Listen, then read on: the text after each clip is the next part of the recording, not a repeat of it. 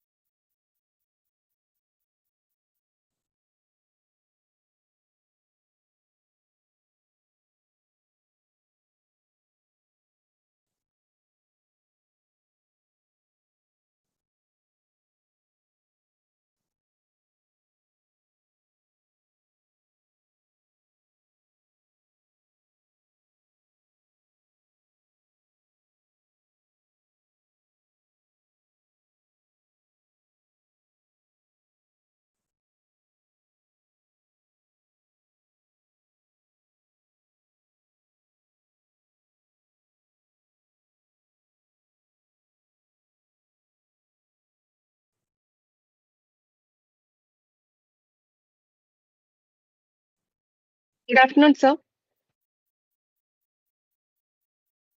Good afternoon, ma'am. Sir, Am we I will wait audible? for a few. Yes, sir, you're audible. We will Yeah. wait for a few more minutes and then start the session, sir. No issue, no issue. No Okay, problem. sir.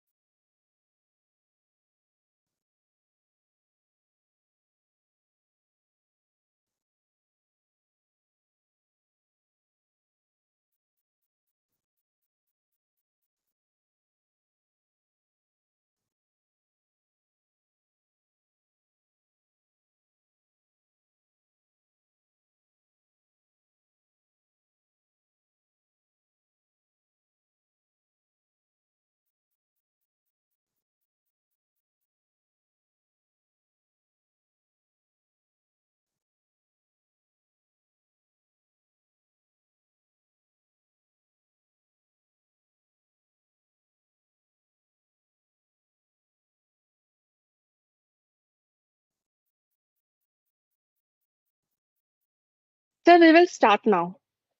Okay, ma'am. Okay. Share karo. Good afternoon all. Welcome to the sixth and the last day of ATAL Online Faculty Development Program.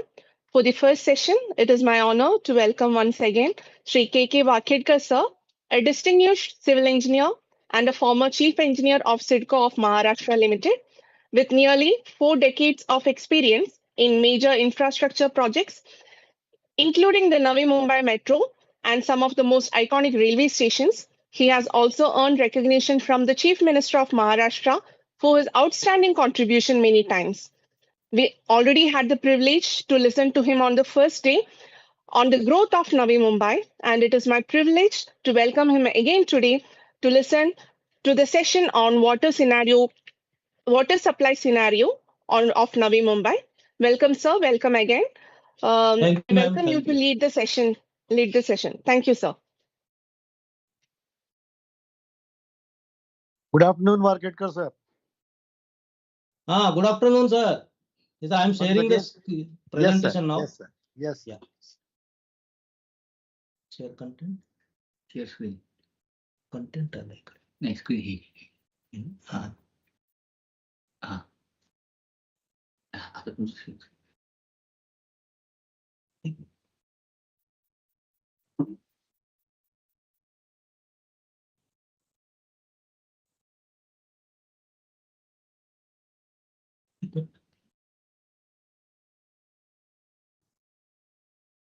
Slide show me.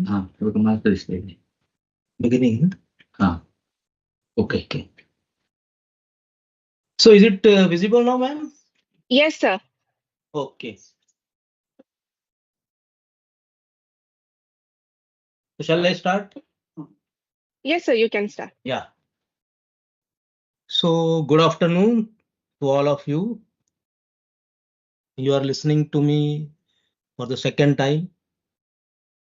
I hope that it will not be a boring session for you. Again, I would like to thank the organizers for inviting me as a guest speaker second time in this faculty development program. And once again, I mention that it is my privilege to speak to such a vibrant audience of professionals. This is your last day of this program.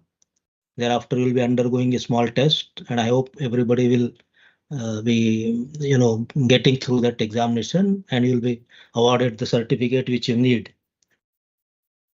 Friends, today's topic is of paramount importance, a resource that is very essence of our life, water. It is not just a commodity. It is a fundamental human right. It is essential for every aspect of our existence. Before I am proceeding further, I will let you know that this presentation which I am showing, I'll be taking you through this journey. I'll be taking through this journey after some time. So just you'll have to keep some patience, because I'll be talking generally what is the importance of water, then what is the scenario of water in all India level, and then I will come to the Navi Mumbai scenario. So this presentation, I will be taking you through this journey after certain point of time. So as I said, that it is essential for every aspect of our existence, from the food we eat to the clothes we wear, from the power that lights our homes to the industries that drive our economy. Everything is dependent on reliable water supply. For our bodies, it is key to good health, regulating temperature, aiding digestion, and flushing our wastes. For our economy, it is a backbone of agriculture, manufacturing, and energy production. A secure and clean water supply is synonymous with a healthy and prosperous nation. However, despite its critical importance, India is facing a severe and mounting water crisis. Probably everybody would be surprised that we have got abundance of water, and in particular in this monsoon season, we are seeing that every state is flooded. All the states, whichever news we see, as I was telling earlier, a lot of flooding is occurring. But still, the point here is to mention that there is a mounting water crisis. The numbers are stark and sobering. India, with approximately 18% of world's population, has access to only 4% of the world's fresh water. The over-reliance on groundwater for irrigation and drinking water has led to drastic decline in water table across the country. Why it is happening? The reason is very simple. There is a inefficient water management practices. Apart from that, a lot of issues are related with the behavior of the citizens of this country. To name the few, that the water which is coming from the industries, it is a polluted water. Many times that water is directly discharged into the sources of fresh water. There is untreated sewage,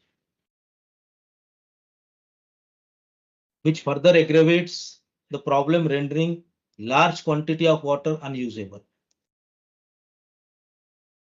The future of water supply in India presents a formidable challenge. The projections show that by 2030, India's water demand will be double the availability or the water supply is available to us. The demand will be double of that. And this looming crisis would certainly impact our economic growth. It may lead also to geopolitical tension over shared water resources. Now, it's very important. The example of this I'm going to narrate. What are the shared water resources? Let's take the example. The live example of this today is India has kept the Indus Water Treaty in abeyance with Pakistan,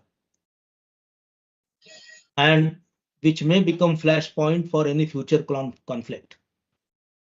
So these are the shared water resources, and if any countries or economic interests are affected, and they feel that they are being deprived of these resources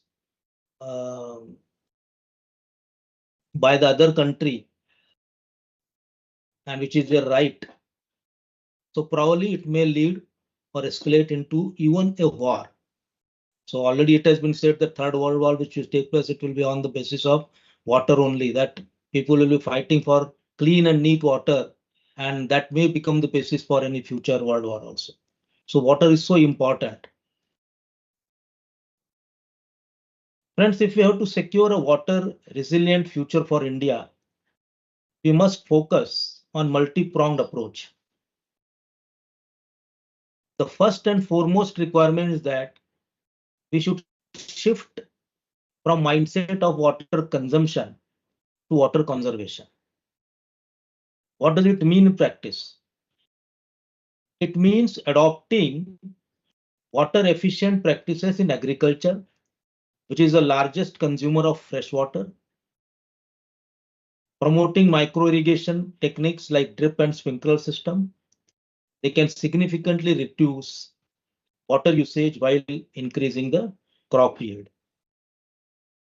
Second, we must invest in modern and sustainable water management systems. That is very important. This includes rainwater harvesting. Last few years, this subject has got and attained a wide importance, wide priority it has been given to rainwater harvesting.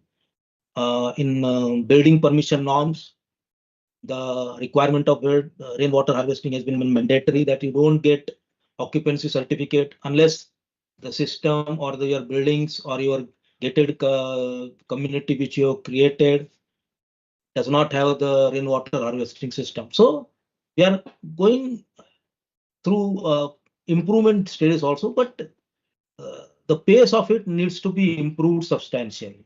That is what is requirement. We have to rejuvenate the traditional water bodies, and we have to build the robust infrastructure for water treatment and distribution. Then we should have decentralized wastewater treatment plants, which will help purify and reuse the water, easing the pressure on our limited freshwater resources. There are a lot of things to be done, friends, on this particular front. The third most important aspect in this entire process is the use of technology, which is going to play a vital role. Artificial intelligence can help us monitor level, detect leakages in our pipeline system. At many places now, wherever the new distribution systems are being made functional, their AI is being used, and from a control room itself, you can watch the performance of the entire water distribution system along with any leakages if they take place in any part of that distribution system, and you can take corrective measures immediately to plug those leakages. This is very important because water losses through these leakages, they are really headache for us, as it accounts for 10 to 15% of our total production, total water which is available. So it is simply going as a waste through leakages, and then there is a pilferage. There is a intentional tempering of the systems by the unscrupulous elements. There are settlements, illegal settlements across the distribution system, and they take the advantage of this undue advantage of our this thing what we call system, which is just going very closely to it, and then start tempering with it to get the free water supply and instant water supply. So if there is a proper and robust infrastructure, a proper monitoring system, all these things can be properly monitored. But for that, government, private sector, civil society, all have to work together. While the government initiatives are crucial, individual responsibility is equally important. Every citizen must become water steward, committed to use water judiciously, preventing its wastage and pollution. Now, this is what is required. On the first day, when I was telling you about the urban infrastructure in the planned cities, I took one example. If there is some case study which talks about the best water management practices, it is a Singapore. Now, this is the right time that again I am repeating it. It's very because it's in continuation. You will understand the importance of that. So, if we have to select a case study that is globally recognized for its innovation, resilience, and comprehensive approach, Singapore's water management strategy is often cited as a prime example. While other countries like Netherlands, they have excelled at flood management. Now here I would like to shift my focus from the water to the flood management, because Netherlands has adopted a system. Netherlands, the topography of Netherlands is such that they are at lower level and sea is at higher level. So there is always a chance that seawater will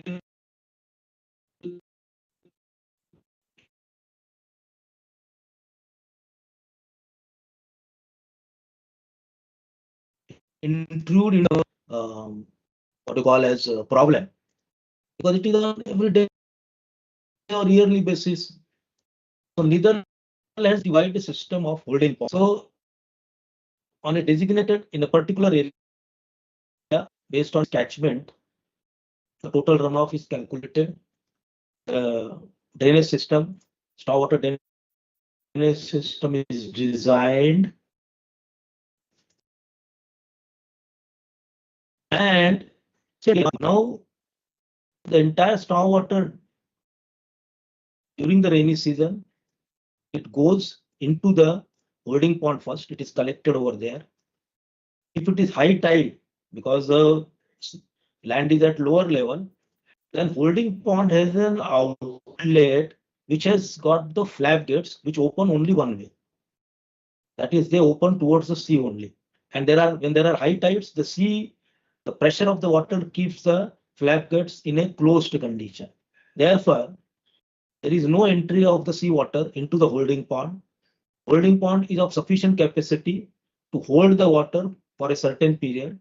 And when after the high tide cycle is over and it goes towards the low tide level, then the flap gate gets open because of water pressure of the holding pond in the sea direction, in the direction of the sea, and the entire water of the holding pond gets discharged into the holding pond, the sea level. So this is how the flood system has been managed in Netherlands very effectively, and the same system has been adopted in Navi Mumbai area. We have plenty of holding ponds in each node. The stormwater drainage system has been designed exactly what I explained to you. So that is why it is called as Netherlands has the excellent example of flood management. Navi Mumbai has followed that pattern, and we also have not witnessed any severe flooding, even if the intensity of the rainfall is very high. Normally in this region, we are witnessing the rainfall intensity not less than 2,500 millimeter per year. Sometimes we witness the rainfall intensity in 2-3 hours, 150 mm, and so our drainage system is designed for 150 mm rainfall per hour, and accordingly the drain system is so, the capacity of the drains are so large that we never enter into a situation when our roads are flooded. I'm not saying, I'm talking about the mass scale flooding. There can be localized issues. Those are witnessed everywhere, but there is no mass scale flooding in the Navi Mumbai area only because the Dutch system of flood control has been followed in Navi Mumbai also. So this was a little bit an information I wanted to give. Israel is known as a leader in agriculture, water efficiency, but Singapore's story stands out for its success in overcoming a fundamental and perennial challenge. There is a perennial challenge to Singapore, that is a lack of natural water. Singapore has an estimated population of 6 million and a total area of approximately 735 square kilometer.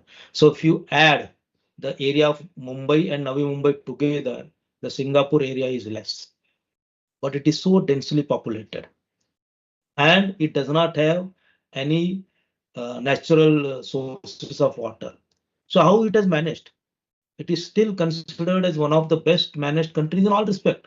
You go to Singapore, you will find that, how best it is being administered from all the angles.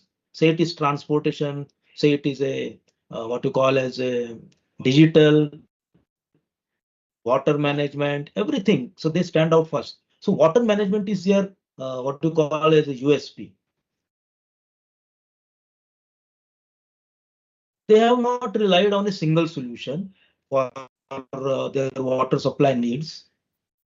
Their strategy is again a multi-pronged approach that is called as a 4 national taps, which include the local catchment area. So they have developed a lot of natural reservoirs, and where the rainwater is collected, the stormwater drainage system is designed in such a way that the entire water is directed towards those reservoirs. Rainwater is collected. So they are not allowing any rainwater just to go and meet and mingle with the seawater.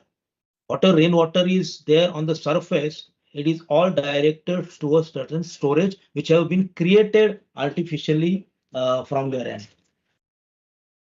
Then there is the imported water, because this is one source of water for them, but it is not sufficient. So there is a permanent water treatment arrangement with Malaysia, and they are getting water from certain quantity of water from their neighboring Malaysia. So this is also their fixed water arrangement.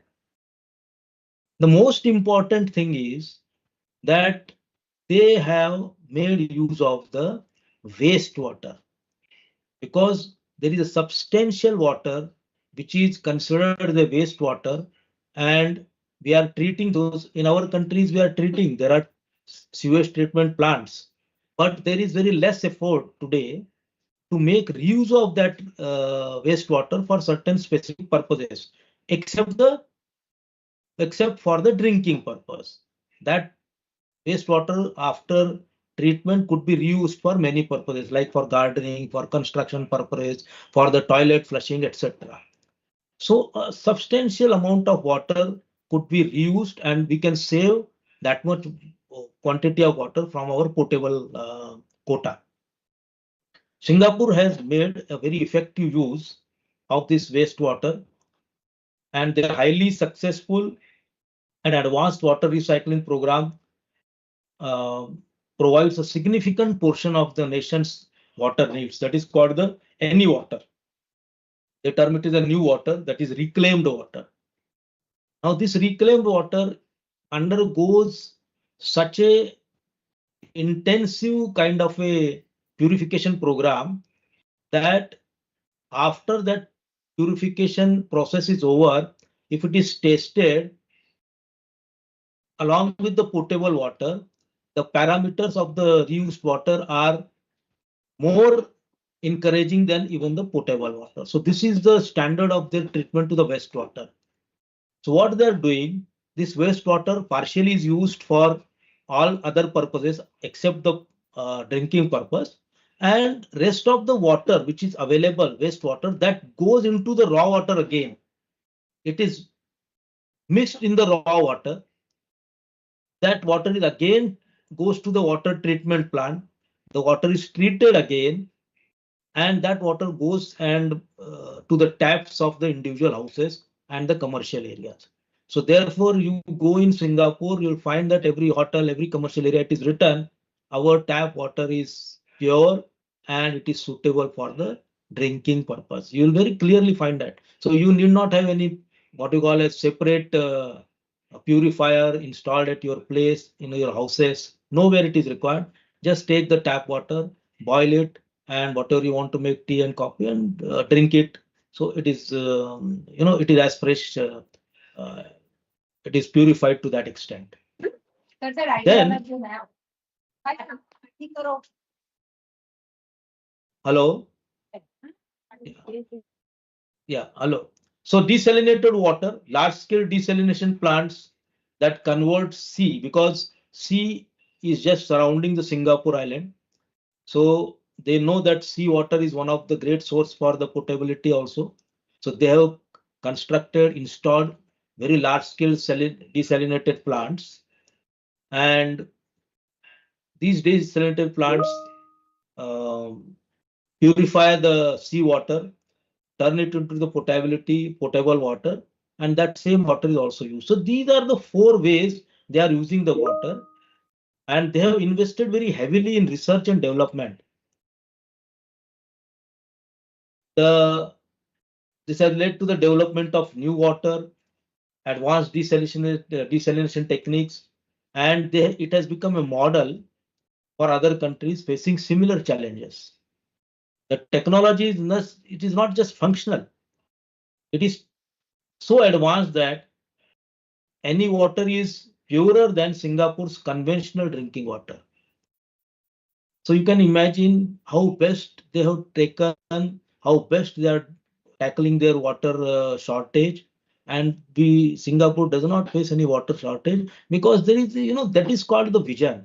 We were discussing about the planned cities. We were discussing about the smart cities. If the people who are ruling your country, if the bureaucrats or the people who are involved in such processes, they have a vision, wonders can be achieved, and Singapore is one of the best example for that. Then the critical part was that there how this new water, which is a treated wastewater, whether it will find acceptability before by the people or not. So there was a campaign run by the government to educate the people. This process was kept entirely transparent because you are asking the people to drink that water. So naturally people will be concerned whether their health is going to be affected. Are they going to fall ill after taking this water? So government had to make a lot of efforts, but they did it very successfully. They run the campaign, they educated the people, and they got the people's trust and acceptance to this new water. Through this extensive public education program, including bottling, water for public testing at major events, they successfully changed public perception and made reclaimed water a source of national pride. See, this is how, lot of efforts were taken by the government, but today they have reached to a situation when there is an acceptability to that wastewater also for the drinking purpose also, which is really phenomenal. Can you ever imagine that the wastewater which is in our country, it could be made to the extent of that I will, simply close my eyes and start drinking that water. But they have made it possible through their sustained efforts. So therefore, great and credit goes to the government of Singapore and the people who are involved in the process. So this entire process has not only solved the water scarcity problem, but has also turned into economic opportunity for Singapore. This country has become a global research institution and exporting its experience and solutions to the world now. Singapore's journey from water scarcity to water security makes it arguably the most comprehensive, celebrated success story in water management. So friends, this was the example of the best water management process which one of our countries in this globe, on this globe itself, is following, which is very close to us. Many of us are going to Singapore for on tourism purpose. But whenever anybody from you or from other you people will go, ask them to go and study. If you are somebody going on a study program and all that. So this is the best opportunity that somebody can go and study their water distribution system, water management system, and there are a lot of things to learn from them. Now, how do we stand? Now I'm coming to the Indian scenario. I have told you the best management practices which Singapore is following, and where do we stand today? What is ours? Because we have also got abundant water, but somehow most of our water meets the sea without any practical use to the citizens of our country. We have a vast network of rivers, and its population is over-dependent on monsoon. We are over-dependent on monsoon. We have placed our reliance on dams to manage its water resources. The collective capacity of these dams and the water available from them are central to the country's water security. So India has done very good work in storage of the water systems. There are plenty of dams. They have been strategically located, constructed in the entire country. And there is a good amount of water which is stored in the dams, and that becomes our safety net when we are facing the drought-like situations. We are ranking third globally in terms of number of large dams, with over 5,300 in operation and many more under construction. This figure may be a little bit here and there because every year the figures are changing. So the intention here is to say that there are large number of dams which are existing in our country and they are catering to the requirement of water.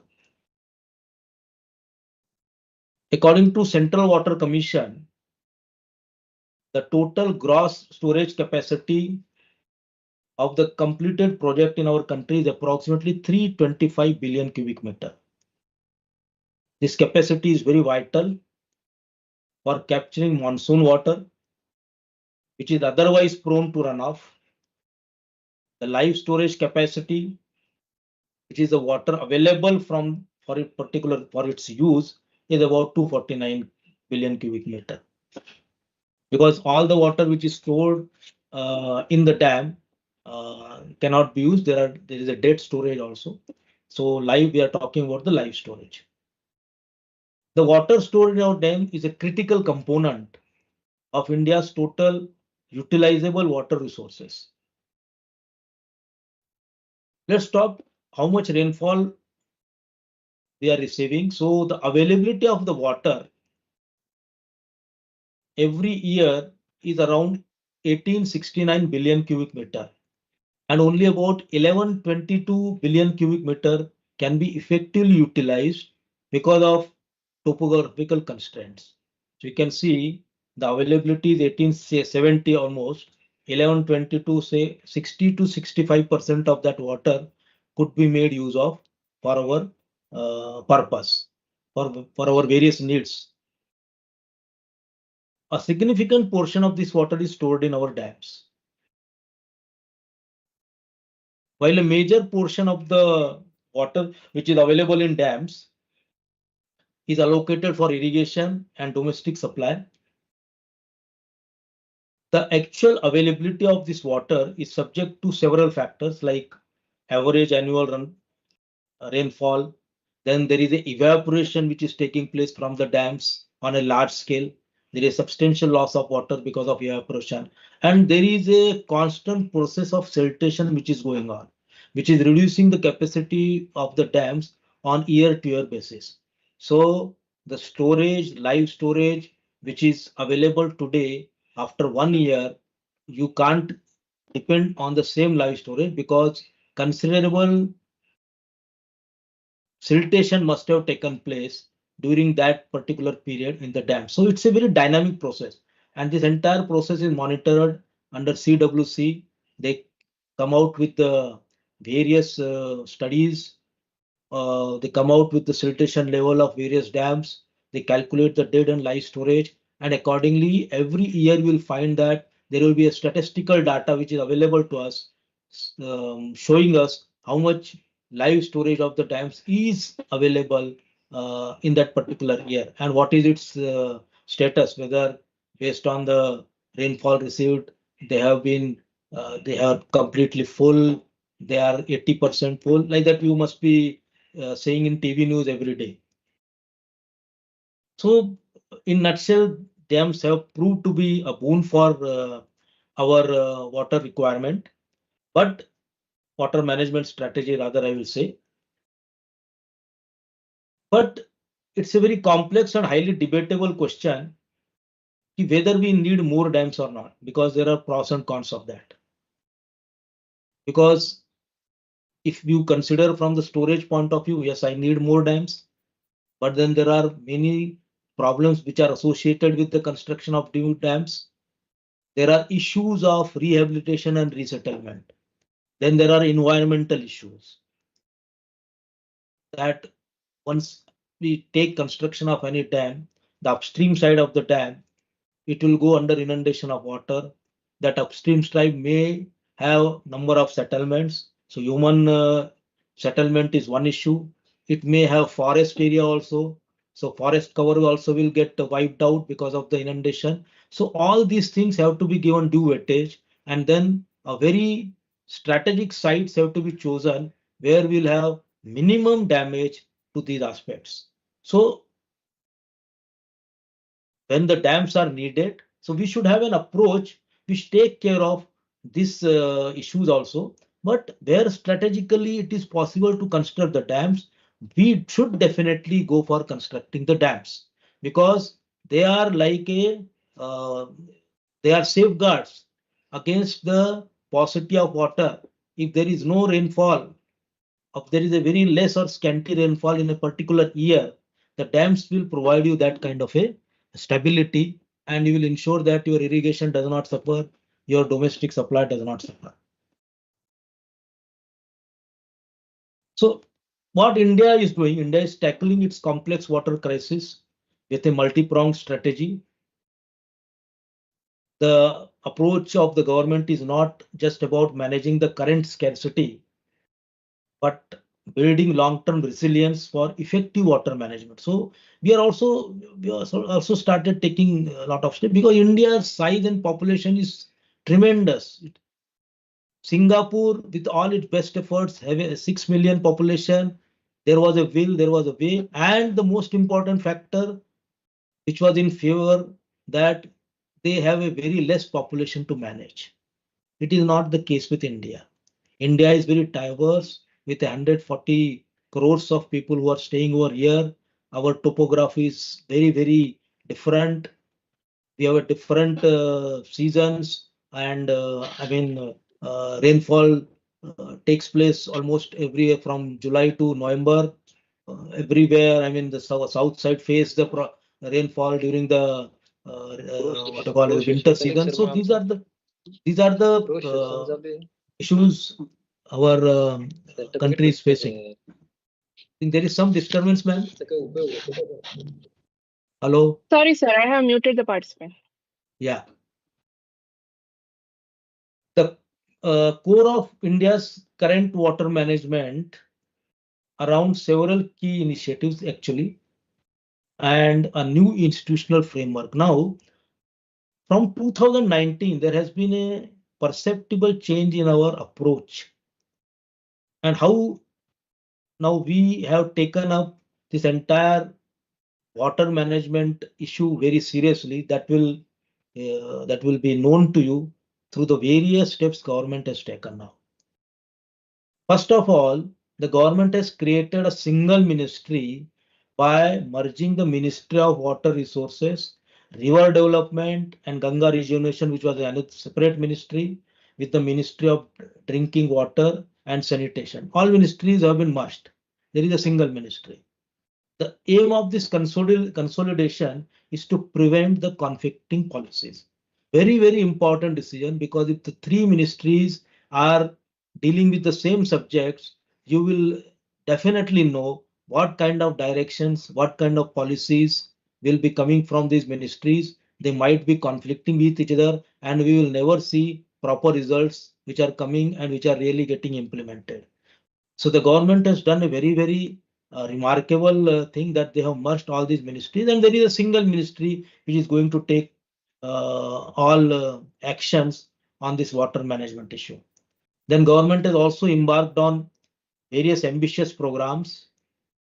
To name few, one is Jal Jeevan Mission, Jal Shakti Abhiyan, then there is Atal Bhujal Yojana, Pradhan Mantri Krishi, Sichai Yojana. So these are all initiatives which government has taken, and lot of work is going on all these schemes. And since our country is very vast, you will see the results of these all schemes, the visible effect of these schemes after certain point of time only. Because it is not a magic that scheme has started and after 1 year I start taking a review, and nothing has happened. There is no progress. Constant review is being taken, constant monitoring is taking place, and it is seen that whether the intended scheme for which that has been announced, whether it is reaching to the right people, it has been properly being implemented, and it is properly being monitored. And all those parameters are now being properly seen at various levels. There are checks and balances, and a very important thing is most of the schemes which are initiated from the central government, they are being monitored at the Prime Minister's office also. So there are there are number of measures which have been taken, that they include our integrated water resource management, Then there is a wastewater recycling and reuse program is also there.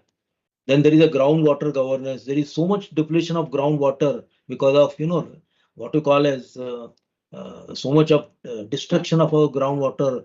And, we have taken so much of groundwater out of it that the water table is depleted like anything. So systematic efforts, sustained efforts are being made to recharge our groundwater. Then there are technological innovations, as I said. What is most important is that yes, there is availability of water, it is going to be distributed, but unless there are checks to see and monitor the effective distribution of water at the end point, you will not be able to really ensure the success of it, because you never come to know what are the losses you are suffering during the distribution stages. So the technological innovation also is a parallel requirement which also is being effectively tackled by this government. Then there are river rejuvenation like Ganga cleaning program. So many cleaning programs are going on. It's not an easy task. Again, I say the results and the visible results would be seen by the people after a certain point of time. Interlinking of rivers, which is a very phenomenal task. It's not an easy task because topographically these rivers are at different elevations, different levels, and to unite them, to bring them at one level, it's a thought process which has been very seriously given consideration. Lot of thinking process is behind it, and I hope that if it happens through a sustained efforts of the government, India will never face any issue of excess water or less water in any of our states or any of our cities, because there would be a balancing of water through this interlinking process, which is very vital. It's a very, very tough task, very tedious task. It's not an easy going to be an easy one, but there are serious thoughts which are happening at the government level, at the state governments level, and we are sure that this process also will take a shape at certain point of time, and it will be ensured that the interlinking also takes place in a very effective manner. Friends, this was the scenario of the country. Now I am coming to the water supply scenario in Navi Mumbai. We are a small part, but I proudly say that the water supply scenario in Navi Mumbai also has been dealt very scientifically by the CIDCO in the beginning, and CIDCO has played a pivotal role in the overall planning of water supply in Navi Mumbai area. As I told you earlier, City and Industrial Development Corporation is interested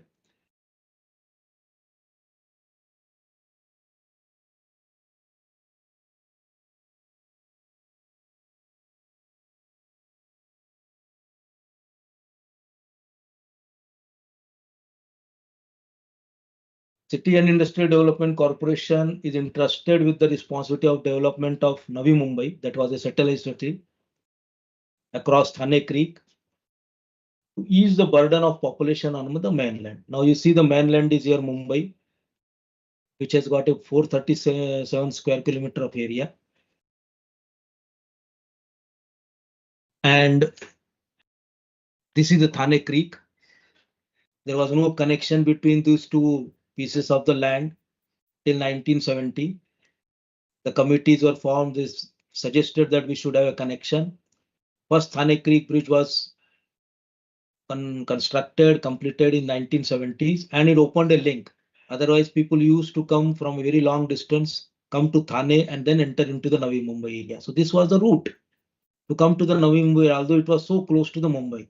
So this bridge was the necessity, and it was completed in 1970. It opened a really what you call as a floodgate for the development of this area. So this was the first achievement.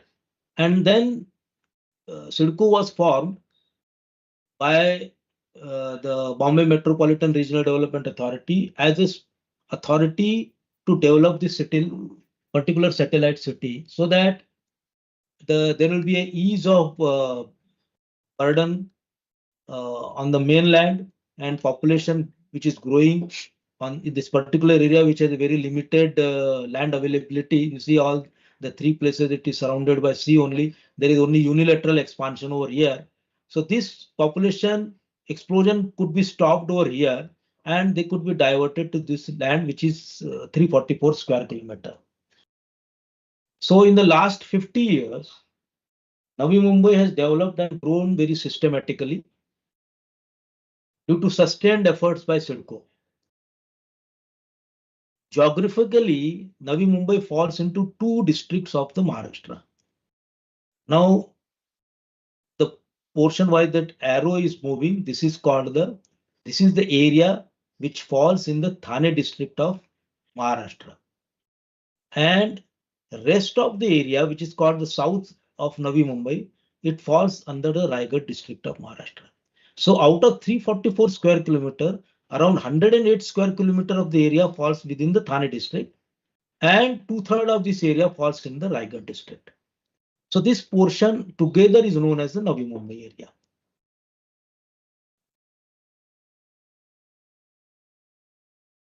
CIDCO, after doing considerable development in this portion, CIDCO is a development body, but till it was these cities were not handed over to the municipal bodies, CIDCO was discharging the role of the municipal bodies also.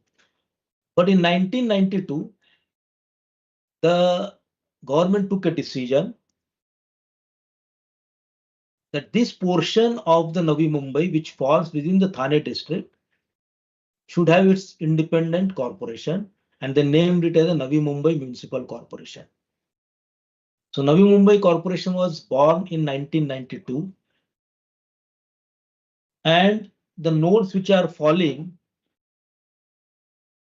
in Navi Mumbai Corporation, you can see these are Airoli, Gansoli, then Koparkhane, Vashi, we have Sanpada, Nerul, and Belapur. So up to this point, it is the Navi Mumbai Corporation. This particular portion, it was out of the jurisdiction of Navi Mumbai Corporation. Therefore, it remained under the CIDCO's jurisdiction till 2018. I will come to that later on. The Navi Mumbai Corporation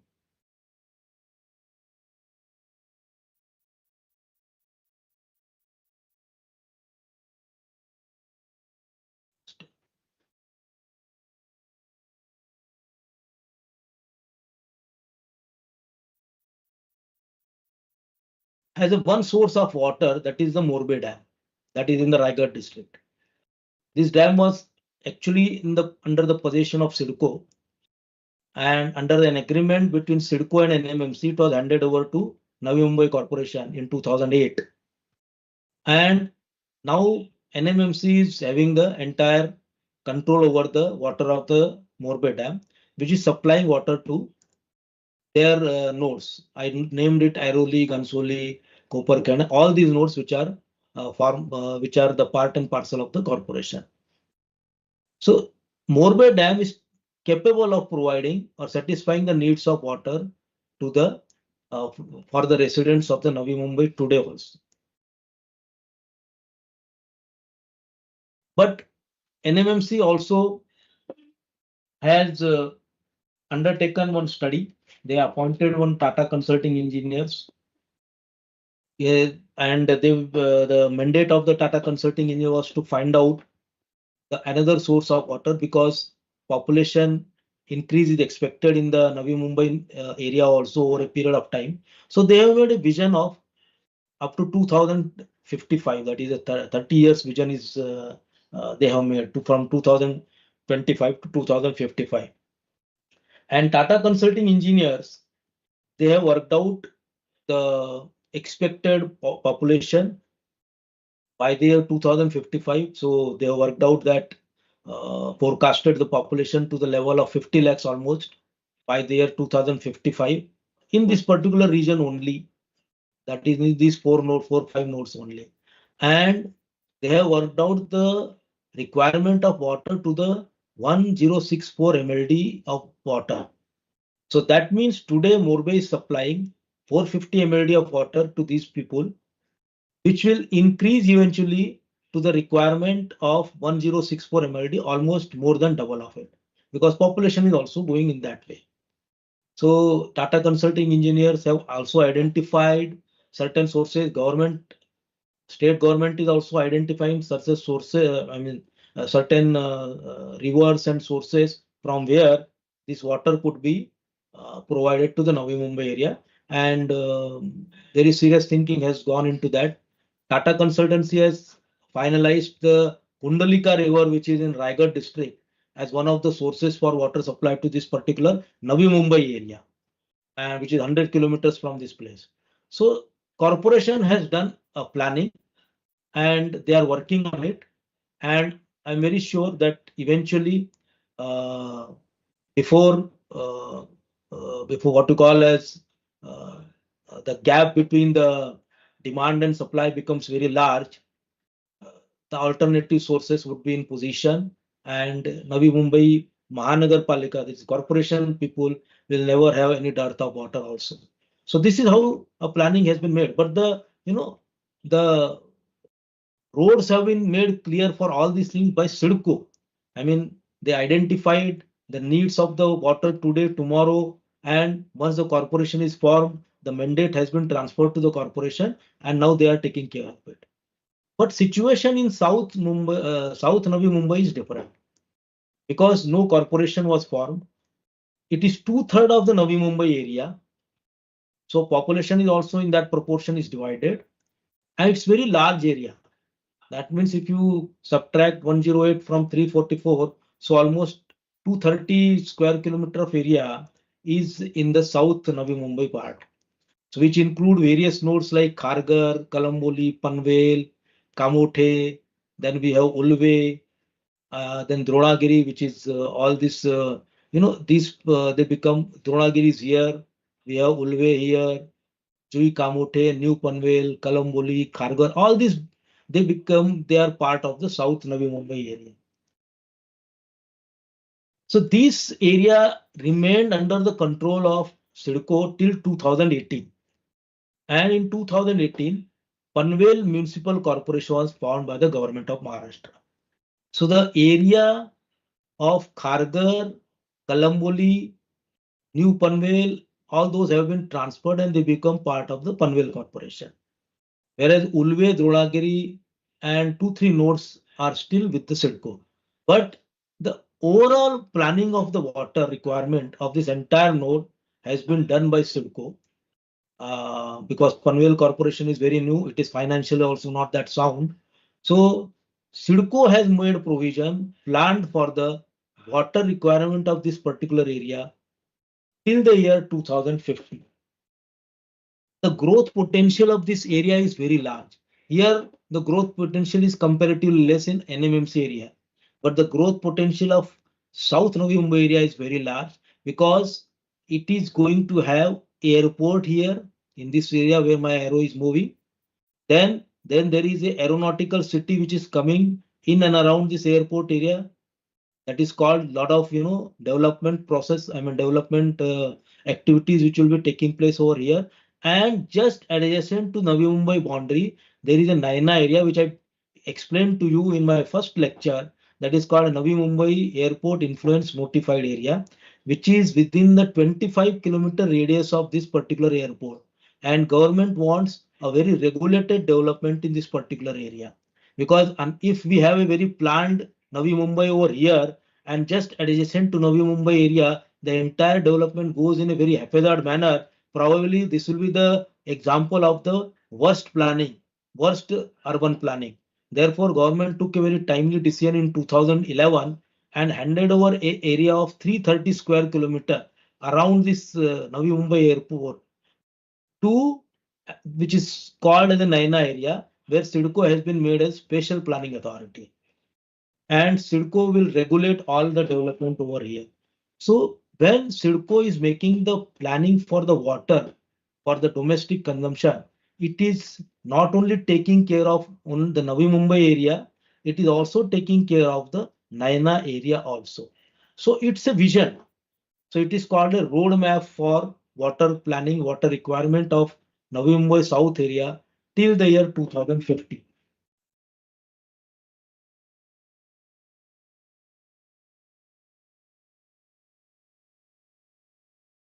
Just a moment.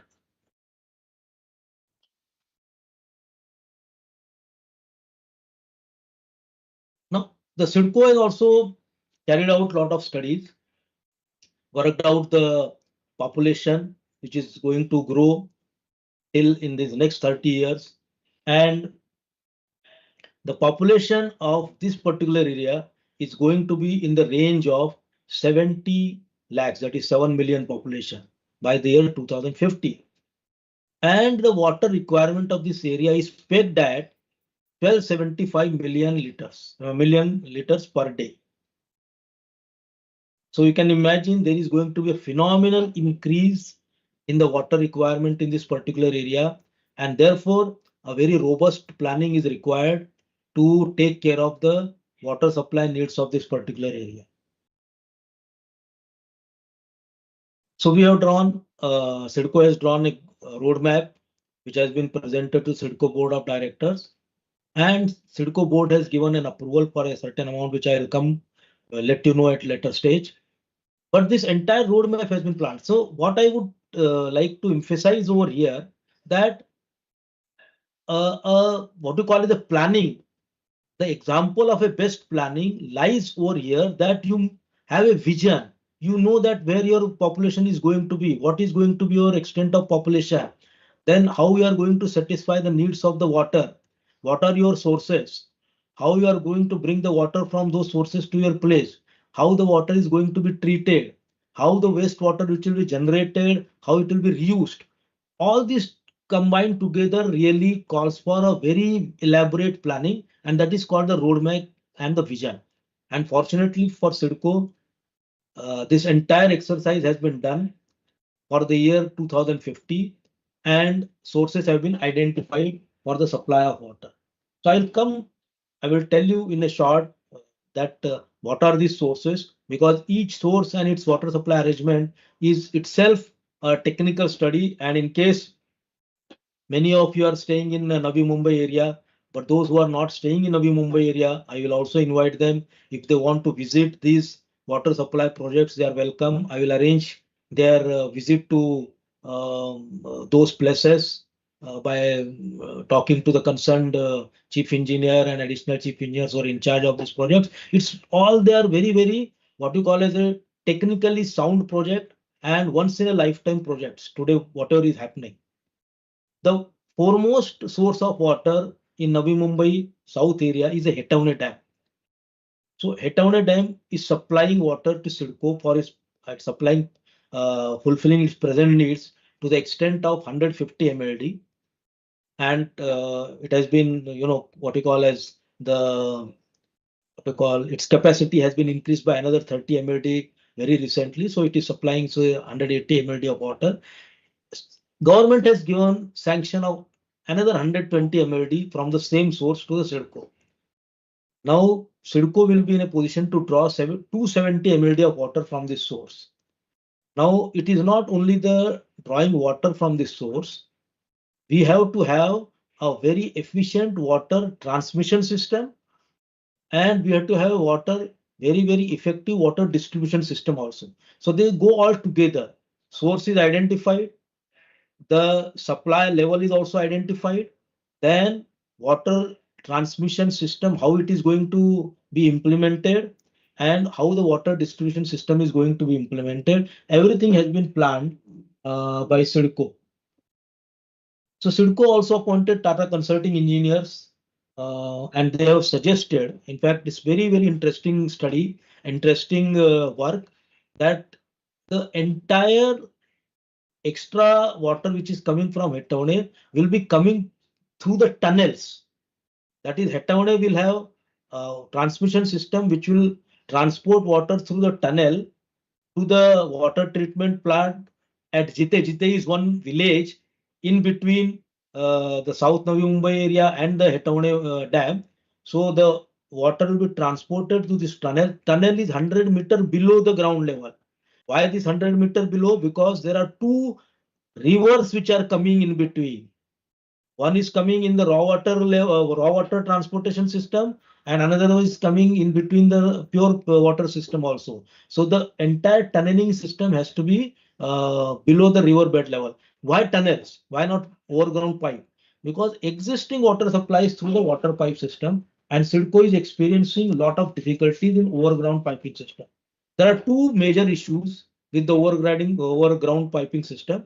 One is that it is all susceptible to theft, leakages, because there are settlements, human settlements on the entire en route, and there is a lot of pilferage of water through this overground system, and we are losing water to the extent of 15 to 20% in the transmission stage itself. So it's a very headache, and then every time there is a defect, there is a tampering to the system, people have to rush in, put the system in proper operation. Till that time the supply is affected to the node. There is a hue and cry because water is very sensitive subject.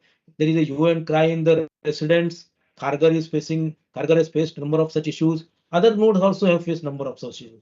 So this time it has been completely avoided. Water will be going through the tunnels. Capital cost is certainly going to be more than the overground piping system, but the life cycle cost analysis has proved that this system is going to be more economical because tunnels will be having a minimum life of 100 years, whereas the overground piping system is not more than 25 years. You need not have to face any land acquisition problem also because they are not associated with the providing a tunnel which is going beneath your surface. So these were the considerations which were they have overweighed the capital cost issue, and CIDCO has taken a very pragmatic decision to provide such what you call as tunneling system for transportation of water. This is the first time which is happening in the entire Maharashtra, entire Mumbai area where water is being supplied through these tunnels. It's a very good project and it is taking shape now.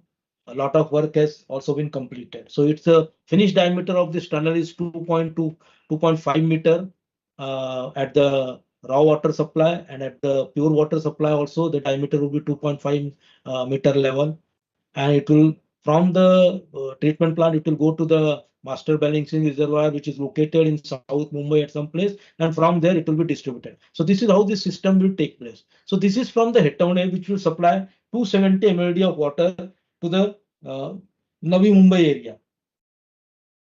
Now this is not enough because Hetone cannot fulfill the needs of the entire water supply needs of the South Navi Mumbai area, which is where the growth is happening. There is a tremendous pace of growth of population, growth of activities. So Hetone would not be sufficient. Hetone works also have been awarded in all respect. There are 3-4 works, like I said, the raw water conveyance, pure water conveyance, and there is a construction of treatment plant. All these are different packages. They have been awarded to different contracts and the contractors, and they are very renowned contractors in these fields. And it is expected by 2028, that is 3 years down the line, 2028-29, all these works would be really completed and the system would be fully functional. So this is what I told you about the Hetone water supply scheme. And the value of these works is amounting to almost 2,073 crores. These are the nodes which you can see. These are the nodes which are going to be supplied with this water. Now, this slide you can see. This is this very important slide. This is CIDCO area including Naina, which is surrounded by this red boundary. And then there is a location of Morbe NMMC, because Morbe is predominantly supplying water to NMMC area. However, 46 mld of the water it is supplying to Kamote node of the South Navi Mumbai also. It is as per the government directives. Then there is a Barvi dam which is in Badlapur, which is owned by MIDC. This is supplying 8 mld of water to our Taloja area, which is located in this place. So this is also a part of South Mumbai area. Then I will come to the Balganga and Kondane dam, which are proposed dams. These are the dams which are predominantly going to satisfy the needs of population of South Mumbai area. Now, Balganga and Kundane. Balganga Dam is in Raigad district again, and it is going to supply 350 MLD of water. Unfortunately, it got entangled into lot of litigations issues, and work was stopped. The contract was terminated. Then there was a big gap. In fact, the dam has been constructed to a large extent. Only the gorge portion is remaining, but there are rehabilitation, resettlement issues. The whole new look has been given to this what we call as dam now, and Konkan Irrigation Development Council, they are going to again, they were interested with the work of this dam earlier also. They are again going to take up the remaining work, and the cost of this revised cost of this dam is now pegged at 3,500 crores of rupees. So it is supposed to be functional by the year 2030-31. Now this is the when we say the cost, it includes the raw water conveyance system as well as the pure water conveyance system also to the designated place in the Navi Mumbai area. Balganga Dam, along with Morbe to some extent and Barwi to some extent and Hetavane, they are going to satisfy the needs of Navi Mumbai area only.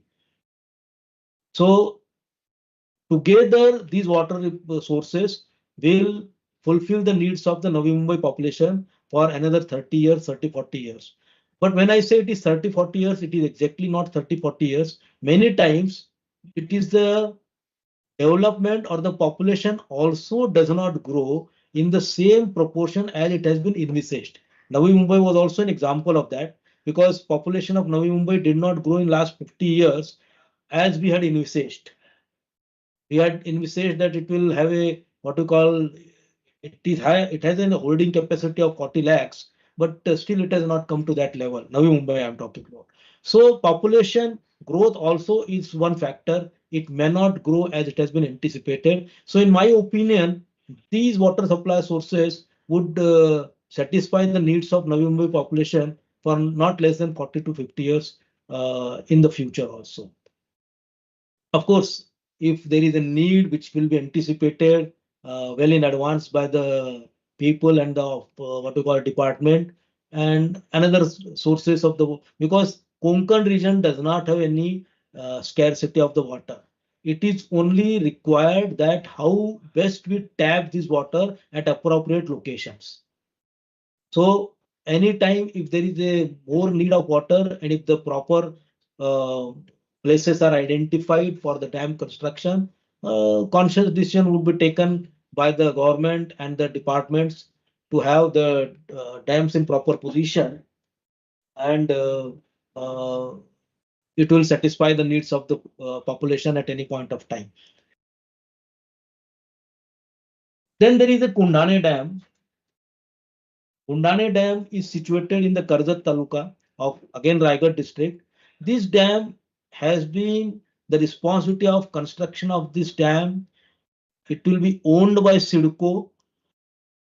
It will supply 250 MLD of water, and the entire conveyance system, raw water conveyance, pure water conveyance, then construction of water treatment plant, entire thing will be taken up by CIDCO. The construction of dam work has already begun now, and the conveyance system, the design part and other things are in advanced stage of completion, and very soon some few decision would be taken for implementation of those schemes also. So there is a time lag, because construction it's a time consuming projects. So CIDCO has anticipated the construction to be completed by say 2031-32, another 5-7 years down the line, and it will have a capacity to deliver 250 MLD of water, but it can be enhanced to 400 MLD of water. This dam will exclusively fulfill the needs of the Naina area, which is almost equal to the entire Navi Mumbai area. So the source has been identified, Naina area. The Kundane Dam will take care of it, and the population of Naina area also will grow in that manner only, because today development is at in very infancy stage. Development has started. CIDCO has awarded so many works of infrastructure development, but it is going to take 4 to 5 years to realize the real growth of the Naina area in a very planned manner. So by the time Naina shows the development to that extent, the water supply resources and water supply schemes, although they also would be in a position. So there would not be any mismatch between the population, requirement of the population and the water supply availability. So in nutshell, I have explained you what are the water needs of this Navi Mumbai area, how it is going to satisfy both these corporations, CIDCO, they have taken adequate measures. There is a complete vision, and this vision has been accepted by the CIDCO board. There is an endorsement by the government, and CIDCO is going to spend an amount of almost 13,000 crores on all these schemes. So you can imagine it's a very huge amount which is going to be spent by CIDCO in years to come, and budget provisions for the same have also been made. What I wanted to tell in nutshell, I am just extending my first lecture, and I am telling you this water management scenario in this particular lecture. So there is a, a vision. There is a proper planning. There is a master plan. So if you have to have a planned cities in future, if you have to have a proper infrastructure which includes everything, there has to be a complete clarity in your vision, complete planning. The people who are looking to this master plan have to be very, very clear in their approach, and implementation schemes also should take place when they are supposed to be implemented. It's not that I have thought this today, it was to be implemented from today, and I have taken 3 years for its implementation. So you have missed the bus. So you should never allow that situation to happen. Timely actions are required. There is a vision, there is a plan which is available to us. Now the last question remains, or the very important factor which you will really realize ki when we are planning for so much of an expenditure, how we are going to meet with this expenditure, how we are going to recoup this expenditure, from whom? Because as I told you in the beginning itself, CIDCO is a self-financing company.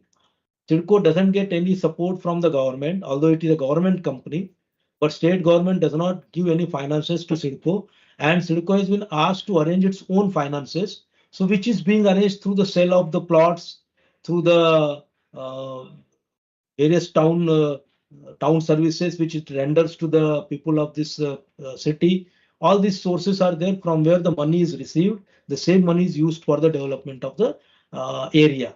So in this case also, when we have CIDCO has made a planning of 13,000 crores, this money also has to be recovered from somewhere. But then there is a specific and very scientific way of recovering this amount from the various sources.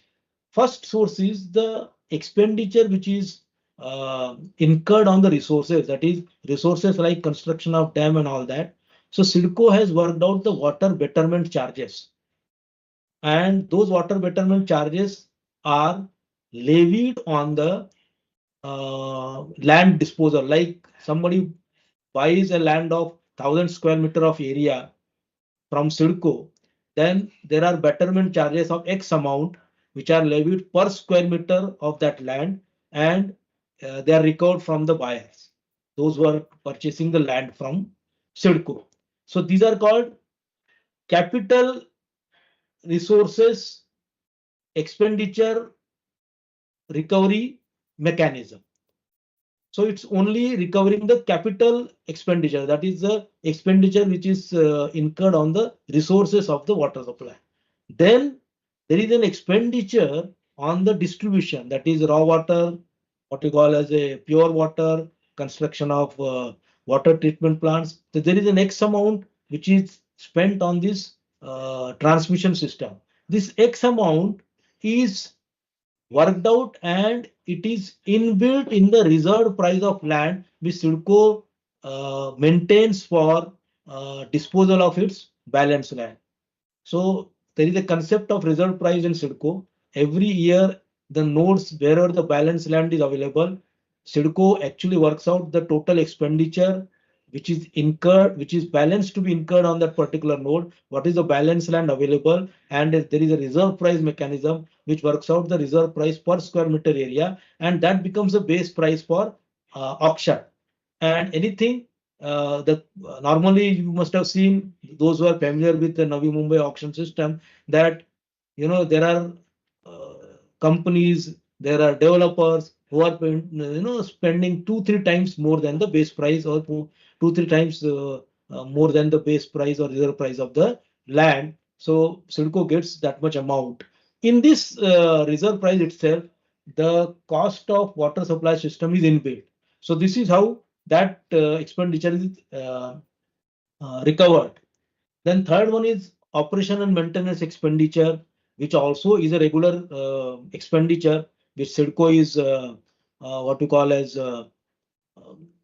incurring. So you can see just in between that this is the population 70.4, and there is a water requirement of 1290 MLD over there. One more source of water supply is there, Patal Ganga. This MJP is providing water to us, 85 MLD presently for our Panvel, Kalamboli and Kavundre node. And we have given a amount of 120 crores, that is CIDCO has given. And they have kept an additional quota of 69 MLD for our increased supply of water. Then these schemes I explained to you. Valganga Dam, then there is a Kundane Dam, and Kundane Water Supply Scheme also will have the block cost of 2,772 crores of rupees which CIDCO is spending. The last part which I was telling, the O&M expenditure from the water procurement, from the water distribution, that is energy charges and maintenance charges of the distribution system, they are recovered through the consumers directly through the water charges. Like you pay the water charges every month, you pay the energy charges every month to MSEDCL. So you are paying energy water supply charges to CIDCO every month. So these charges actually they take care of the O&M issues and O&M expenditure of the CIDCO. So in nutshell, this is what is the scheme of water supply for the Navi Mumbai area. This is the roadmap up to 2050 to 1290 is the requirement. Total expenditure is going to be 13,000 crores, which I explained to you, and adequate provisions have been made by CIDCO for. So all the works, Etone works are in full swing. Kundane work has been awarded.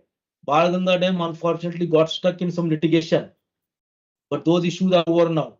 So very soon KIDC is going to take up that work also. So all these schemes would be in existence in next 5 to 6 years, and there won't be any worry of water supply or water distribution. Presently, yes, we are facing some issues because there is certain gap sometimes, which is there. Karagar faces some problem, but with this increased supply of 120 MLD from Etone Dam, those issues also will no longer bothering to the our water supply department. So this is the conclusion of my lecture. What I would request all of you that although people might have felt boring, but this is very important to know that how government agencies are functioning. A lot of work goes behind what you see. It's very easy to criticize, very easy to comment on anybody's work, but behind the screen, behind the scene, a lot of work is going on, a lot of efforts are going on, and that is how we see that there are results. And although in Indian scenario, those results are not very fast and they do not come so easily because we face innumerable problems. We are a democratic setup, but still we are surmounting all those hurdles and we are delivering the goods. And I am now out of CIDCO, but I really congratulate the present team and present engineers of CIDCO who have taken up all these works, and they will ensure the completion of these works timely. Thank you very much. Yeah, I have completed, ma'am. Thank you so much, sir. Thank you so much. Yeah. Participants, if you have any queries, you can unmute yourself and ask the expert.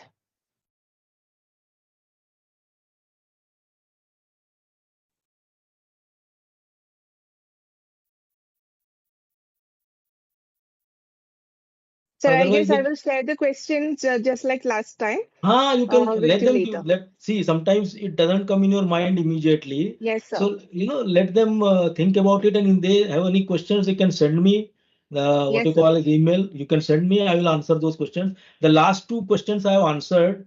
Those Yes, sir. I will be participants, sharing it with the participants soon. please share with the participants. They will come to know what is the answer for that. Yes, Okay. sir. Thank you very Okay. much. So thank you so much, sir. On behalf of BVIT and the participants present, I extend our heartfelt gratitude for this insightful session on water supply scenario of Navi Mumbai. Your detailed explanation of the current infrastructure, challenges, and future planning have given us a clear understanding of the topic and will greatly help us in our academic and professional pursuits. We are grateful for your valuable time and effort in engaging with us so thoroughly, not just for one session, but two sessions. Thank you so much, sir. Thank you so much. Okay, thank you, ma'am. Thank you, participants, for patiently listening to my lecture. Okay, can I leave now, ma'am?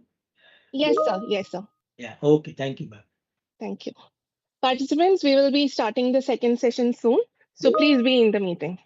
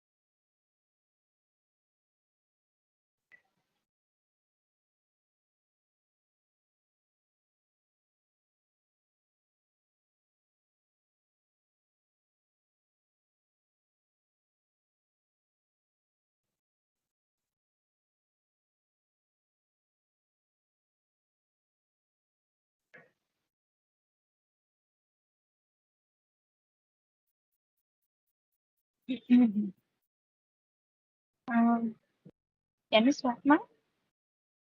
Good evening, everyone.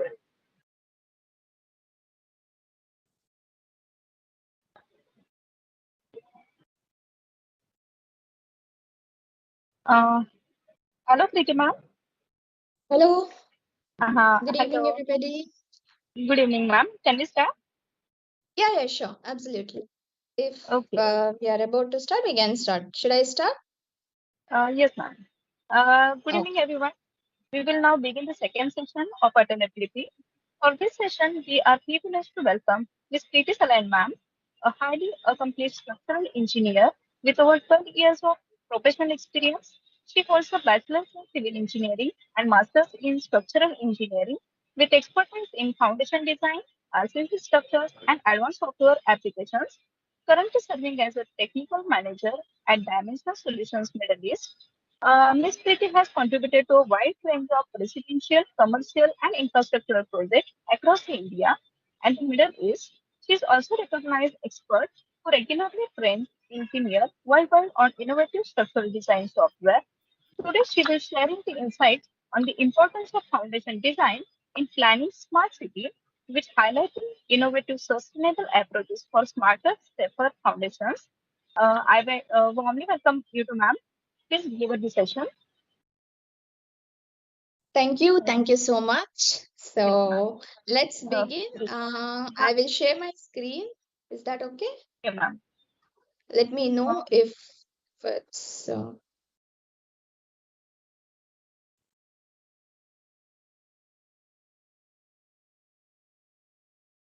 So is It my is screen visible, ma'am. visible? Yes, Okay. ma'am. It is visible.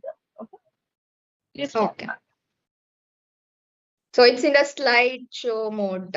It's right? And my voice Yes, ma'am. is clearly audible, correct? Yes. Okay. So good evening, everybody. And this is Preethi from Dimensional Solution, currently based in Muscat. And first of all, thank you for inviting me to this session. and it's a great privilege to have here. And also the past sessions I was participating, and it was very informative. So without delaying, as we have another session, let's begin the today's topic. So as you know, I will be discussing importance of foundation design in planning a smart city, and I welcome all the participants. Now, before starting a session, I would just want to tell you today, as we have 1.5 hour session, I am not going to tell you about all the figures, the innovative ideas in depth, or any of the case studies in detail, or the formulas, or all of that. The main motive of my today's session would be I want to have a clear message to all the participants, because as we know, most of them are from the faculty team. This message will definitely go to the students, right? So that's what my main motive would be, where this message will be transferred to all the audience. That is very important when we are planning a smart city, and especially when we are designing the foundation. Okay. So when we say the smart city, especially, and we have heard it many times, but definitely when the topic is smart city, this will be repetitive. So technology may define a smart city, but its strength lies in the foundation beneath. So smart cities need smart foundations so that we build the future on strong basis. Okay. So whenever we design a smart city, let's assume we have an entire project and we are planning a lot of things, the technologies, the innovative ideas, the resources. We have all the expertise, everything, but on what we are placing that, the beneath the base, if we are unaware of that, we are not able to predict the future for that particular land or the area where entire city is placed, then just think that we are putting everything on risk.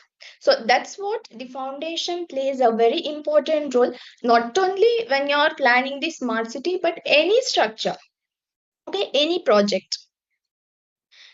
Whenever we say smart city, it's not just a city with a tall buildings or wide roads. It's an urban system that uses modern technology and the data. So when I say data, it's all the past histories, okay, to enhance daily life, improve services, build sustainability. It integrates the infrastructure, digital technology, and governance in a seamless way. What what do you think when I tell the smart infrastructure? Maybe you will think about intelligent transport, power grids, water supply, waste management. In many of the session, we have heard of these things, that these are the techniques, the improvements, the case studies, which are very important, right? But when we are building it for the next planning, what the utmost care that we have to take care or the begin with is foundation. Let's assume the digital connectivity, where we need the widespread internet, the data driven governance, sustainable design. Now sustainable design is something that we cannot skip at all, because of the all the pollutions, the system that the atmosphere environment that we are living in. For the future generation, the sustainable design is something that we should do it mandatorily. So, when we speak about sustainable design, it is green buildings, renewable energy, eco friendly transport, etc. What about efficient governance, e governance, smart monitoring, transparent decision making? Now, when I say efficient governance, again, the decision making bodies, the law making bodies are also included, who has to be part of framing the strict laws. That is something that we shouldn't compromise on safety. Okay, citizen centric services. So, all these make together a smart city. Mainly, the smart cities focus on five main features. Infrastructure that is well connected. Now, I have been shifted from India for around, say, past 11 years. So whenever I am here in the Middle East, and something that I like, one of the thing in structural engineering aspects or civil engineering aspects we can say is, even the corner where human doesn't reach, there is no population at all, the roads are built in such a fantastic way that you can go to any part of the or any region of the country. So that's how infrastructure that is well connected, technology that helps monitor and improve efficiency, sustainable practices to protect the environment, services that improve citizen well-being, and governance that is transparent and responsive. Now we are in very in such a place where India is growing like anything. We have a lot of resources, the intelligent brains, the technologies that we are going to implement. Almost we can say we are at the edge of becoming superpower. But there are certain things that we are not considering it as important. Okay, so that is the area where we need to focus, and especially in foundation engineering, I would like to highlight on certain areas where that message should be reaching our future generation. So, when we start a smart city, the planning process starts with a vision, then it moves into the master planning and zoning. Then next, engineers design the infrastructure, okay, and integrate smart technology, ensure sustainability. Finally, the cities are built in phases with continuous monitoring and upgrades. So, this is how the general process that we all know how the smart city we will be building in. Here, importance of foundation in smart city development. Okay, let's come to the point.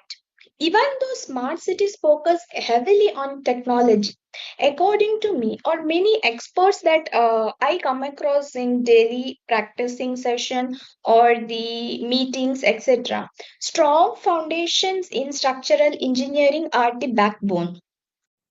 High rise and smart buildings. So, of course, smart cities where there is dense population, we have to have skyscrapers, towers, and complex structure. Safe and durable foundations ensure stability against the loads, earthquakes, and wind forces, or many other natural calamities. We are not going to list everything, but as initially I told, this will be a generic session where an important message should go from the faculty to the student or any upcoming budding engineers, the authorities included in building these smart cities. Now, when we speak about the transportation structure, bridges, metro system, flyovers, all require deep foundation. All we know, and it is mandatory, right? Which has to take that heavy traffic loads. What about utility tunnels and smart grids? So again, foundation must account for underground utilities, ensuring no conflict between structural and service lines. Then comes the soil and geotechnical challenge. So, this soil and geotechnical challenge is a very important concept that sometimes we will be, I have experienced in many of the cases or projects since from my engineering days, that we will be discussing in a bit deeper way. But when smart cities expand into new lands, sometimes it may be a reclaimed or a weak soil.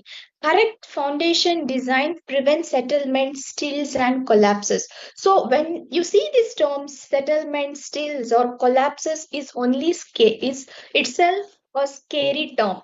Okay, but you imagine you're putting entire project in these conditions where you have not taken the precautions for this correct type of foundation, then how would be the smart city developed? Okay, so these are the main consideration that you have to consider when you are going to design the foundation design.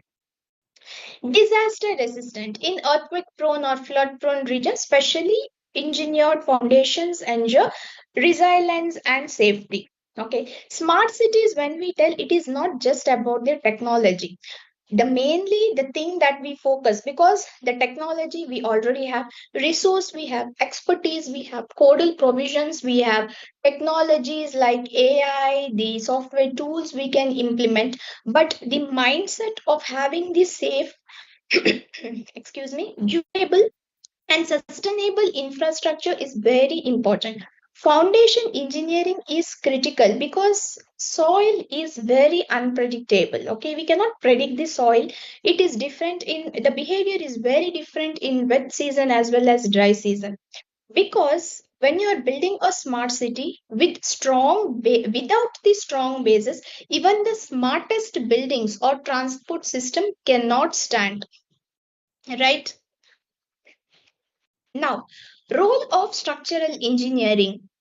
When I say the role of structural engineering, of course, the structural engineer designs everything, a lot of components, a lot of structure, the superstructure, the substructure, the variety of, like, it may be transmission tower, industrial structures, the airports or whatever. Everything is included in structural engineering. But as today we are speaking mainly about the foundation, I will be speaking in generic about the foundation design. It's not specifically some case study or specifically based on some codes or formulas, but in generic, the foundation is the invisible pillar of smart infrastructure. Okay. When I say strong structures, immediately a budding engineer or a civil engineer or a student, what they should think of is safe and resilient cities. It should not be like, okay, strong structures, it should be economical, we should check with the clients and all of that. The immediate term that somebody should think is safe, resilient cities.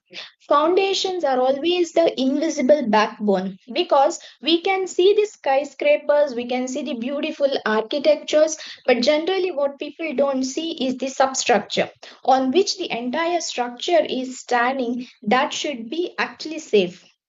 Okay, because once this superstructure comes up, even if something happens, maybe we can fix it. But what is already built in the underground, the substructure, it's very difficult, and we will not even be aware of it. So where this is needed, especially when we are building the smart city, high-rise towers, bridges, metros, flyovers, utility tunnels, underground services. Okay. Now, in a simple way, if I tell, foundations serve many purposes. Transferring the loads safely, ensuring stability, adapting to the soil conditions, and protecting against disasters in smart city, where structures are more complex. Now, when we are building smart city, it's not like only one city or one structure. It is group of so many components, so many elements, it's a cluster. So even the population is denser, so foundation safety becomes even more important there. Now, a smart city cannot exist without the safety. I'm stressing this words repeatedly or more because this is the message that we all, I mean, most of us, whenever we are having such discussion and discussing about the foundation design, this is something we want to transfer to the budding engineers. Excuse me. A smart city cannot exist without safety. Technology may make a city smart, but foundation makes it strong and safe. Together, they ensure a long-term sustainable and resilience. Okay. Now, different sciences. So, why I call this as different sciences? Because this is something that we need to focus mainly when we are initiating the foundation design. So it is not like everything is ready, superstructure is ready, alongside start the substructure. No, that doesn't work in that way. So first thing that you always have to take care when you are initiating a foundation design is superstructure modeling, analysis, design, detailing should be completed before starting the substructure. When I say substructure, of course, it is under the ground, the foundation.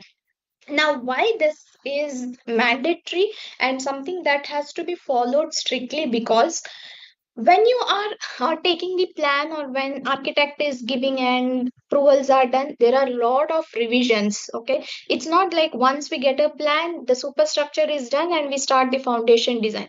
There are multiple revisions made every time the loads change, the structure change, and then it comes to the foundation design.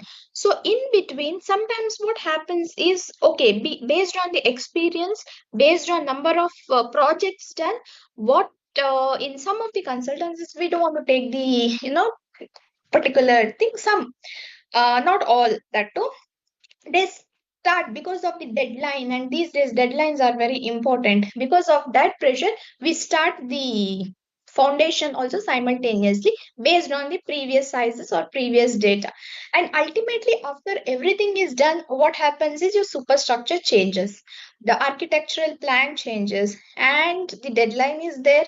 You don't have much resources, the engineers on leave. What we do, or what sometimes it's done, that um, we will modify those foundations.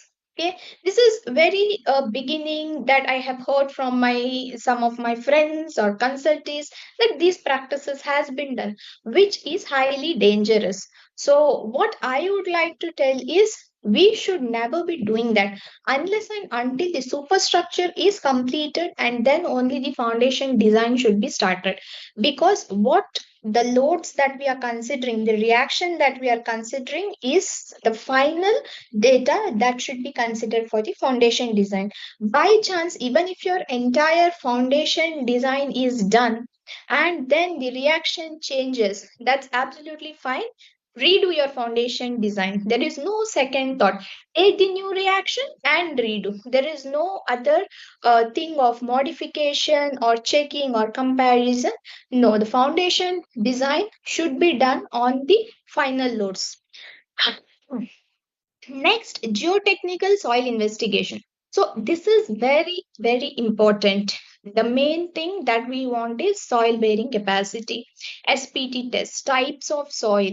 Okay, now here what happens? I'm not sure now. I hope this system has been changed, and even if it has not changed, then the future generation should be able to incorporate this, and all the authorities, top authorities, must make this as a compulsory thing, where geotechnical department should be involved as a main team while designing the foundation engineering. So this is from my experience only. There was one of the project going on. It's very it was a quite big project. Okay. So this architect. So what, there is some excuse me, there is some disturbance. Okay, can someone mute?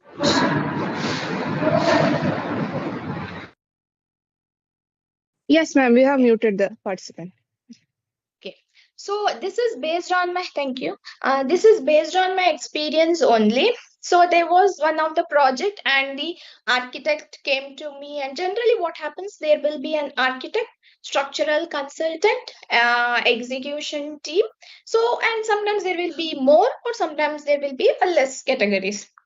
So this was one of the project where architect came to me and told, we want a structural design. I'm like, okay. So the architect has informed me earlier, the client is not even ready to have a structural engineer in their team. He wants architect to do everything. But as the project, this happens in many of the cases. Architects are everything. They are doing the projects. They are doing the planning. They are doing the architectural plan. They're doing the structural engineering, execution, supervision, everything they are doing, which shouldn't be the case actually. So, but at least this architect was able to convince the client that no, we need to have a structural engineering team as well.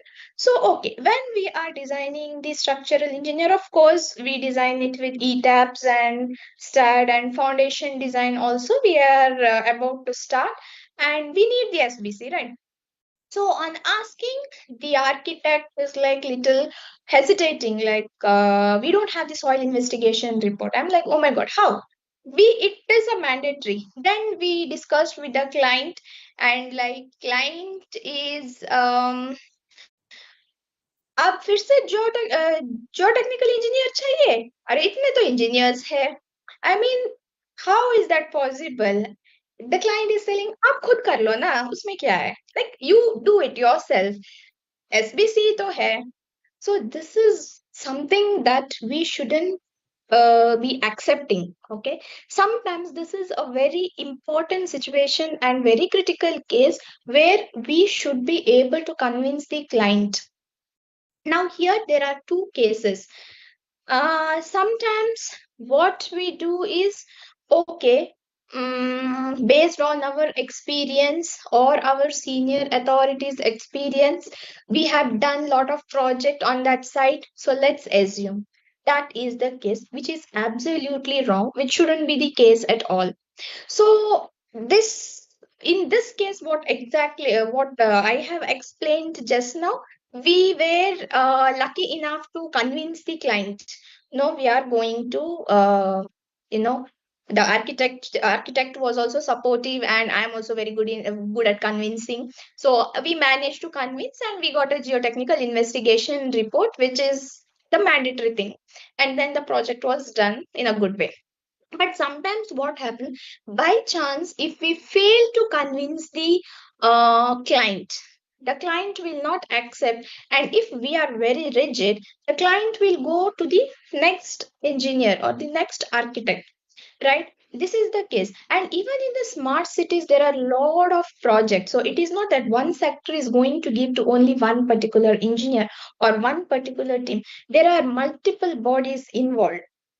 So what we should uh, put it in the, or we should have the mindset of our budding engineers or the upcoming structural engineers, that in such cases there should not be any compromise. So if another engineer is going to compromise, then the client will go to the next engineer. If all engineers are rigid, if the law is strict, if the rules are followed, then these scenarios will not arise. Okay, so how important this SPC is? By assuming, as I told, soil is very unpredictable. We don't know. Okay, even if we are assuming at the surface the soil is of this condition, it is of this type, we don't know the beneath layer what the soil type is. And this is very dangerous if later stage in the settlement, tilt, collapses, the structure falling down. We have seen so many cases.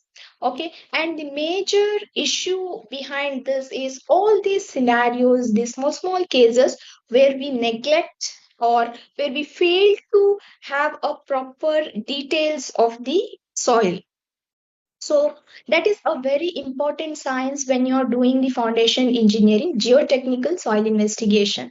The second is geological investigation. Now, along with the geotechnical, knowing about the soil, even information about rock quality, designation, types of rocks, whatever, because you're building the metros, you're building the tunnels, even the excavation. Foundation is with excavation time also, you will have to be very safe. You have to take all the safety measures. So in that case also, all of the science are very important. Water engineering. Now, in our previous session, sir has given us so much very good information about the water. So same way, how the water element is a life saving, similarly the water element can be dangerous to the human life when such structures are built and it is not considered, the precautions are not taken properly. We have to check the water table. There are so many cases that they, because of the project deadlines, they have failed to get the proper groundwater table, because some project we give to the outsourcing who are from different region or different country, and they don't know exactly the the seasons or what. So immediately they will do the underground water table test, and the next 6 season the water table has rise, the foundation has completely moved. So in the small cases, small project, it's not okay, but still if we compromise and later something has been done, because there are so many case studies have been done on this. So I feel these are very important when you are designing the foundation design. So that's again an important aspect where each department should be given equally importance. And I am not going to interfere in geotechnical engineering soil investigation report. I will be checking, I will be doing my duty. And then I will not say like, okay, I know about the soil, I will take SBC and design my foundation. No, that shouldn't be the case at all. So when we are guiding a civil engineering student, or when we are trying to build a smart city, we should set our mind for the future that we are taking all the safety measures and the following the science behind all this engineering. Each department, each engineering team should have its own importance, and the proper guidance and the report should be taken from them. The next is neighboring structure. So, system of neighboring structure. Now, of course, in the densely populated area, when we are building the smart city, we might have the existing areas already built. Okay, so we should focus on that also. It is not like we are just going and excavating, and when everything is done, we come to know that our foundation is falling in the other border. So again, that's the issue. So before starting the foundation design, the main engineer should check all these aspects and then initiate with the foundation design. So this different sciences should be considered when you are initiating a foundation design, especially when it is a very big project, say our smart city. Okay, of course, soil structure, interaction, all these are all in-depth subjects that I'm just highlighting, which are important in our foundation design. Then based on the different types of foundation, so why foundation matters, we already discussed. In civil engineering, selecting the right foundation ensures safety, durability, and cost effectiveness structure, and this selection depends on soil conditions, type of structure, load intensity, ground level, etc. Okay, so according to the code, we have different kind of foundation. Shallow foundation, that includes the spread footing, isolated, combined, strap or wall footing. The raft or mat foundation used when the depth is lesser than width of foundation. The deep foundation includes pile foundation, etc. Now you might think I have put a lot of content in the PPT. That's because when I am speaking, I might forget some points to tell, or when I have told everything, maybe some things might have left out from your mind when you leave the room. So this content still will be there. We have the technology, we have the YouTube, everywhere we have the information. So this information will still be there. So whenever you feel like you want to refer something, you can always come back and check out the slides where all the contents are there. And this session, as I told, it's very generic, but if I get another opportunity, or if you would like to know anything in detail, we can of course have a detailed session of any of the topics that's concerned to the foundation design. Then these are some of the soil improvement techniques I have just mentioned. There are many, because let's say here, whenever I'm speaking only about the safety, but when you are actually in the real life, when we are designing economical, also economic, the term itself plays a vital role. So when the project is ideal, when we can say the project is ideal, when it is safer and economical structure. So safe comes first, according to me, and according to most of the structural engineers, and then it also should be designed economical. Now sometimes what happens, if I put it in the economical strategy, the shallow foundation, the spread footings are less expensive, then comes the combined, then comes the mat, and then comes the deep foundation. So sometimes you can improve using the soil improvement techniques, you can make a project little economical. The combined you can take to isolated, or the raft you can take to combined. Still, after a detailed study, by using certain soil improvement technique, you can make the project economical. But this soil improvement techniques should be strictly avoided when it comes to the deep foundation. So when it is pile foundation, you shouldn't go for all this. You should strictly follow the soil investigation report, what they have, what type of foundation is suggested. And also, while doing the soil improvement technique, also you're supposed to do the testing, you're supposed to discuss with the soil investigation team as well. So some of the soil improvement techniques are grouting, sand piles, compaction, geotextile, short pile, soil replacement, etc. These are some of the list, but there are more, as now a lot of innovative equipments are coming, the methods are coming, any method we can implement. Then, challenges in smart city foundation, how do we tackle them? Okay, so in generic, I have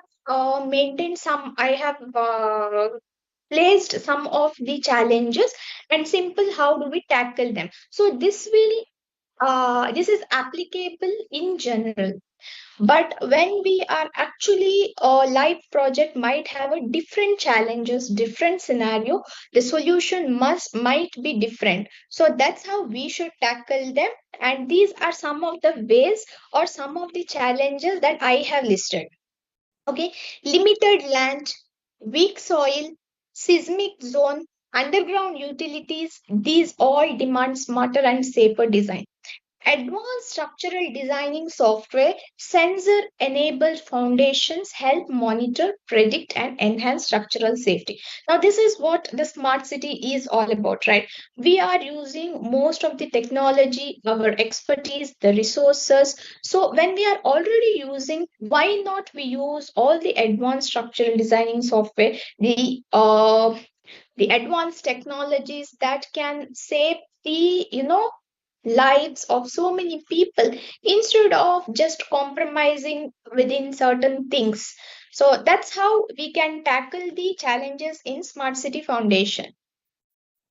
So when we tell about complex urban infrastructure, smart cities require underground tunnels, metro system, utility ducts, smart grids, water and sewer pipelines. Foundation must be designed to avoid clashes with these networks, requires advanced 3D beam modeling coordination.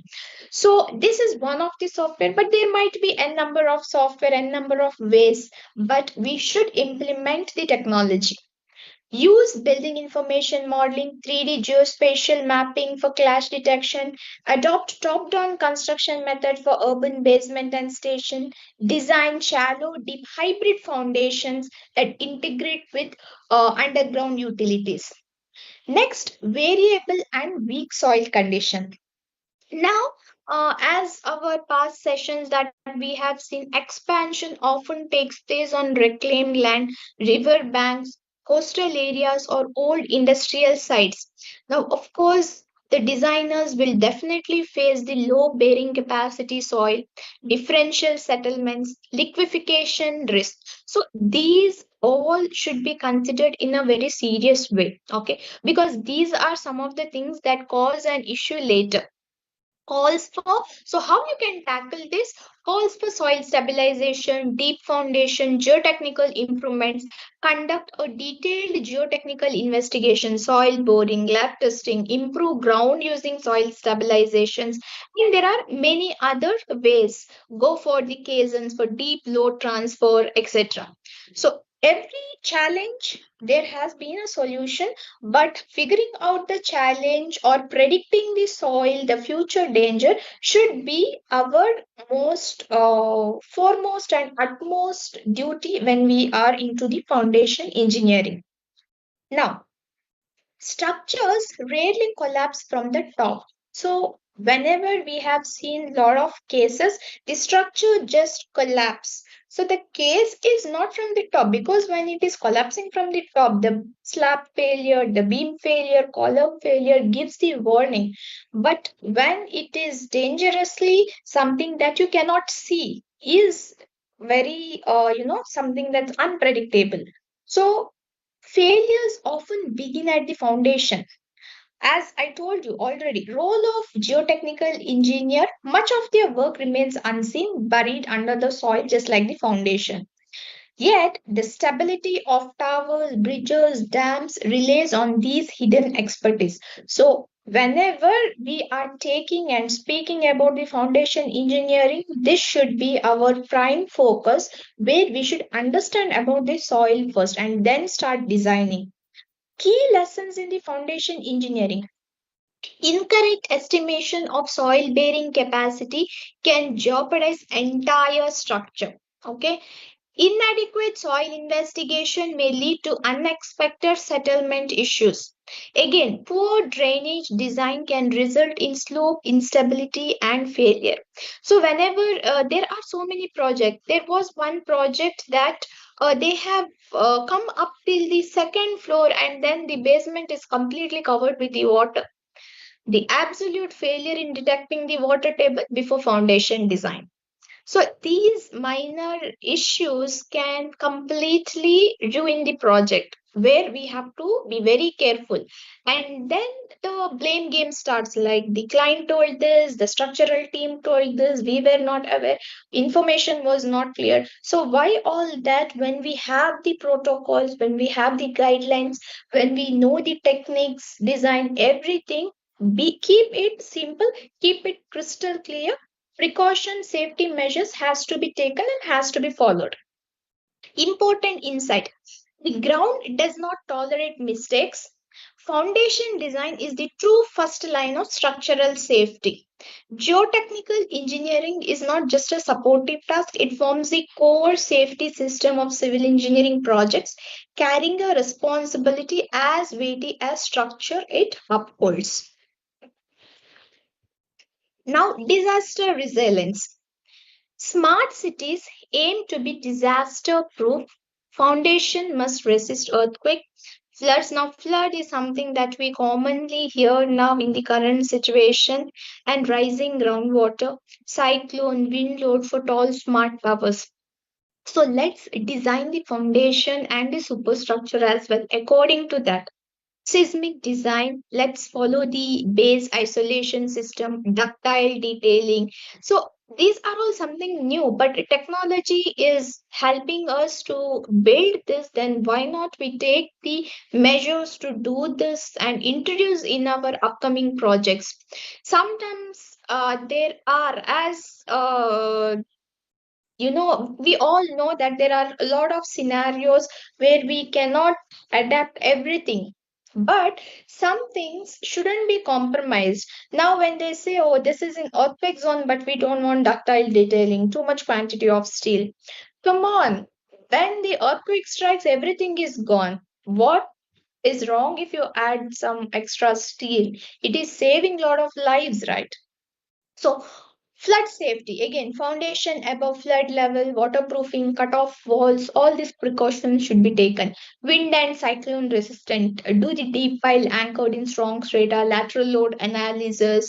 Of course, there the code itself is giving us all the guidance clauses for all these circumstances. Then we should adhere to that. We should follow our designs mandatorily based on that, and that's what the message should be taken from the seniors, from our experience, to the one who is going to be a budding civil engineer.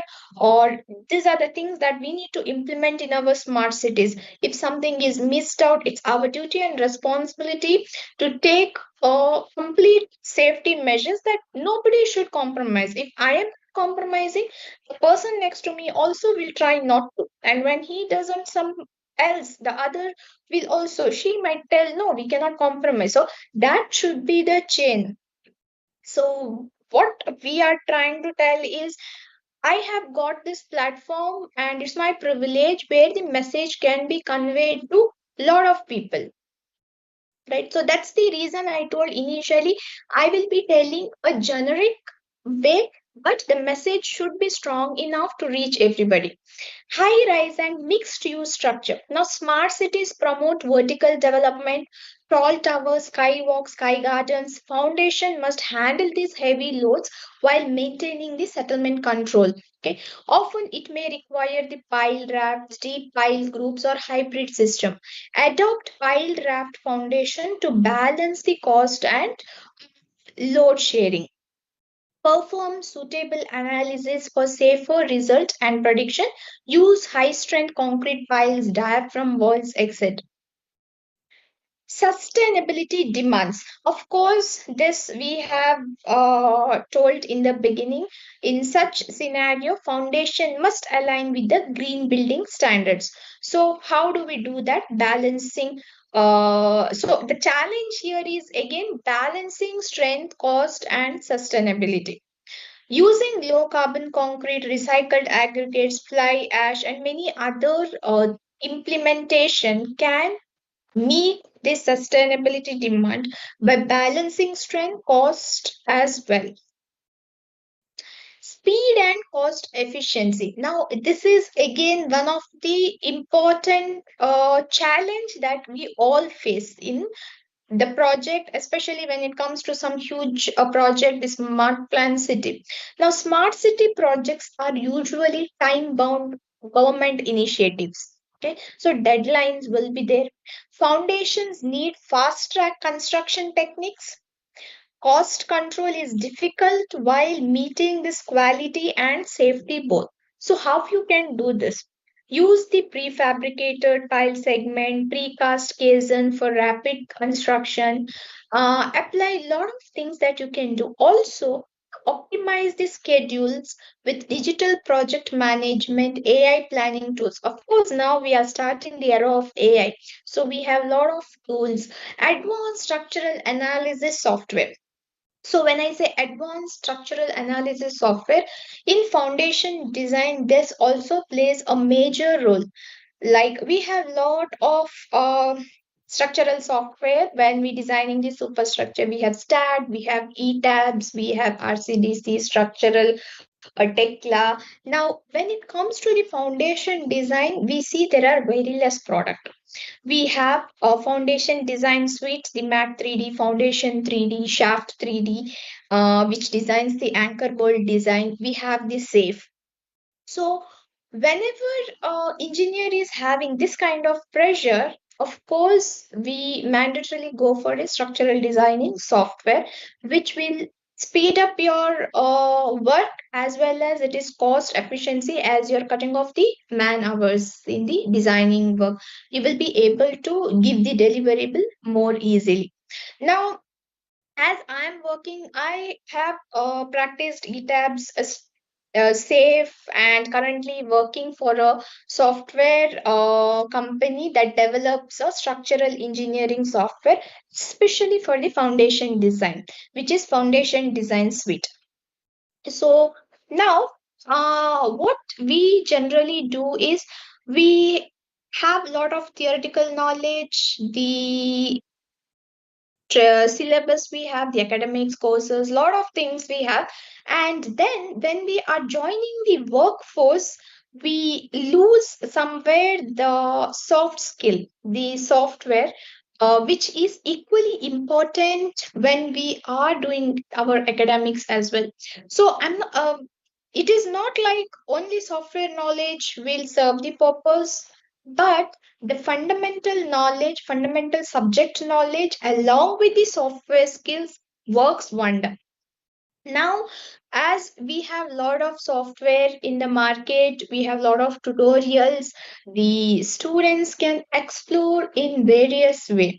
So, what happens is when currently they are studying, they are planning, they are thinking, even the faculty, even the authorities, when they are thinking of how to plan, how to do this, and somebody involved in the structural engineering or they are doing the foundation design, these academics, when they are applying it in the software, now in the learning stage only, they will come to know what are the challenges faced, what are the problems, why foundation is failing, and how we can tackle that. But when suddenly we are putting them in the project, where the seniors will not have much time as they are busy in the project deliverables. The juniors have to work in the software and they don't get that much time to do everything correctly. It will be a little bit delay in the deliverables. So if the students or whoever are practicing engineers, when they are learning the concept, when they are into the starting stage only, and the software is added to their practicing sessions, then it is very helpful for them. And that's how, when actual project is done, the speed, the cost efficiency, everything is included. So advanced structural analysis software also plays major vital role. Now I have taken through lot of the PPT just to give you a little bit change. I will give a quick, as already I have this software in my machine, I will give you a quick demo of this Mat 3D, one of the software, like how does it work, how it can increase the efficiency, speed up the work, how you can design the foundation design very quickly. So I'll have a quick demo of it so that you will also have okay, you will get a quite pretty idea. Okay, this can be done, this cannot be done, this can be implemented, this can be applied in our future smart planning city, or in that way. Now, this product is not readily available to download, but in case if you are interested, it is academic version of this is always available. You can just write to us and we will share you the link. You can download and you can start exploring. You can apply all your theoretical knowledge into this software and then try design, see the outcome, and you can check out and think your own innovative idea how the speed and efficiency can be gained with the software tools. Okay, so there are many, but this is one among them. So let me take you all to the software interface. Instead of doing this slideshow again in this, I decided I will quickly show you the software itself.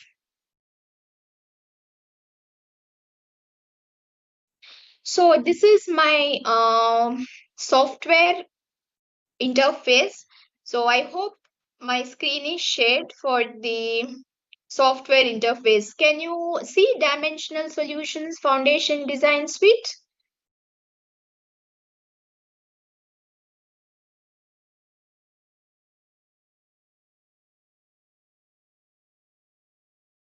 I think the participants are muted, but I'll just stop my screen sharing, and if someone can give me thumbs up, or I'll just reshare the screen so that if okay, so let me assume that okay, I have got thumbs up. Thank you. So all are with me. I'm happy. I'm not boring you. We are all in the same page. So this is a landing page of the software Dimensional Solution Foundation Design Suite 2025 R1, and you can see Foundation 3D, Mat 3D, DS Tank, and Shaft 3D. These are the different kinds of software that's available in the one frame. So when I say this Mat 3D, Foundation 3D, Mat 3D, Shaft 3D, these are different kind of software. It is not one software, okay? And all these software are purely for the foundation design. Now, the faculty members can try the academic version of this. The students can try. You can apply your theoretical knowledge and check out how does it help you. How manual intervention can be reduced when you're actually designing the complex foundations. Okay, and how you can save your time. So foundation 3D is especially for the equipment foundation design. Say this is highly used in oil and gas industry for heat exchangers, vertical vessels, ring wall of the tank foundation. Then Mat 3D. Mat 3D, we call it as a generic software that we call it as a comprehensive software that designs the building sector, power sector, industry. Also, Foundation 3D and Mat 3D both support soil supported as well as pile supported foundation. Then we have shaft 3D. Now I spoke about the deep foundation, the pile foundation, the caisson. So this shaft 3D can be used for that. It completes the axial capacity analysis, lateral analysis, and concrete design in the same solution. Then we have DS10.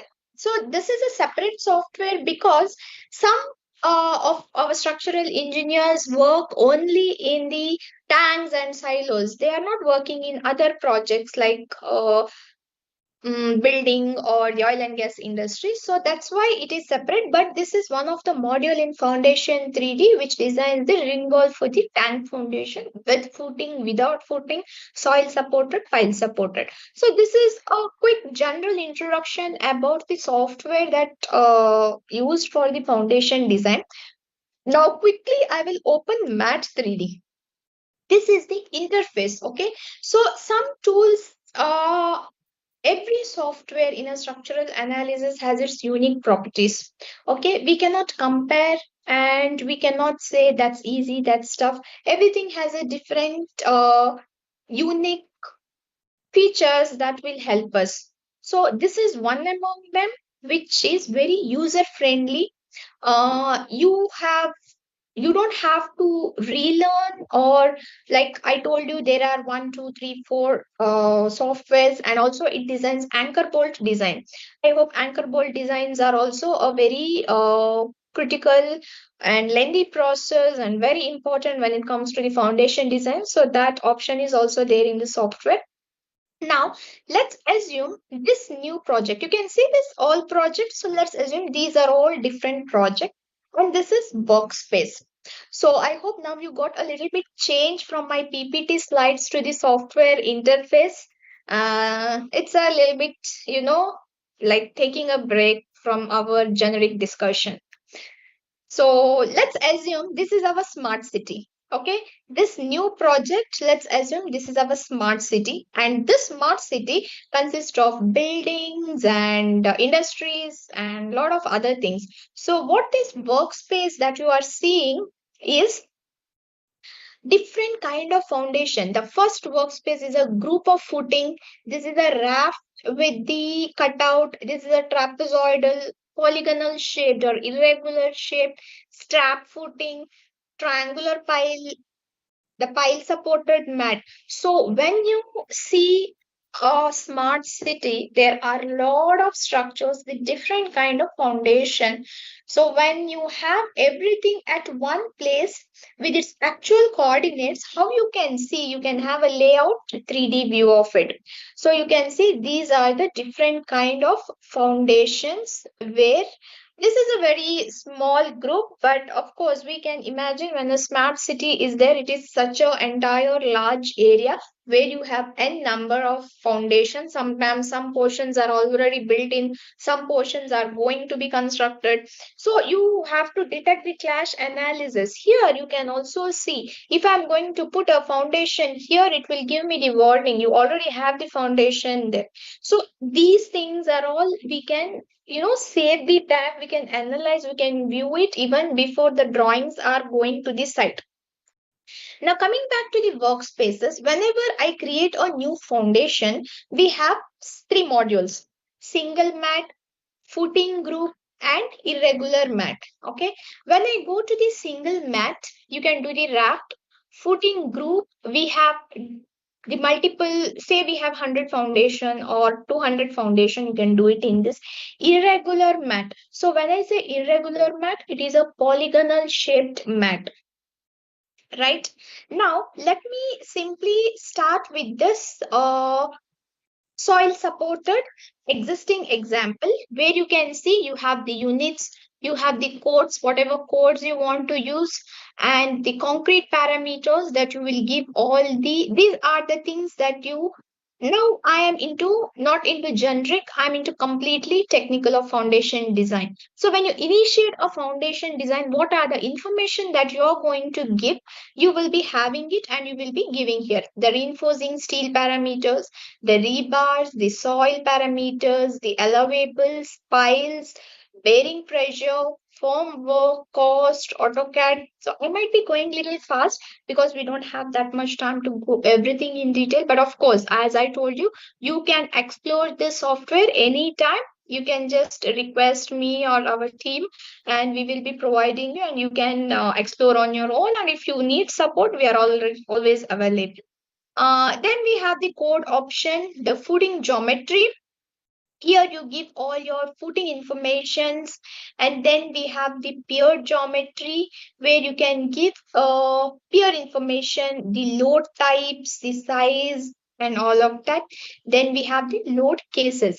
Now here the load cases, we have different options. As I told initially when in the beginning of the uh, presentation that when we were discussing these different type of sciences, so you should always finish your what superstructure and extract the final loads and then only start the foundation engineering. So here it is, when you have the final load, you give your load. Let's assume you have done everything and again you have to redo because something changed in the architectural plan, or something there has been a revision in your loads or reactions. What you do, so if you're doing them manually and or Excel sheets, it's sometimes very critical or it becomes a lot of time consuming.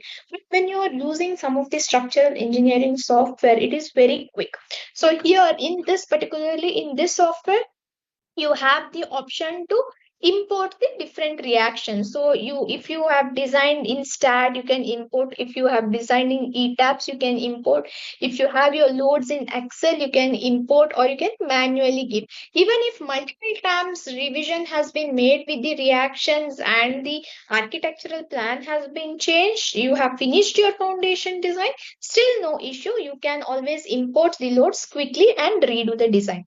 Then you have the load combination. Now, always we go with the allowable for bearing, stability, sliding, uplift, and ultimate with the concrete design. Right. Here, now sometimes what happens, we have the different load combination to be checked for different parameters.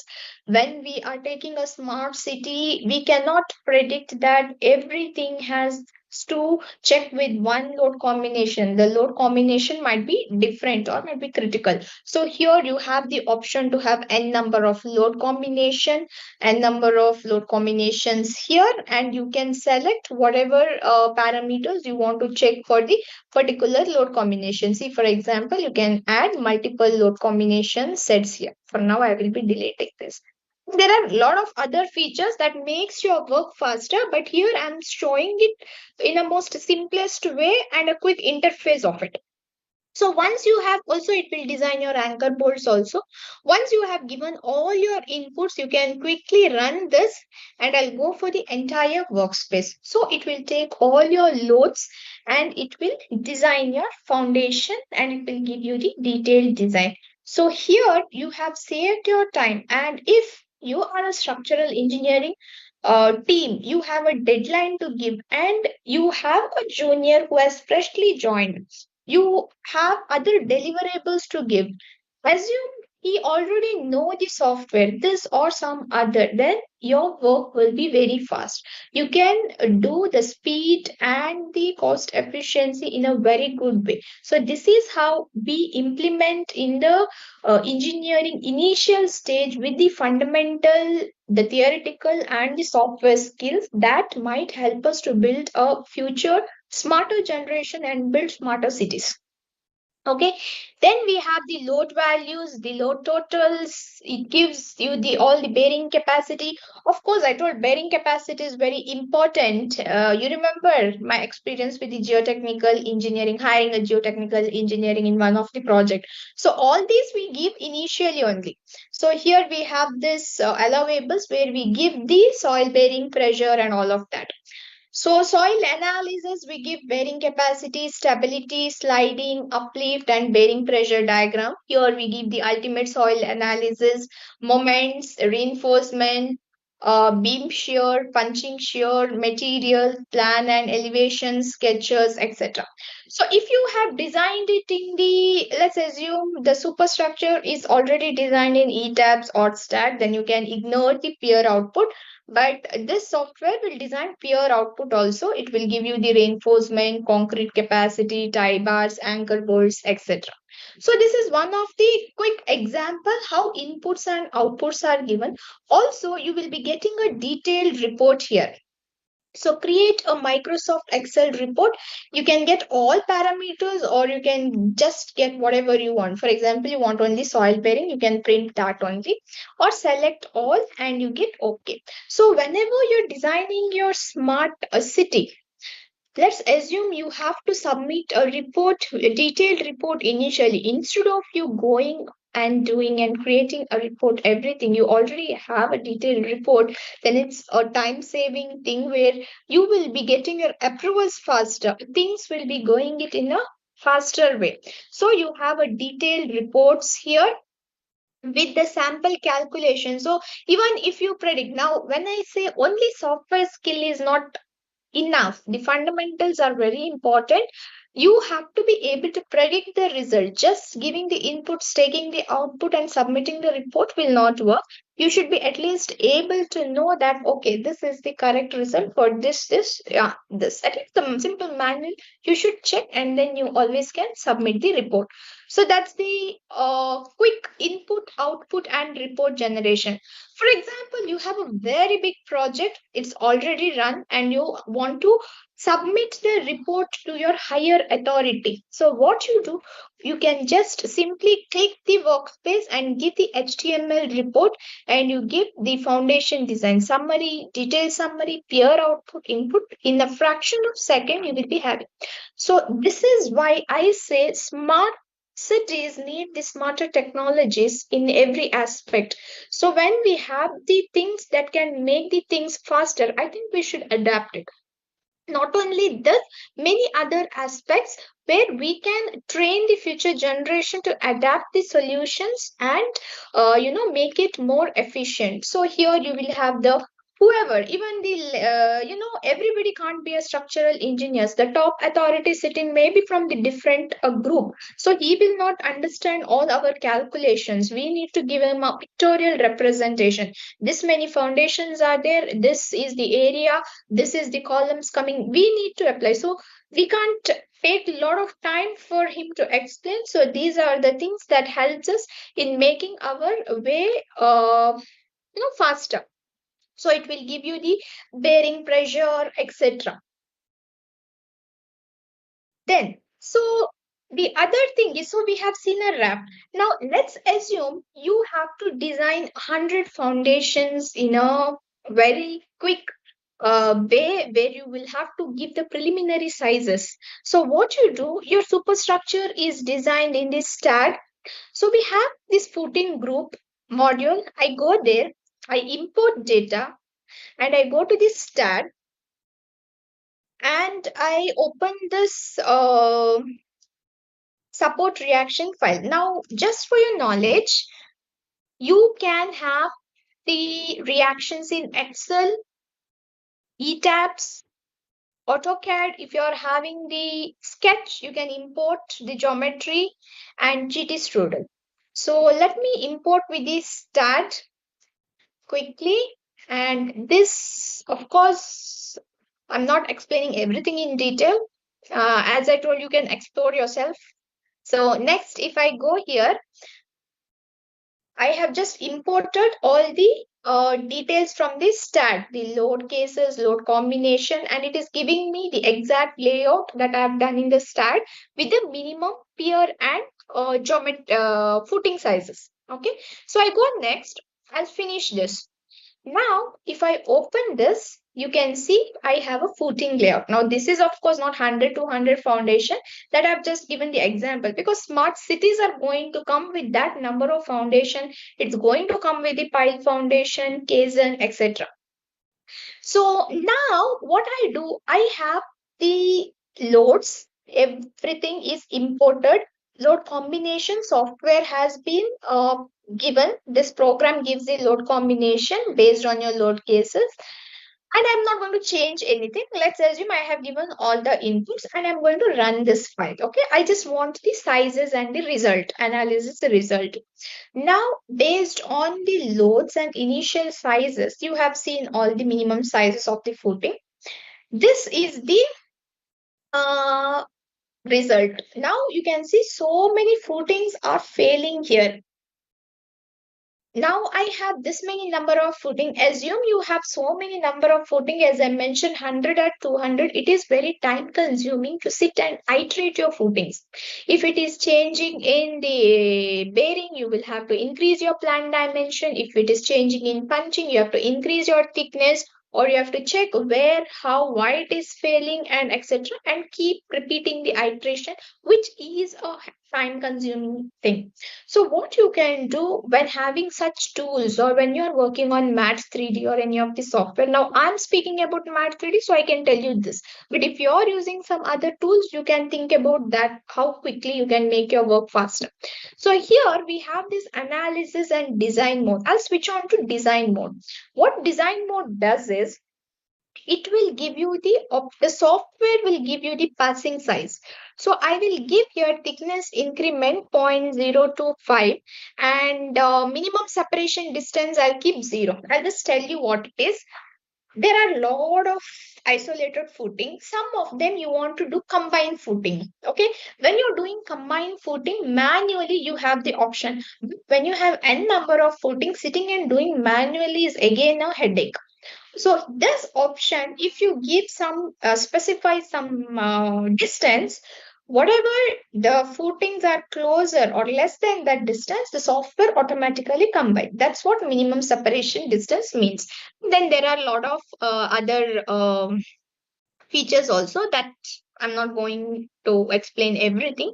So I have given this for 25 mm increment, and I'm going to again run this all footing. Now it will ask me whether you want to change the pier geometry or footing layout or both. So for now, I just want footing layout only. I'm not going to touch pier because everything I have designed in stat. Quickly, I want the foundation optimum sizes. Now you see the software has given me the different sizes. And if you have noticed, if you are listening to me, if you are listening to this session and I'm not boring you, then you might have noticed that earlier the sizes were very small. Okay, it was around, I think, 0.6 by 0.6 or 0.9 by 0.9. Now you have the different sizes. So now what I do, I will go to the analysis mode and I will run all footing, because earlier in analysis mode it has given me a lot of failures. So you can see now the following soil supported has been passed. So these are the sizes given by the software. Now of course when you are analyzing, you can have the grouping, you can have the same number of same dimensions, or you can see which is more suitable for you, but at least you have the preliminary sizes. Now, let me go to another module here. As I told initially, you have a single footing, irregular mat. So when I say irregular mat, you have this irregular footing, all right? Let's say you are into an smart city planning, and somewhere you will have to have this shape of foundation. You cannot have a clear square or a rectangle. You will have to have the cutout sometimes to save the concrete, or to sometimes to keep some other already existing structure intact, something like that. So this is how you can quickly design the irregular footing. So C-shaped, L-shaped, chamfered edge, etc. So if I go to this irregular module and go to the default data, next, and I go here, finish, I have a workspace, which is generally a footing. So I open this, and if I go to the footing geometry, I have another tab here, designer. So if I'm clicking this designer tab, you have a free canvas where you can freely have the polygonal or irregular shaped footings. So what I do, I'll select this, and this is an hypothetical example. I just want to show you how you can do it. and I'll select this. I'm selecting this and I'll just drag this. I'll select this and I'll drag this. So this is how you can have an irregular or the chamfered edge. For example, I want to save some concrete. I want to have a cutout in between. So you can have a square cutout or a circular cutout. So I'll be taking this and I'll just put it in this way. Now, in case if you want to have a column appear, circle, square, octagonal, you can randomly place. Of course, if you know the vertex coordinates, you can place, or else you can place and then give the coordinates. So this is how you can quickly have an idea how your irregular polygon might come, or you can design them. Okay. So this is something about MAT 3D, which is a very comprehensive software, and you can do any kind of foundation. Now there are a lot of things that we don't have that much time to show everything, but it's a quick, speed, user-friendly structural analysis software where you can design your foundation design. Also here, the next one is Foundation 3D. So when I'm speaking about Foundation 3D, here you can have the different industrial equipment foundation design. Say the exchanger, the horizontal vessel, the vertical vessel, the ring beam, etc. So now this is one of the feedback from our client itself who was designing an industrial structure. So earlier they used to take a lot of time when they were designing tall tower. This was a foundation for the tall tower. The tower is around 110-meter tall, and they had to do, we have a feed stage. We have to give the design, and in feed stage, we don't have time to do everything correctly. And they started using the software, and they gave me a feedback that the design mode that I just discussed, this analysis and design, where the software was giving the sizes I just showed you in MAT 3D. So they started using this analysis mode for this tall tower. This is not a tall tower. This is just an example. Other this thing workspace. So they were designing such similar vertical tall tower where they were able to design one tower in one day. The tool, the structural analysis software, this Foundation 3D, made them to do 7 towers in a day. So this is a drastic, cost effective as well as speed factor when you are designing, when you have the deadline, when you have the submissions, when you're designing something very important. Because when you are designing the vertical vessel, so here you can see this is a vertical vessel with octagonal footing and octagonal pedestal, as well as the pile cap design. So when you are having and when you are doing the manual calculation, of course, it is a time consuming where you will have to do the pile arrangement. The program is giving the pile arrangement, certain kind of pile arrangement, where of course you can modify later. In the coordinate page, you can give different kinds of, diameter, compression capacity, tension capacity. The software will give you the pile extent, the number of piles, the pile arrangement, the thickness of the pile cap. So these are the time saving factors where you can make your design faster, efficient, and safer with less manual intervention. So this is how one of the thing that where analysis of structural software is helpful in increasing your speed and making it cost effective in manpower, hours, etc. So this is about the vertical vessel, and then quickly if I show you, this is the exchanger, how the equipment geometry page is designed, where you can take the details from the vendor and just give input. The pages are already designed. So foundation design pages are already designed. It makes easy when you're doing, because equipment foundation, the loading is slightly different from the normal foundation that we use in building designs. So pages are already predefined, and this is for the tank parameters. So when you have the tank properties, You have the ring beam property you give, tank property you give, tank load you give, and this is the footing geometry here. This is without footing. This example is without footing. I can show you with footing and without footing examples. So tank with footing. Here, if you see the tank parameter, you have the footing, and the another is without footing. Also, you can have here the pile cap design. So these are very complicated structures. Sometimes the foundation becomes very complicated. The sciences I told before initiating, it is more complicated factors that we have to consider and initiate the foundation. After taking all that into consideration, when designing the foundation, again, it is still complicated. So complexities will be there in every stage. How do you tackle that? That is left to you. And that's how we can design, adding the implementation, the innovations into our challenges makes the design smarter, city smarter. Okay. So that's about foundation 3D, and quickly I will show you the shaft 3D also, a quick glimpse of it. So new workspace, you can do the concrete drilled shaft, auger cast in place and steel caisson, etc. Then here if you go to the one of the example, if I go auger cast, and you can see here, you give here shaft geometry, load cases, load combinations and all of that. If I go to the workspace, you can see here shaft material, soil axial, the soil profile.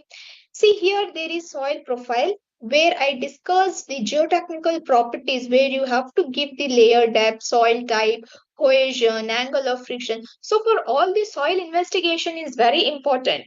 How it is possible, you tell a structural engineer to give all the inputs just like that.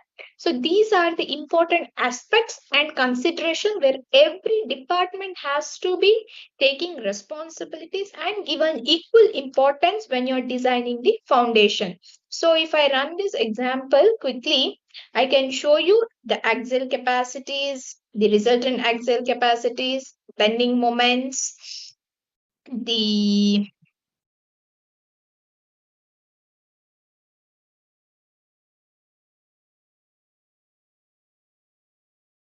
so that example was very simple. I'll just show you in this example how it will show you the different sketches. So all these doing a manual calculation or using an Excel sheet, it becomes a very hectic. So when you have some analysis tools, it will help you in a very uh, big way, and also your team, your structural engineers can focus more on the safety, the economical, rather than depending on the calculation and how to go ahead with the technical formulas and all that. But of course the fundamentals, as I told, that is the top priority, and along with that the skill adds on. Okay. So now this was a quick demo on the Mat 3D and Foundation 3. I'm sure that I have been very fast in telling this and showing the demo because we had to cover a different thing. This was just a part of my presentation where one of the factors that I could show that speed and cost effective when you're designing foundation design. But as I told, if you are interested in detail any of the topic, any of the subject or the software, you can always write to me. Now going back to our slides. Okay, so I hope you have got a quick break from my presentation slides by taking to you into the live demo of the software. Now we were discussing the challenges. Okay, the last challenge was speed and cost effective. So that's how, by using one. So we have multiple ways. That was just one way. Integration with smart technology. So foundation must accommodate sensor system. Now these are all some of the advanced system. It may be feasible, it may not be feasible, but of course we have to keep moving ahead. When new technology comes, we should keep implementing that. Okay, structural health monitoring, ground vibrational analysis, long-term settlement monitoring. This adds new complexities to the foundation design. So when there are new complexities, this helping things we need to implement. They install smart sensors, they create digital twins of structure for real-time monitoring and structural, as I told, a lot of internet things that in the advanced structural technology you can implement. It's not like mandatorily, but we have to do the research on that, and what is feasible to us, we should definitely put it in our to-do list for the development of this smart city. Now, designing foundation in smart city is challenging, okay, because they must be safe, resilient, sustainable, and integrated with technology, all while working around the dense underground infrastructure and time constraint. And I have not added one point. I'm going to tell the economical. Of course, that also will play a very important role. So, handling foundation challenges in smart city requires a mix of advanced geotechnical solutions, sustainable materials, digital tools, and resilient design approaches. So, this is how we should move forward for a smart city.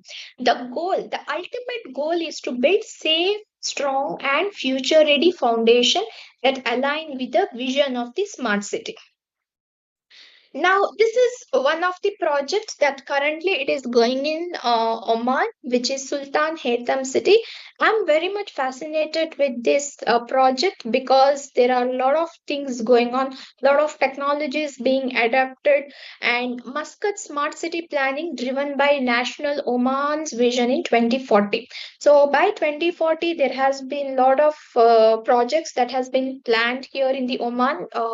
And this is one of the prestigious project that has been already started.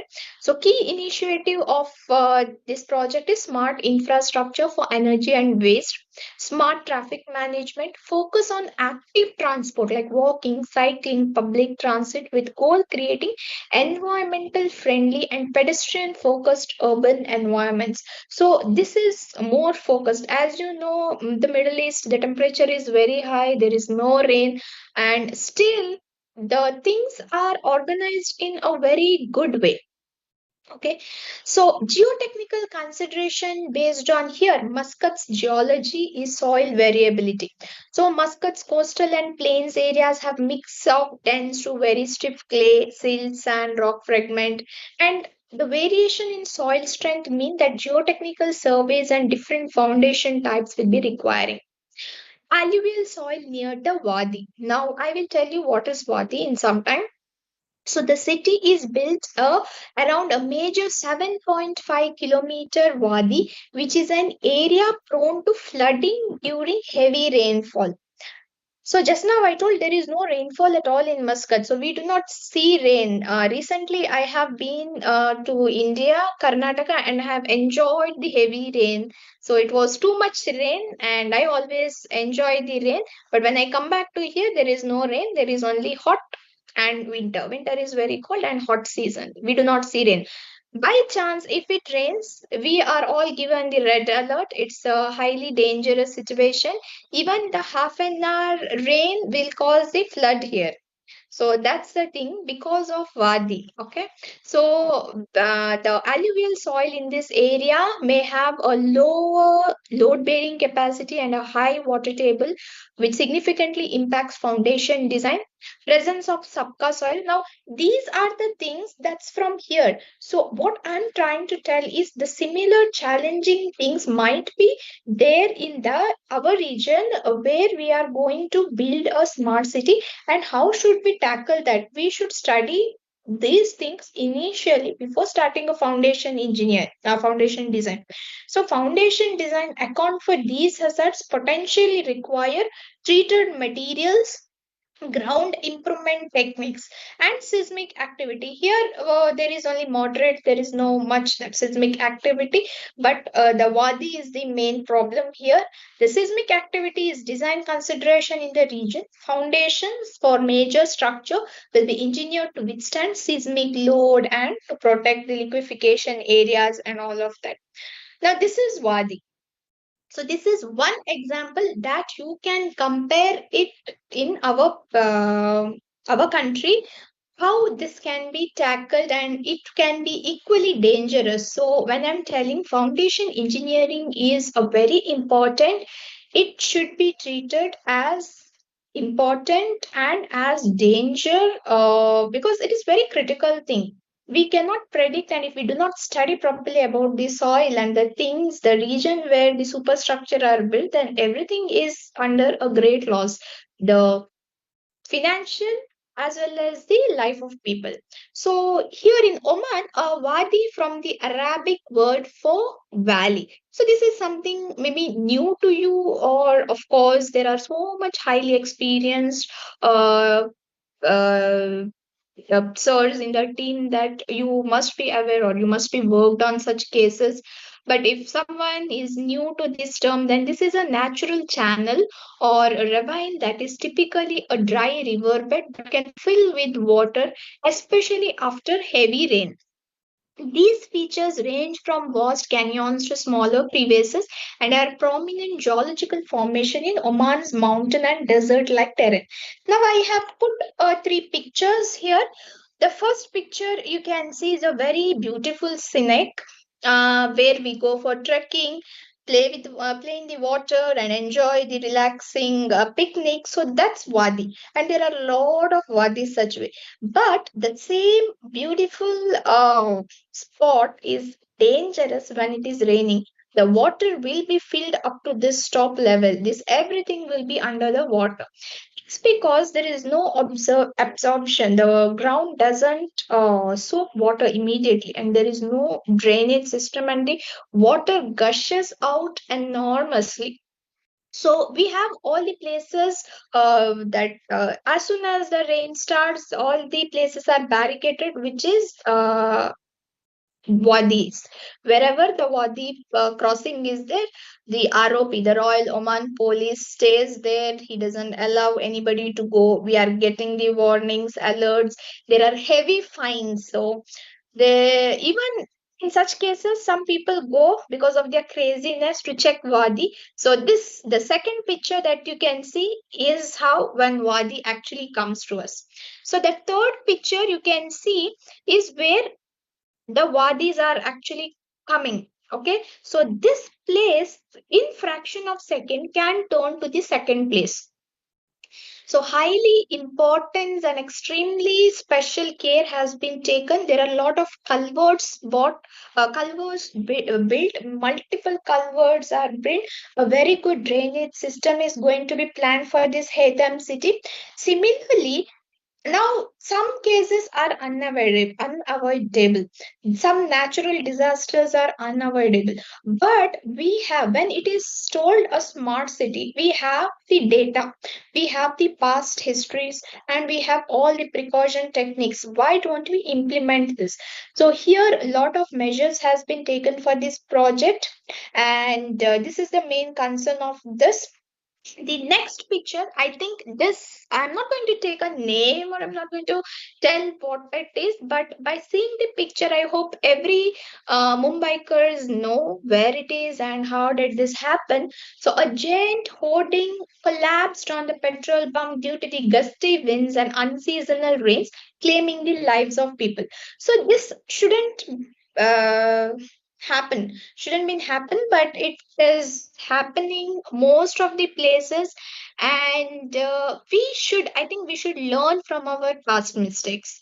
Okay, it's not like because of we cannot completely blame on natural disasters. It is something where every technical team should work on it. Not only the technical team, the authorities that are sitting above. So like many of the sirs and previous sessions also, we have heard that there are certain problems when it is being designed, when it is being executed, and sometimes it is very difficult to convince people. But what happens? Our future generation is only going to build this smart city. We are going to build this smart city, and our experiences, our mindset, we are conveying the message to our next subordinates. So I think that's how we can change the mindset that certain things shouldn't be compromised, which especially when something that we are risking the life of people.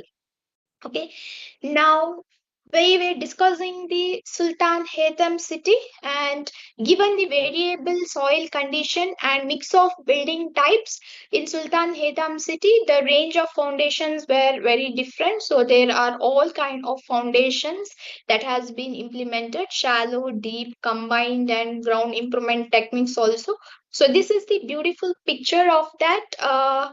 And whenever the here any projects are upcoming and the smart cities are planned, there is a beautiful prototype is done. So we last we had that month Oman exhibition, and they have done a very beautiful prototype of it where we could see. And when we are doing that, when we are seeing, we can visualize, we can analyze, we can see what exactly the problem arises, where the clash arises. So I think these are some of the techniques that we need to implement, the precautions that need to be taken care, and we should also convey this message to our future who to whom we are handling the responsibilities. Okay, so yesterday it was a teacher's day, and of course through this session, I past sessions, I have learned a lot of things, and faculty members are also there. So I wish all the faculty members and to from whomever I have learned certain things this in this previous sessions. A very happy Teachers' Day to all of you, and I believe the spreading knowledge and teaching is very such a noble job, because they are building generation after generation. They are just sharing their knowledge, and when that knowledge is shared, we are changing the mindset of the budding engineer, whichever field may be. So today we have discussed about foundation design, engineering in smart city. The building of it should be a strong base. So, to conclude, smart cities combine innovation, sustainability, and safety. And the first step in achieving this is foundation design. So, to us, civil structural engineers, and to the authorities involved in building smart city, let's not compromise. This is the clear message. Let's compromise with the quality and safety that require a safe structure, safe city, and safe living, which will be a smart city design. And teach the same to our students, budding engineers who are the foundation of our future. Even the current projects, the going to upcome, and if we are involved also, this is for ourselves as well. We are not supposed to compromise in certain things that we are risking in people's life. Okay, so utmost care has to be taken when designing the foundation engineering. So your time was precious, and thank you so much for all the participants, all the seniors that have given the wonderful sessions. And this whatever you have the doubts, you can ask me, or you can write to me on this email address, support_me@dimsolon.com. If you just put from FDP team, then I will be I'll know that okay, this was something from my session that I have given, so I'll be happy to answer or write to you back. Thank you so much. Thank you for your time and patience. Thank you so much, ma'am. Participants, if you have any doubts, please put in the chat box. Okay. So, on the behalf of BVIT and all the participants, I take this opportunity to express our sincere gratitude to Ms. Preethi ma'am for delivering such an insightful and engaging session. Ma'am, your expertise and valuable insights have truly enlightened us and provided new perspectives that will be benefit for us in our academic as well as in professional endeavors. Thank you. Thank you so much, ma'am. Thank With you, this, we Supriya. have now yes, yes. With this, we have now concluded second session. Participants, we will begin the third session shortly. So please be remain in the meeting. Thank you. Thank you so much all. Thank you all. Thank you so much, ma'am.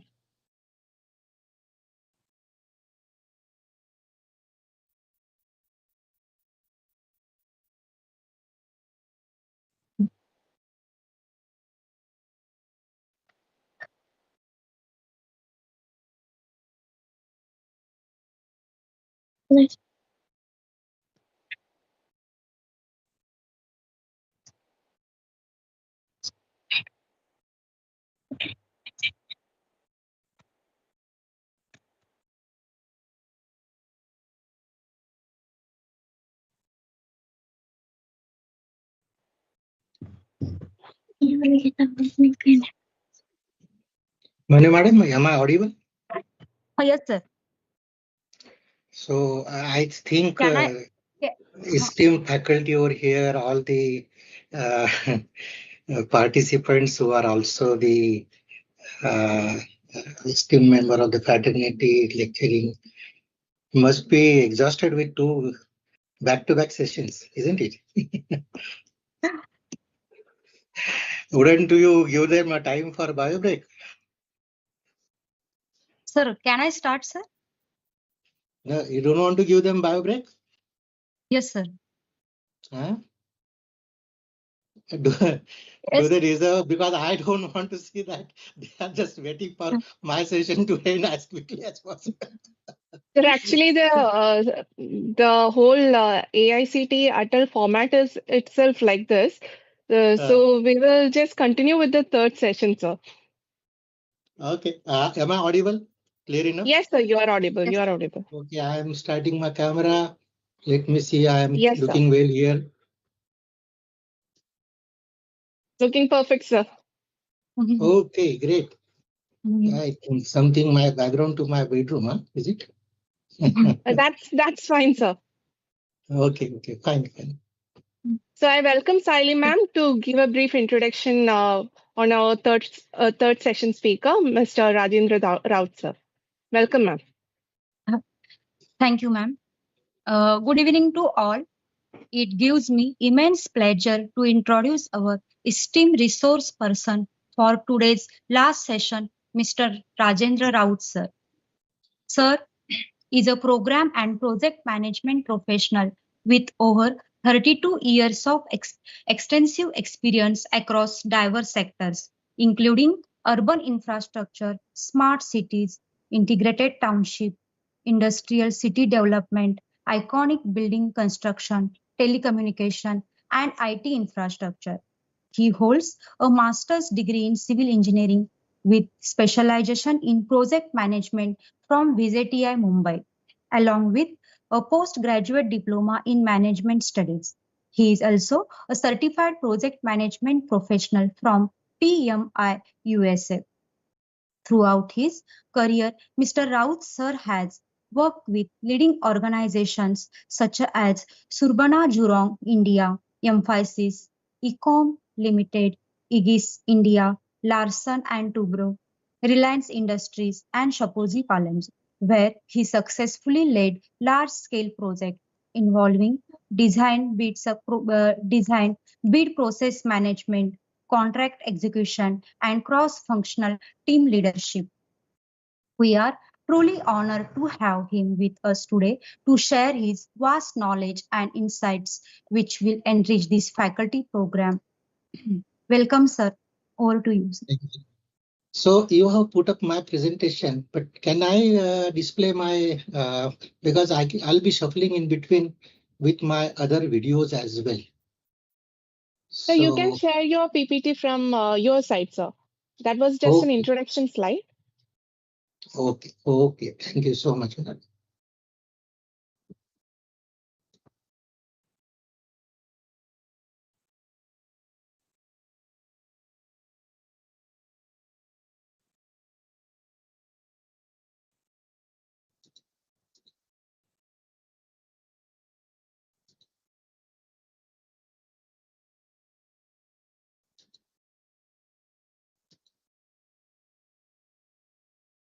Please tell me once it is visible.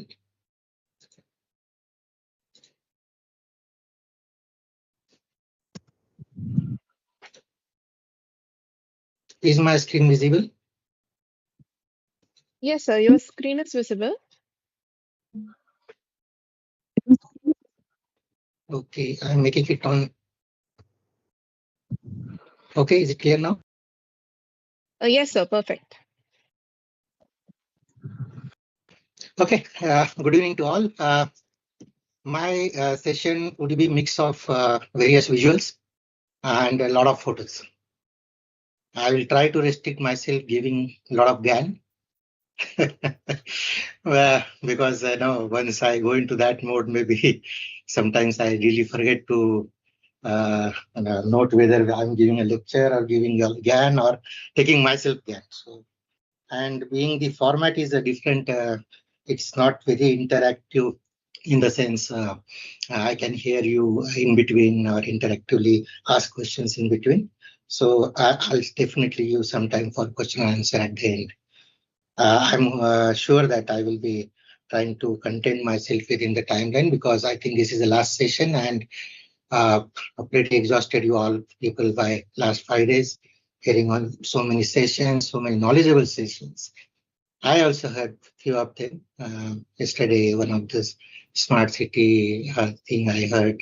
Before that also, some sessions on software, some sessions on some other things. So great to know all of you guys, and I'm happy to be back to this fraternity after I think long 32 years. I'm back to lecturing faculty, interacting so much. So she has already introduced me. I don't think I have to introduce something more than this, but of course, the projects which I worked upon, notably some of the building, commercial building, iconic buildings in Mumbai, like National Exchange Headquarters, ICICI building, Diamond Bourses, talk about Toy House project, in Delhi, Max Hospital, some mall multiplex in Pune, Ishan Mall.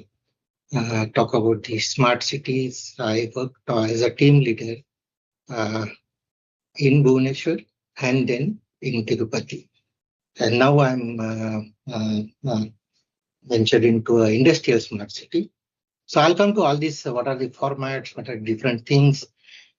Typically, we all think of smart city project means whatever has happened in past 5-6 years in India with the various smart city works going on at various cities who are selected for the smart city mission thing. It doesn't mean that we don't do any other smart cities in India at all, but smart city is a concept, can be applied and can be seen at many of the private real estate, industrial projects.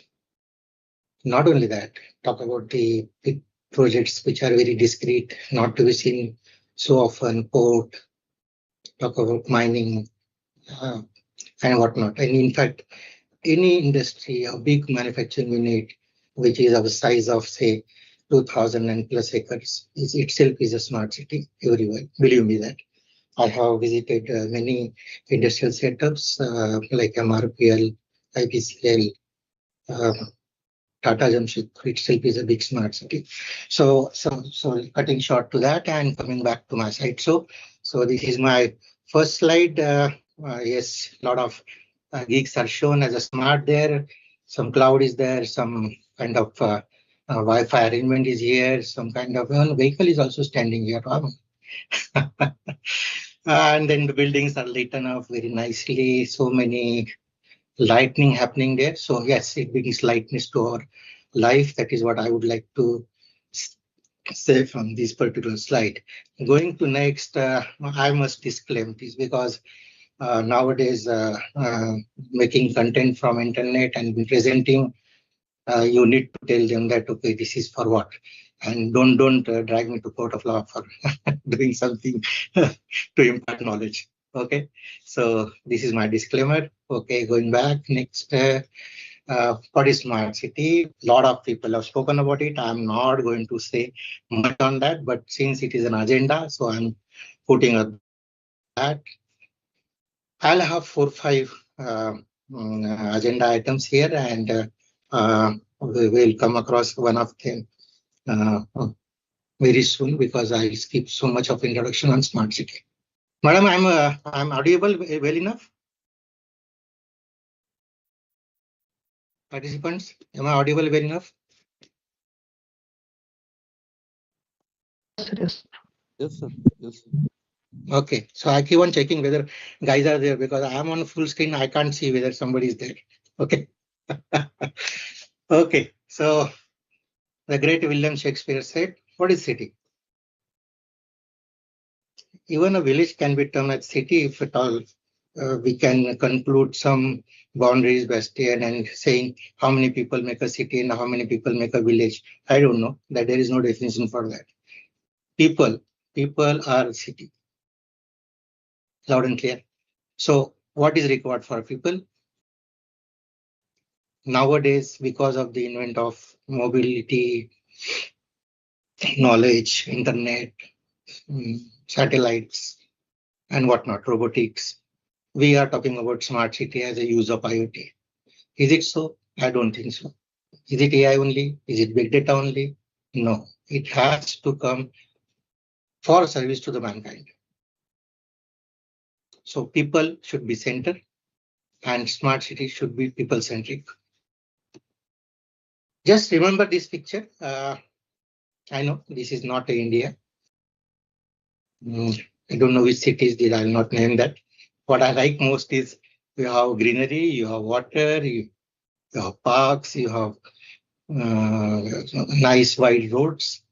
Buildings will definitely come up. Every place we see nowadays demolition going on and bringing up some high rise over there. So this is a new funda for selling of FSIs and spaces. So that will happen for a certain time. But along with that, should have some convention center, should have some visualization tower, some have a forest here. Great thing to know. So just remember the picture. I will visit this picture at the end of the my presentation. Coming back to smart city, parking, waste, EV charging, energy, lights. This is beautiful concept. Let me say what is the smart street lights. I'm not going to ask question, only I'll answer them. So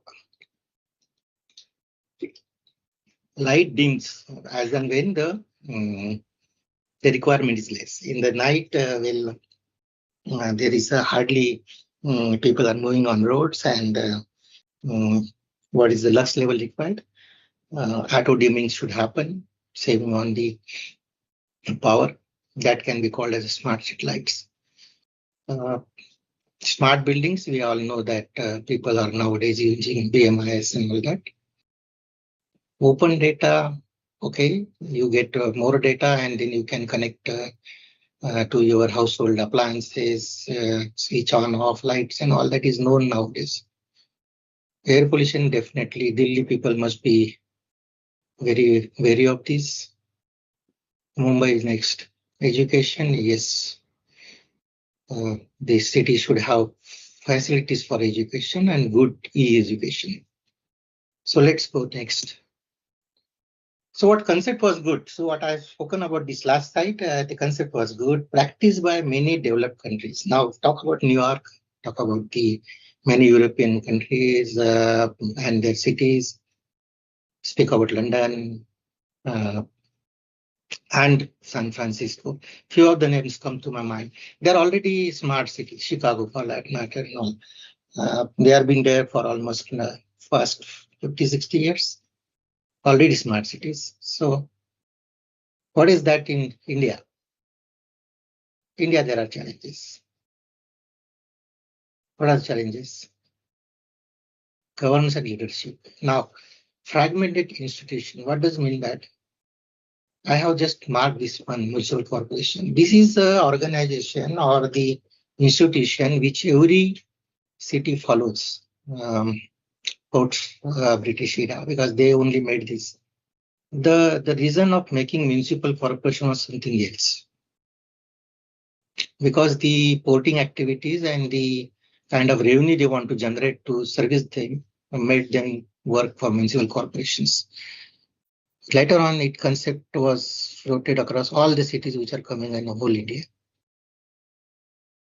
But the fundamental thing was how would they earn the revenue from other streams. Now in port, yes, definitely there are revenue streams. What about the municipal corporation sitting on a very, very interior land and with few of the city people who are not wealthy enough to pay off that kind of, even generating revenue from water, properly giving them the energy, the kind of living beings is not so lucrative enough for municipal corporation in India.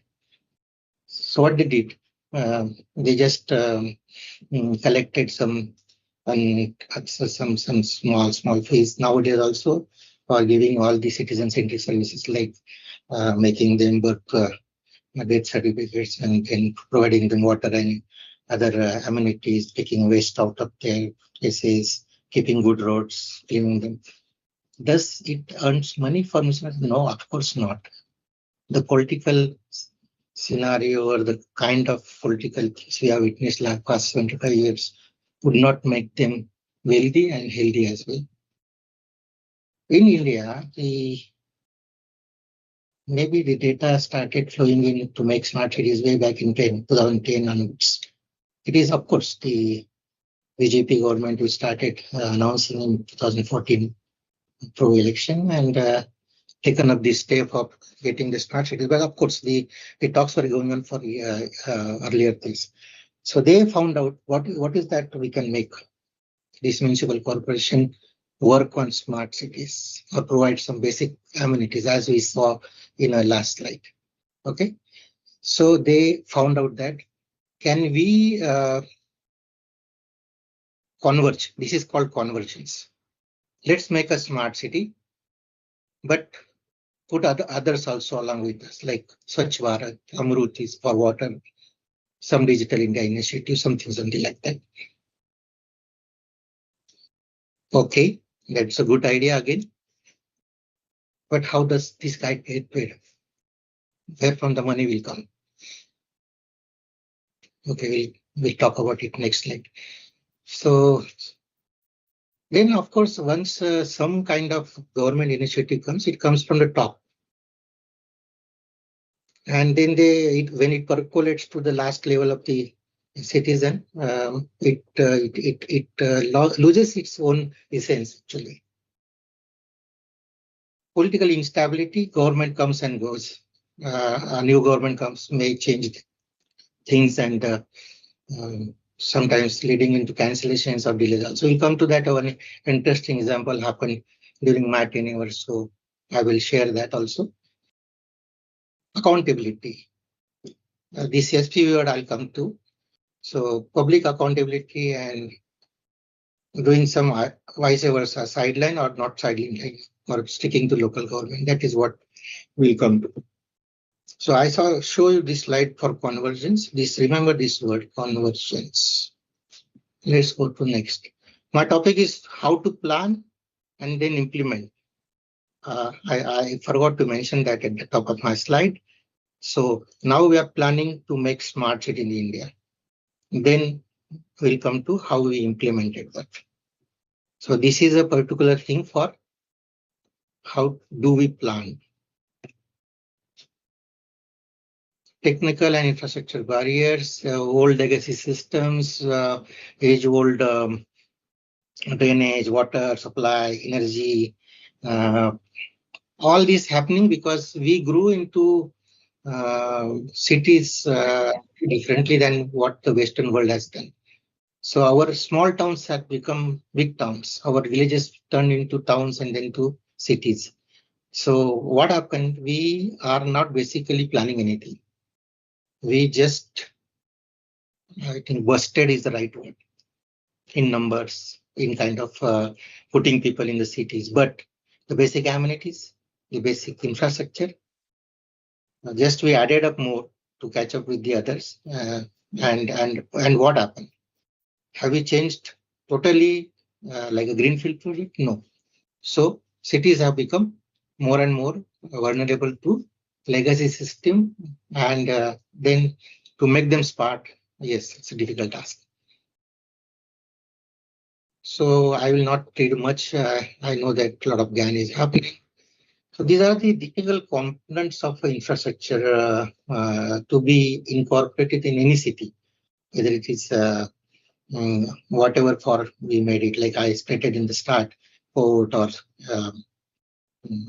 manufacturing units or industrial or whichever for real estate and other purpose. So definitely we have to have roads, power supply, storm water, potable water. We should have a solid waste management, and of course the city should be governed with ICT-SCADA because it is a need of hour that a lot of attacks, cyber attacks, kinds of various attacks which we have seen in some operation nowadays. So that has to be made awareness to the citizen to shut off the lights from their places or get some warning for the storm coming to their cities in coastal areas like that. So there are so many things to be done with the digital.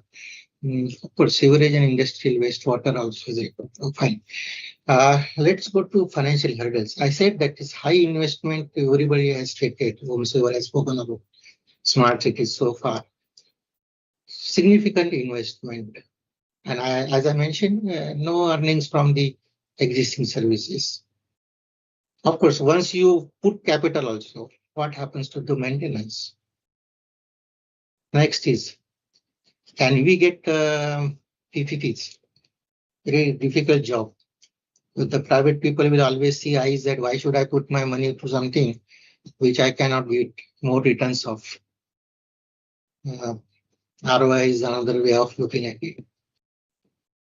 So these are the questions. Does this mean that we should not make any smart city?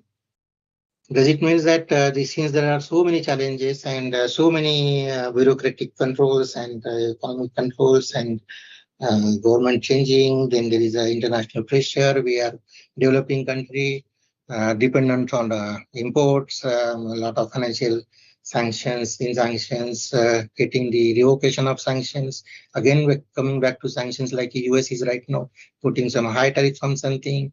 So there is a lot of international problems we have to face. And among that, can you not lead a good life? Yes, we need to. If we are poised to become a big economy, we are thinking that we should compete with the world and survive. That is the right word. So must infuse, increase our GDP, get more money. But we must showcase them. We are good citizens, having good city life also available. Let people come, invest, reap the benefit, give it back to us also. So all that is possible, and hence the things has to move forward. We cannot wait saying that, oh, some social issues will pop up, some people will not get benefit out of it. It is only for city people to get. Nothing like that. You cannot please everyone in the life. You have to contain something. Give something to all, but you cannot just focus on all the problems and then say that, oh, it's not possible, it's not go for it. It's not going to happen. We have to move forward. I am very positive. All the smart cities will come across one day. So moving forward, we need to have faster collaborations. We should find out solutions with needs for all community. We should have clear governance.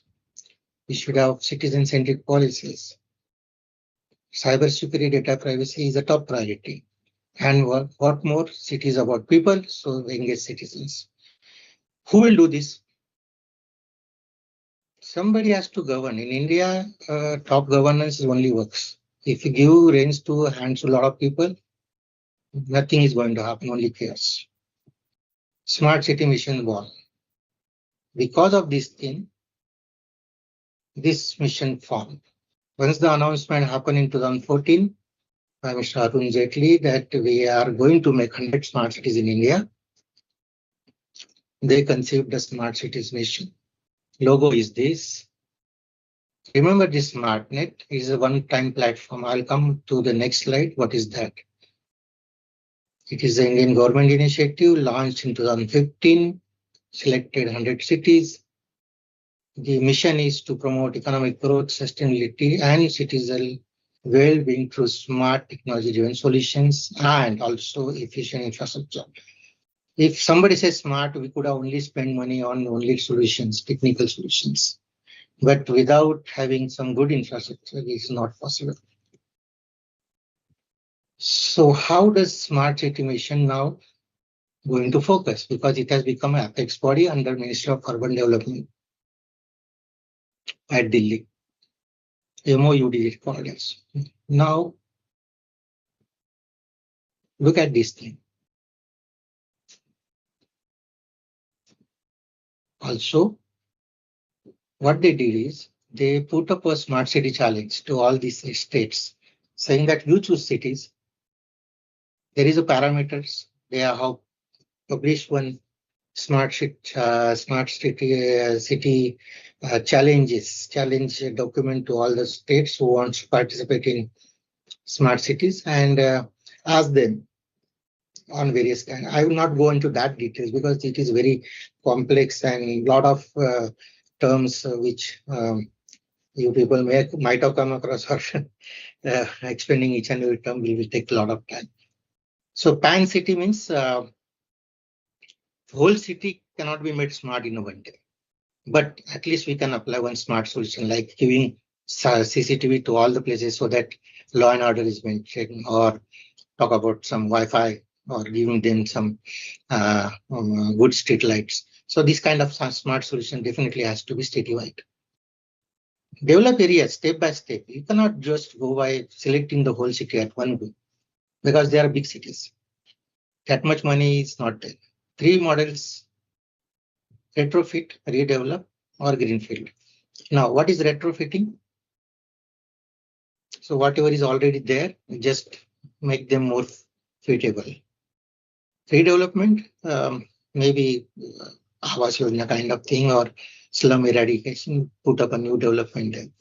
Greenfield, basically a barren land acquired, and we just make something out of it. So these two can be applied to brownfield. So there is a distinct difference between brownfield and greenfield. Brownfield is nothing but existing infrastructure, like our own city, Navi Mumbai, or Pune, or whichever. Greenfield is something like a Dholera city, which is in Gujarat, or you can think of. Of course, we had some 2 good smart cities earlier, not smart, but cities, planned one, like Chandigarh, Bhubaneswar, but they were not smart. So they are also taken into this consideration. This map depicts so many 100 cities. This one is here, this one is here. And I used to stay in Pune. Okay. They selected 20 in 2016.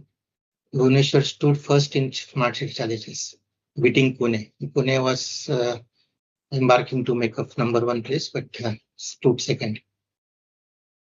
I am fortunate enough to lead Smart City Bhubaneswar as a first group. Definitely give me immense pleasure that I was part of this. But later on, I've shifted to Tirupati. God called me here, so I'll have to obey that. So I stayed in these 2 cities and worked there. This is one picture I picked up from the SmartNet. So you see the SmartNet cities mission dashboard. So this is, I loved it. So I made it like this. They started with some 62,000 as an investment, and then later on spent almost 1,50,000 crores. Oh, that's a great achievement. They made so many projects and it's already completed so much of outlay, while only fund was granted 70,000. So that shows that the guys made the utilization of smart city mission outlines and funds. These are the smart solutions mostly practice. ICC, that is the International Command and Control Center, they call it. This every city has, done with mobility, energy, and other things. We'll come to that. These are some of the agencies which work. AICTE is here, by the way, and They provided us some intern actually in way back in 2017. Niti Aayog framed some policies for us. Fit India, we arranged some marathons and hackathons, decathlons, kind of things. Invest India, they used to come for looking at smart city progresses. Digital India is another movement wherein a lot of digitization, like your lot of data is stored there and you can access that as an EU. It can't be done without the international presence and their know-how. So these are the international organizations. Keep on in some, I think safety is there because they designed some of the projects voluntarily. WRI, yeah, you just remember this name, Varkhedkar. These are people who work for toddlers and child-centric thing. These guys capture a lot of indices, which are performing indices for any smart city, and so on.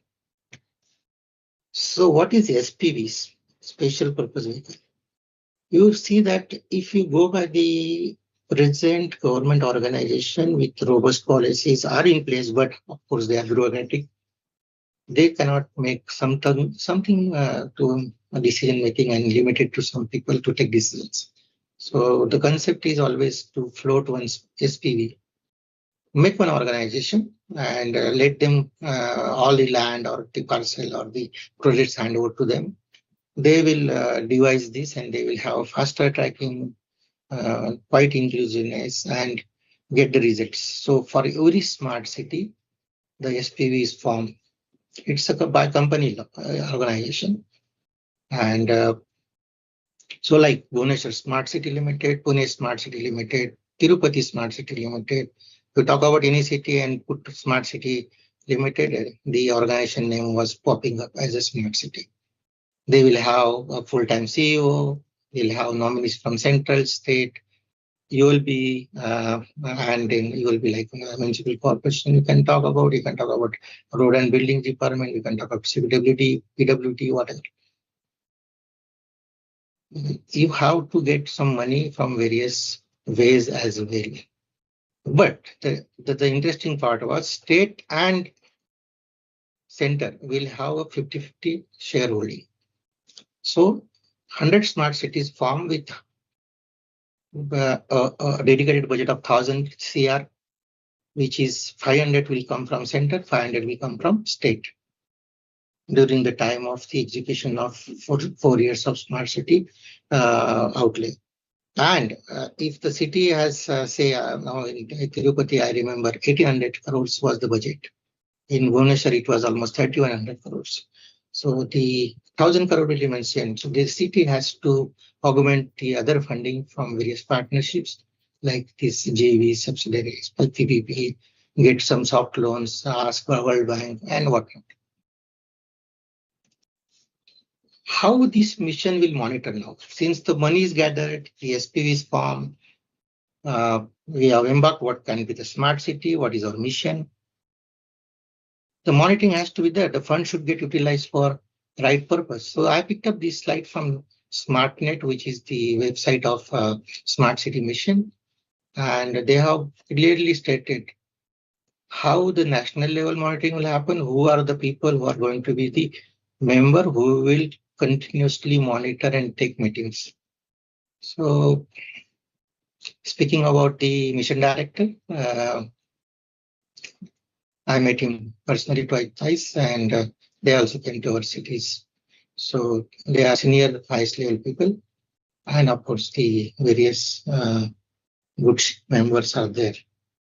So going to state level, who is going to be the finance, secretary, planning. You see why these names are coming. So it was a high level visibility from the government officials. It is not merely meant to be seen by a commissioner or a collector or junior highest level doing at city level. No, it has a very high level visibility. So even the ministries, Mr. Hardeep Singh Puri, We used to take a regular stock of things. Talk about the city level. Of course, city level, you have to have some forum formed. So I'll say in Tirupati, we had citizen forum. In Bhubaneswar, we have another forums. And these advisory forums also formed. So we have regular meetings, hundreds of meetings happen. There were various platforms made available for citizens to react upon: Instagram, Telegrams, WhatsApp, talk about the internet, YouTube people, and propagate very well what are we are going to do, what are we are seeking the suggestions for at every level. So citizens partnership and centric issues require that kind of feedback. Otherwise, you can't perform. You don't know whether you are doing the right thing. And one fine day, the media will cry on you that you are going in the wrong way. So we have to be very careful about it. What we send messages, we have reflections on various fraternity. The people over there are highly precious, should not get wrong messages. All that has to be taken care of. How SCM monitored implementation?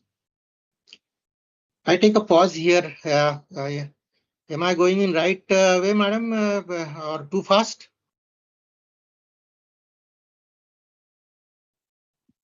No, Am I sir. right? Yes, you Huh? are going in the good pace, sir. Okay. I hope I'm able to part something here. Yes, sir. Okay, thank you. If I'm getting directionless, please bring me back to the okay. Sure, sir. Sure, sir. Okay. So body like NIUA is urban affairs body having a lot of esteemed architects sitting there, town planners. SPA is that is the planning architectural institutions of Ahmedabad, Delhi, and various places. They are part of this body. PMU is actually a program monitoring unit or project monitoring unit. Now there's every government initiative, right from almost 20 years back, 25 years back, we are seeing that the consultants are. Yes, please. Somebody wants to say something.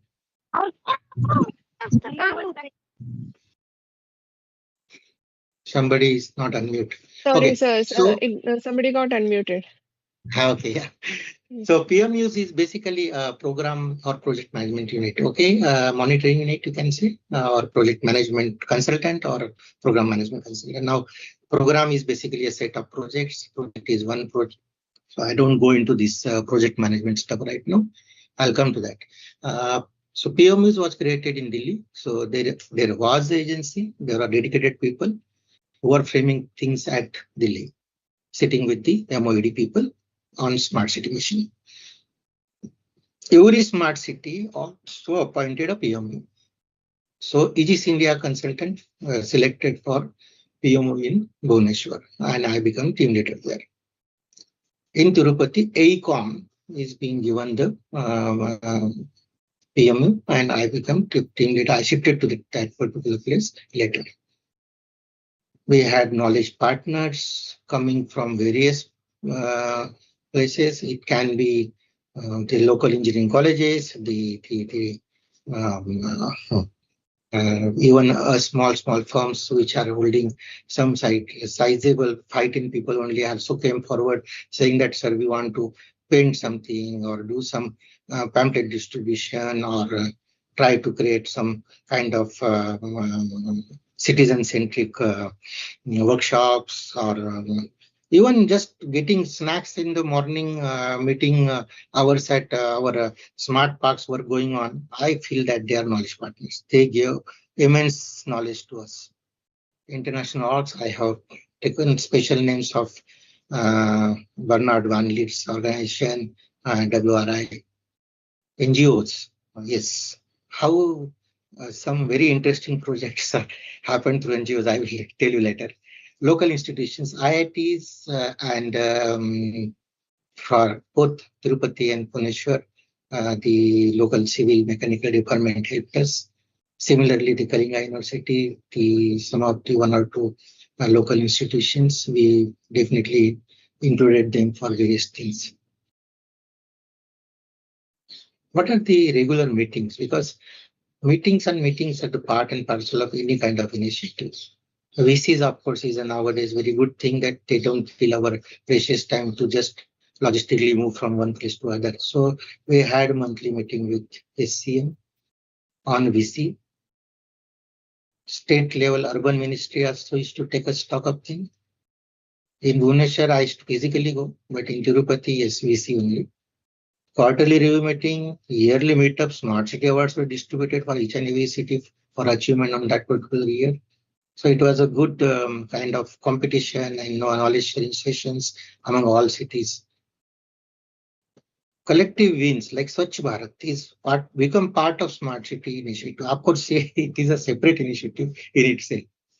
And mostly the workers and the municipal corporation workers specifically, they are involved and we're not controlled directly by us.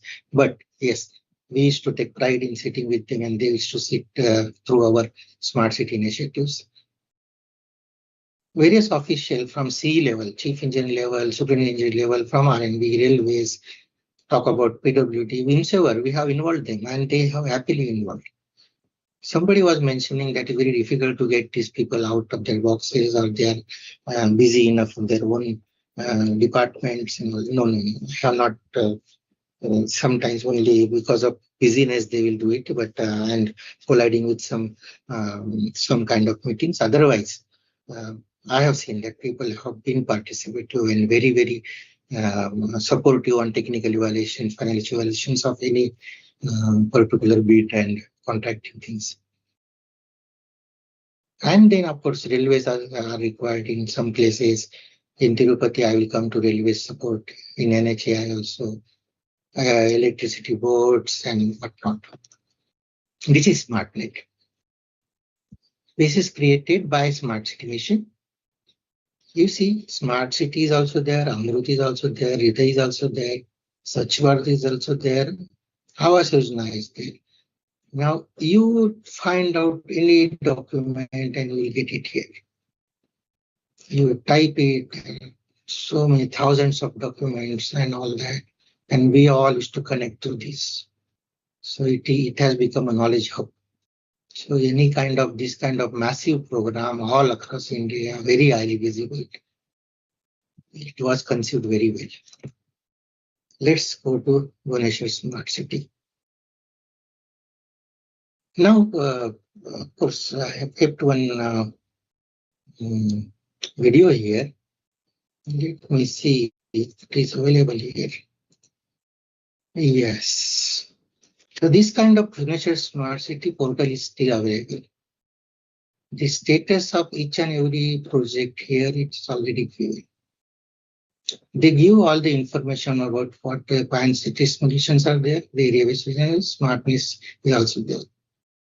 Definitely the government changes, the name changes here, but the very iconic projects are all earmarked here. We can go to any park, see no more, go into the street, go into some buildings, and you can see a lot of tenders also right now. This meeting is going on for hiring of vehicles. So this further than the smart city, now projects are over. The mission still continues. The smart city people has to keep on doing their best for the O&M and the next 10 years to catch up with the other things. Okay, so this is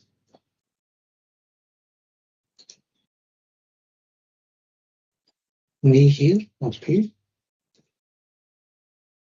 Coming to the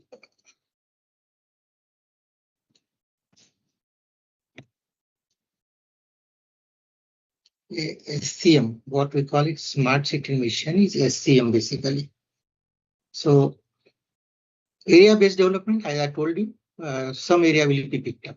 You can't do 100% whole city, but there will be some pan city things. So in Bhubaneswar, there was 985 acres of area was selected and they called it as a Bhubaneswar Town District, BTC. Then they have some pan city technological innovation and you have to construct one intelligent city operation and management. See, these municipal buildings lack a lot of infrastructure, not proper sitting. There's old buildings. They don't have much to do from getting the wires inside. Even they don't have proper stacking places for good their files. Forget about others. So we need to have something new.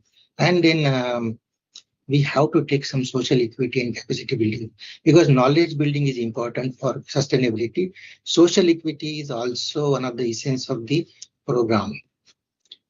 This particular 985 acres of Bhubaneswar Central District, this is a smart Janpat, a very big, huge road, and then besides the development. So this is a earth photo, and then some of the area of that. I wouldn't go into this. My program management consultant name is coming in. I forgot name. You forgot name me. Okay, correct. Okay. In a fan city, you have to have a traffic management, parking management, emergency response. We thought of introducing a common payment card in this building. So what there has to be a theme. This particular Bhubaneswar won the first prize in place in smart city contest or challenges contest among the so many states participating.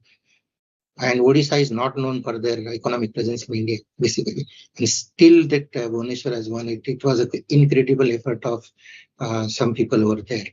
And what they conceived very well, that what is the strategic pillar on which this smart city development in Bhubaneswar will be based on? What are the strategies? We should have mobility, urban farms, think about basics also, but livable city, child-friendly city, these are the themes, vision for that. This changes a lot. I'm telling you, the roads means rapid transport. Street means you are actually doing 180 degree. Street is for people. The vehicle comes secondary. First come the pedestrian. So like that, if you change the names here, the vision also changes, the city also changes. Believe me, we have witnessed that. Then 30 city goals, we have said what is going to be there. For example, provide this electricity. 100%, 21%. What will happen? It will generate into some kind of project. So these are the projects. City Wi-Fi project, operations and command center. We have to look at housing project, social equity project. Swabhiman is nothing but kind of generating employment opportunities. So these are all the appealing things for citizens. It's not only that.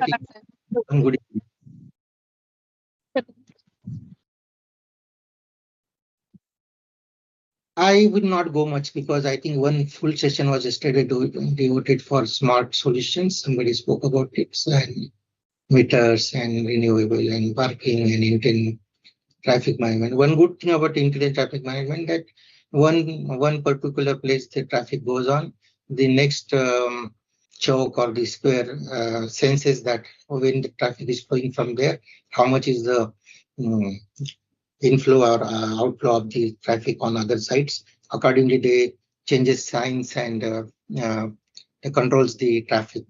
Instead of giving a very time limited green red light area, they senses what is the waiting time for each and people, and then accordingly changes things. That is a good sign of intelligent traffic management system. Another depiction of the dashboard which should contain for the information to all for some meetings and other thing. So we used to capture everything here, and we have made so many KPIs. KPIs, key performance indicators. You have to make some smart boards like how much showing what is the temperature of city today, what is the various pollution levels, air pollution, other pollution. So there are many things came up. If you go into one by one, it's one session required. We have a PowerPoint presentation for Bhubaneswar Smart City, which we prepared in somewhere in 2017. I think I can show you that quickly, not too much in details. Okay. So, yeah. This is kind of profile we made. How many? I'll make it bigger. So, what is the people? How many people stay there? And what is the smart district profile? Can be who are the people there? What is the acreage? How many are gender specific people? What are the needs? All that is captured. We have two nice projects here. One is Smart Janpat and one Socially Smart Bhubaneswar. So this Janpat is one of the artery of that particular Bhubaneswar. And it is a very wide road with almost 45 meters as a ROW. And it was quite a nice thing to take up this project from 5.5 kilometers from here to there, 5.8, sorry. And these are the depiction of that particular area-based development, and we want this housing redevelopment to happen. One lake is there in between, so we beautified this. It's nice lake actually, cutting across. And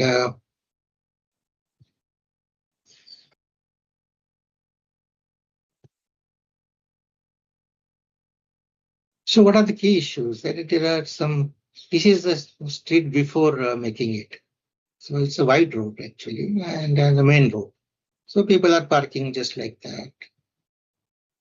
There are a lot of unused spaces, but there are hurdles in between, so people are not taking advantage of this. So like that, we found out so many issues. So this is this. Pedestrian, how can they walk? Because there is no dedicated place for them. Forget about bicycle. So we made a cross section, studying everything, added the things which are required for various utilities. So I think you all are well aware of this kind of diagrams. Of course, with a nice software, we can have nice things also. Can they really happen? I was questioning myself when it was designed. Can we really have people doing using this bicycle route and all that?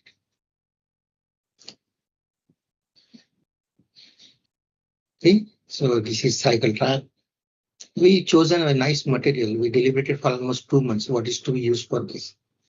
And this is really nice. Click and I'm feeling so good about it.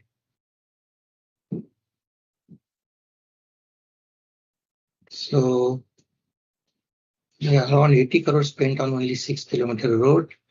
Started, and this is old slide, so don't think of that. That road was made and also made operational within 2-3 years actually, before Corona. We took up some social equity center and integrated public. So public service center, basically, you want to make Aadhaar card, you can go to this place or something. And social equity is basically wherein take example of area of this much size requiring so many laborers coming to work. So much time the work will be going on for digging, taking something, concreting, whatnot. Where these guys will come from, where they will stay, can they make a use of some good things? So we all thought about that also. So Shanti Agar Yojana, Awas Yojana is also developed at times so that people get a shelter to stay. We made one building for socially, wherein the people were housed there for various purposes who are floating population. You see, rental accommodation 200 beds, R center, 50 beds were there given for people to stay there, something like that. And then also for homeless people and all the things. Temporary rental accommodation for construction workers. Nobody thought of this. They are very innovative projects. Believe me, Smart City bought a lot of things. Some people sees it by eyes. Some people don't know also what is going on in the background. Okay.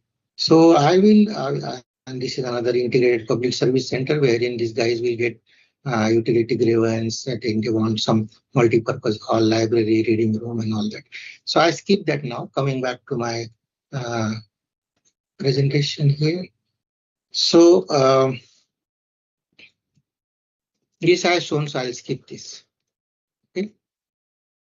So this is the visualization of what we thought of and what will happen. This is what has happened. Complete street. This really becomes white. This is intervention has come. We made some greeneries, put some greeneries in between also. This picture I picked up because I can show you that yes, we did made a street for the bikes, or they are called bikes is the right word actually. Bicycle is not the right word. So these are the bicycles standing and putting up due to Corona. Okay. So smart city cycle are seen deserted, but they are just not having people. So the city was for people. Corona made us really deserted during those horrible times. But you can see a very nice visualization what we did, sitting places, good greenery, getting a cycle track, walking street, pedestrian, parking areas. These are parking areas made out of only tiles. Another one, we wanted the ICOMC, that is the Municipal Corporation Building housing the Command and Control Center, which watches all the CCTVs and various other police also, and everybody, including EB, Electricity Board, water supply, each and every department of participation in a command center. So this building was conceived and this is already operational. This is operational photograph. We did some good homework for multi-parking, but it has come in a somewhat different form. But it has been done. There are various reasons for implementation. What is the process? Okay, if I may say, what is the process? I mean, see how these buildings came to shape. It doesn't come out just like that on paper. So we make DPRs. This is very with the participation of a lot of engineers, architects, planners, lawyers, and there are many other people from various fraternities. They join hands together. I used to drive a team of 28, 30 plus people at my office, and also some 10, 15 people working at different places remotely. So this DPR then taken into various forums for review, administration approvals, and etc. Of course, the TCL, the board, the Smart City Board, has to be always taken into consideration. They will have regular reviews, regular meetings. Like that, the ministry, the departments, the technical evaluation, all that should happen for DPR. After that is approved, you have to make one request for proposal or tender. Popular form of contracting is item rate tender, but in smart cities we utilize very robustly RFP. Let people tell us that what can they bring as a proposal rather than only dictating them that you make this. Sometimes it turned out very nicely. Taking a cue from what we want, they actually value added that. So I have made at least 150 DPRs and most than 56 projects conceived during various times, and we have implemented so many projects. Some have been sailed through, some have been failured also, some have been altered also, some are cancelled also. That is a part and parcel of any process. Bid process. To bring contractor on board, we have to go through the advertisements on e-procurement portal. From there, the people will download the documents tender, they will prepare tender, they will have pre-bid meetings, they will come with suggestions. If suggestions are good enough, we'll issue the corrigendums, the addendums. Then I don't know this word, some people will hear it, some people will not. Don't bother about it. But just I'm trying to tell you what a bid process happens through. And then in a 120 days of cycle, we finally select a contract. And that contractor is awarded a contract document is signed. And depending upon the timelines we have situated there, they will implement. We'll have our guys dedicatedly placed there for the various quality control checks, the implementation strategies, utilize all kinds of project management techniques, review techniques, and Then the project is handed over to O&M. I think pretty clear in a very single slide I made it. Lessons learned for this particular Bhubaneswar thing? Yes, we do expedite admin and verified factors delay. So there was no question of much hurdles and delays. Contrary to people feel that the governments are slow. No, they work fast also. But the government process of tendering, the way they tender, the way they prepare documentation, filing techniques, and all that remains whatever is robust. They don't want to tell you because there are various mechanisms to control them. The audits are there, the central vigilance are there, the various forums committees are there. So they are answerable, public forum, public money. So they don't want to divulge like a private people I worked with. That is not going to happen government. So we have to be patient for certain things. RFP, better form of quick process. I learned, I am practicing right now also. Stakeholders are too fragile. Yes. The ruling government is your positive stakeholder. The opponents are the negative stakeholder. So they are multidimensional. But when they come to power, they become the positive, the other become negative. So it's like Tom Jerry game. Citizen participation is a key.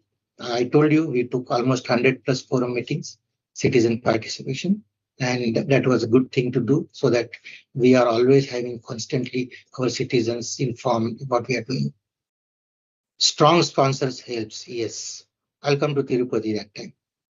Then institutional support from IIT, Kalinga, few schools. This is all about Bhubaneswar. I go to next, Tirupati Smart City, wherein I joined afterwards. I could have easily placed my Tirupati Balaji's photo here, okay? He's always there with us, but I particularly thought this sports thing, Young India, is one of the key area we developed in the heart of city. That should take a prominence. There is a Bing video there. Let us go there. I'm on right time. Yes, I think so. Half an hour. It's good enough time for us. But I try to wind up in 20 minutes or 10 minutes. We can interact, or more than that if you have to. So if I'm going to this place, this Bing videos is there. Let's go and play this.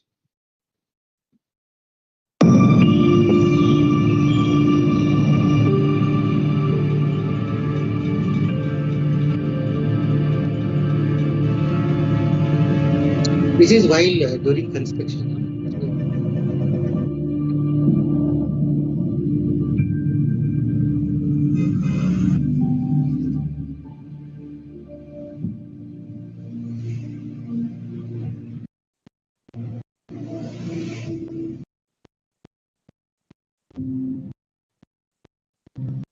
You see railway in between. That is why I said this is a bus depot. This is a big elevated corridor. What was going on there? Then these are small multiplexes. Model, of course, the Risharam is there.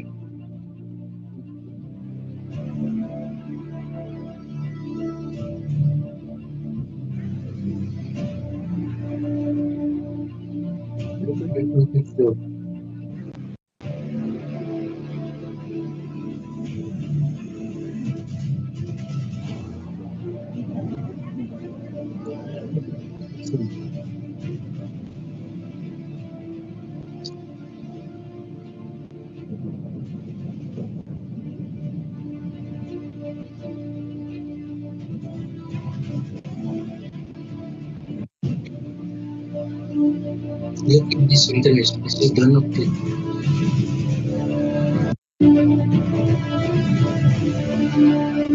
This is the entrance to Tirupati Balaji.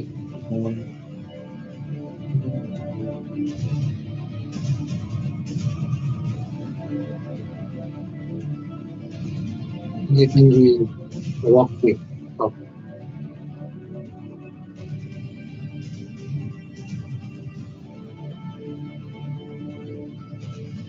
Let's see. This is what is created at the end.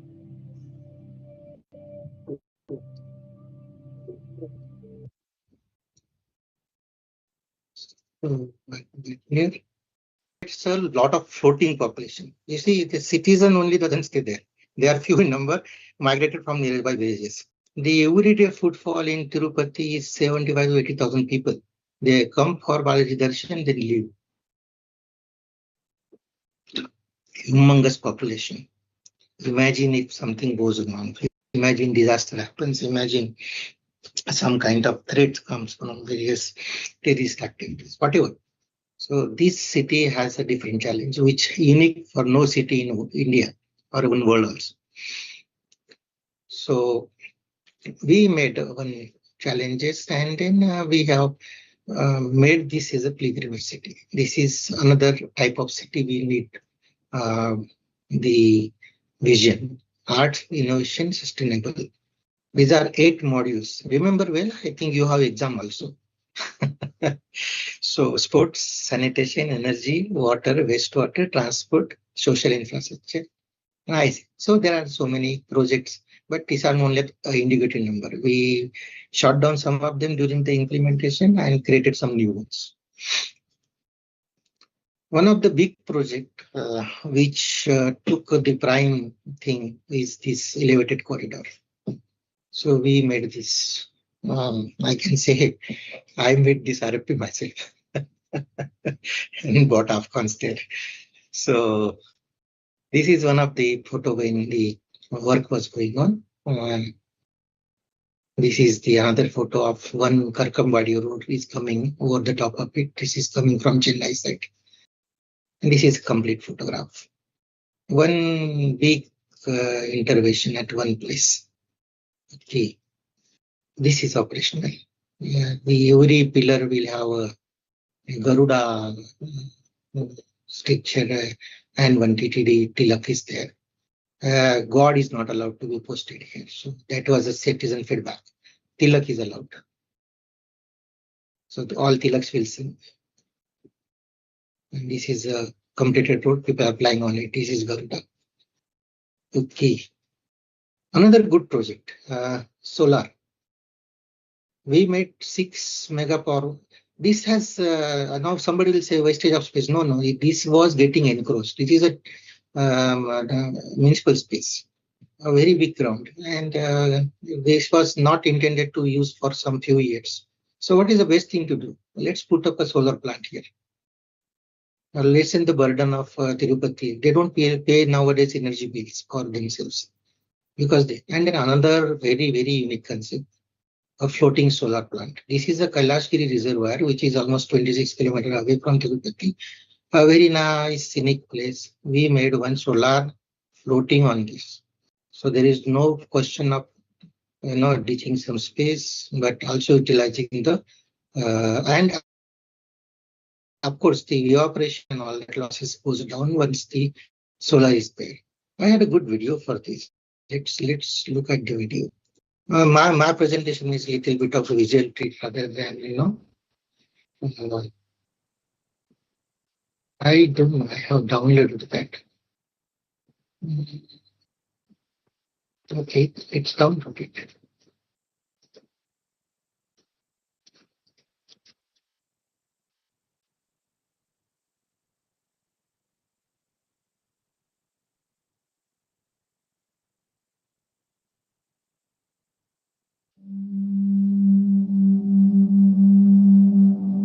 Let's take this and let's go to the solar plant. The interesting part is we have even utilized the current school also, getting the rooftop like that. This is good one. We create one floating solar plant on the Kailashgiri reservoir. I walked on this myself. Not so easy to walk on this.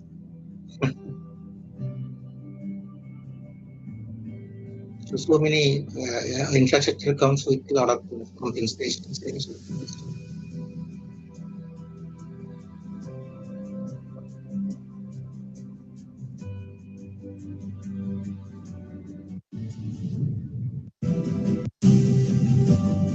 There's no government buildings we made over the roof. So we saved on electricity. I got for it was land which we made to use instead of getting the encroached one. So all these statistics and all that, I'll not go there. Come back to our presentation. Stop this.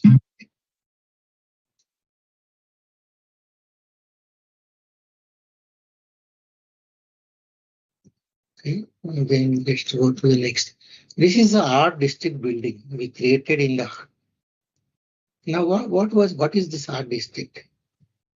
They have convention centers, they have marriage halls, they have some community halls, they have all the facilities. Why require this? So I have prepared this file. Let's go there also.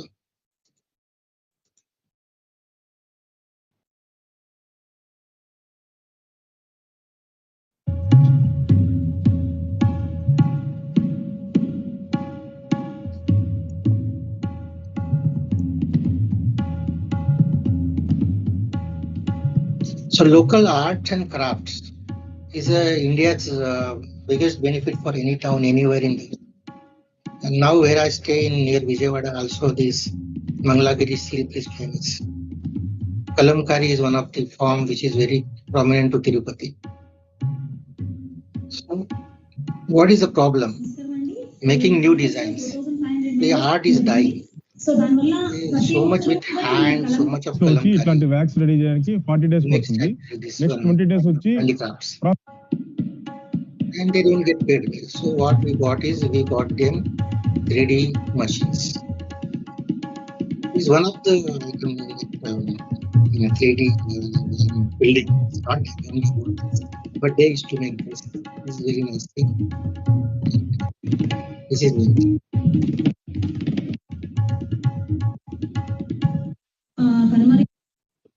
Then for this kalamkari also we did something. See, we are doing this. Is unsaved.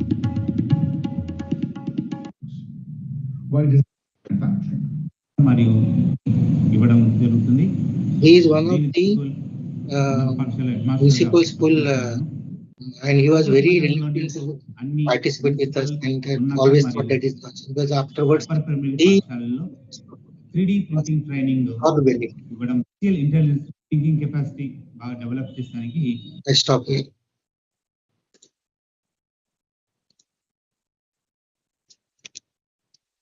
This was conceived and given. I think it is built up. I don't have a built up photo now. MLCP. This is the nice iconic thing for Tirupati Municipal Corporation. Work under progress. Now, what happened, I'll tell you. The challenges and lessons learned. At that time, I'll speak about this. This is such a nice, beautiful Tirupati Corporation. Well conceived. We did sports facilities. This is kind of nice Olympics kind of swimming pool we have retrofitted. I will skip this particular video of what is the facility for biosegregator or solid waste management. I am sure that you have heard a lot about this thing and no need to reintroduce you, but we have finished this project as a part of waste management. Another nice project is underground electrification. See this kind of janjal, the complex thing, all open, very fatal, some kind of accidents prone thing. We introduced various things so that this becomes line free. See, look at this thing. Open, in kachra and all that. This is a CSS, compact substation. Very nicely done. Eating less space. Same tree, something. Park. This is a 11-acre park. Very huge. Hardly you get this kind of parks in any city. It's called Prakashan Park. So, these are the challenges. Then we have said that these challenges not available, this particular is available. What is not required also we mentioned, and accordingly we designed the park. New Zealand kind of sitting here so that they can perform here. It goes like sitting on a very green spaces. There is a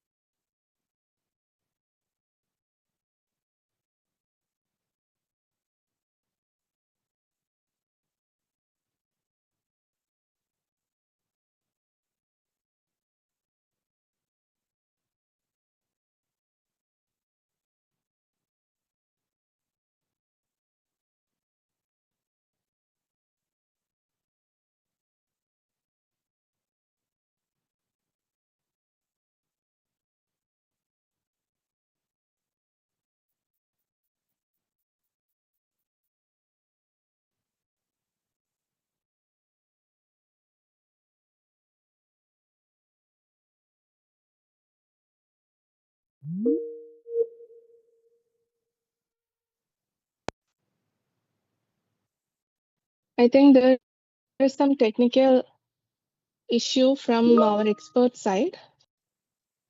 So we will just wait for a few more minutes till he joins.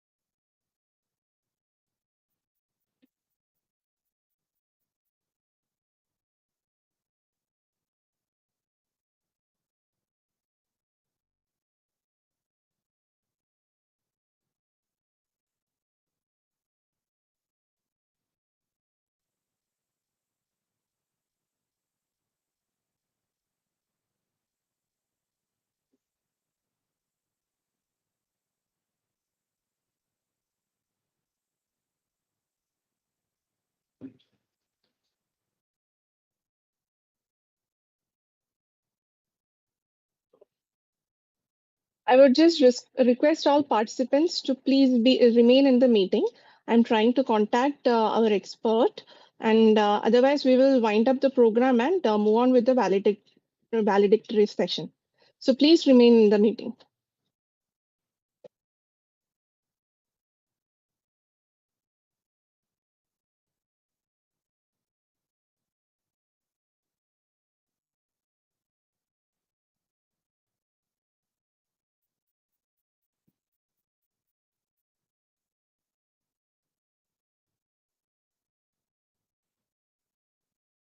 Can you see me? So 1 second, I will just put you in spotlight.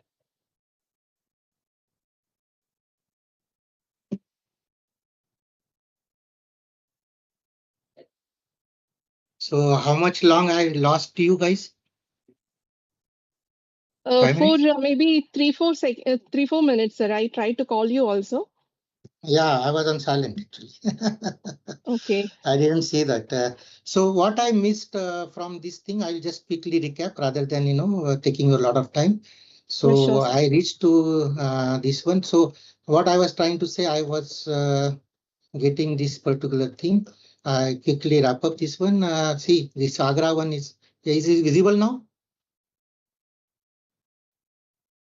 Is it visible? No, sir. No, sir.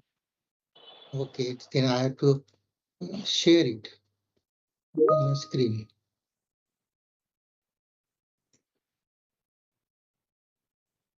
Can you? Yes, sir. Okay. So you see, the smart city is not only about the current smart cities or whatever. So that is a misconception. New cities are getting formed with various formats, as I said. Industrial smart cities are already going on. Shendra, Bitkin near Aurangabad is already example of smart cities. Dholera is there. GIFT City is Ahmedabad, and there are many manufacturing facilities also smart cities. Business smart city is also there, and in smart suburb also can be smart city. Palava, all Mumbai people might have heard of it. They are coming up well in 4,000 acres, I believe. This is Dholera. It is already happening, and they have got now good people. Corona has made everybody delayed little bit.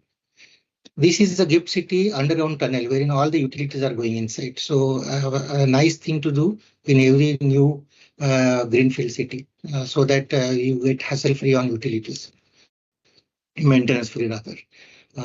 Cooling plant at one place. This is the place I am working now on making this 2,600 acres a smart industrial place. This is coming up. I am leading this now. Amaravati Smart City, we are also SJ Surbana Jurong is doing the program management consultant. 153 projects are currently on. This is a massive project with 50,000 crores at least on stake, and to be completed in 3 years. Huge investment. It looks very beautiful. I come back to the original picture. I said that I'll revisit that. Can we imagine this kind of course, we cannot think about this building. They are just a structure, but the kind of development here, I believe Amravati is really poised to bring some of the. So we will create some good projects going forward. As Stephen Covey says, strength lies in differences, not in similarities. We should not replicate Western and blindly say that we are lagging this. We create our own. I open to the forum for any questions. Thanks. Participants, if you have any doubts, then unmute yourself and ask to expert.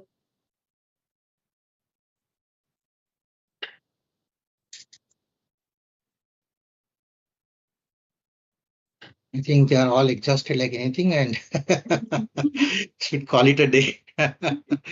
Okay. Thank you so much for your valuable time. Sorry for losing that 3-4 minutes in between because of the power loss. Because today I am at home, so if had it in office, they have immediate generative power. Thank you, sir. On behalf of Bharati Vidyapeeth Institute of Technology, I take this opportunity to extend our heartfelt gratitude to our distinguished resource person, Mr. Rajendra Raut, sir, for his insightful and enriching session today. With his 32 years of rich experience in project and program management across smart cities, infrastructure, and IT, he has shared not just knowledge but also practical wisdom that will truly guide us in our academic and professional journey. Once again, thank you, sir, for inspiring us with your vast experience and perspectives. Thank you, so sir. much, all of you. Thank you, sir. Thank you so much.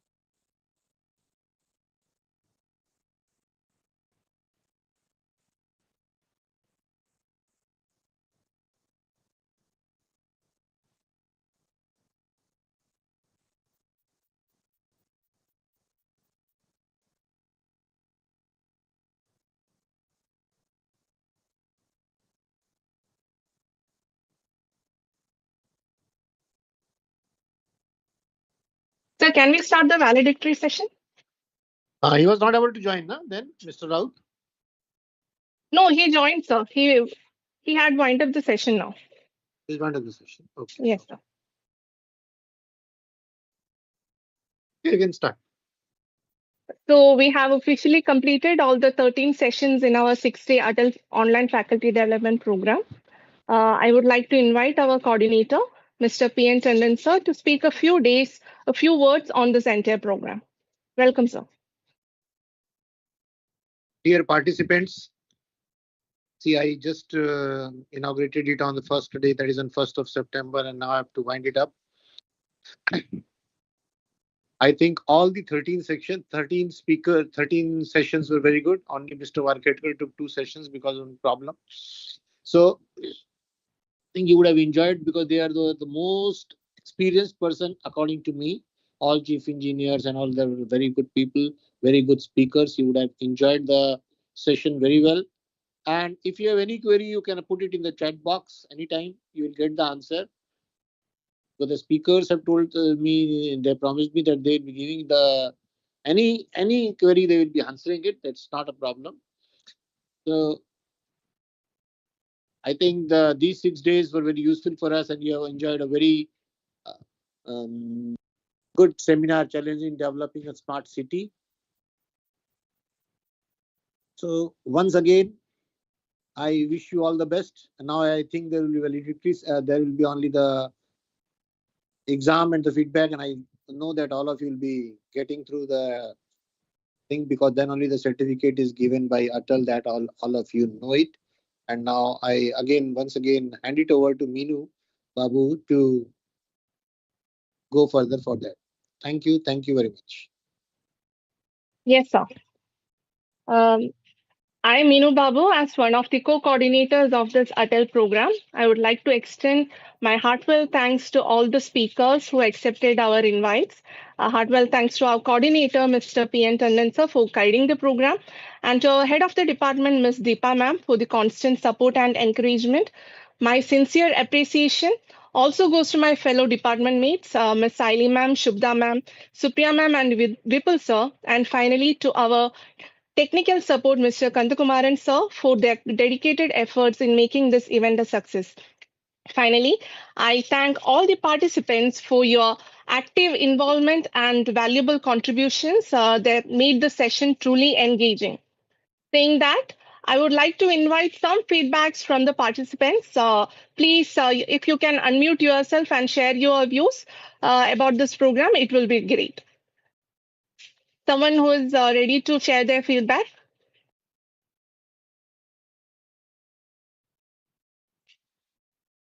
At least 2 to 3 participants should. give their feedback.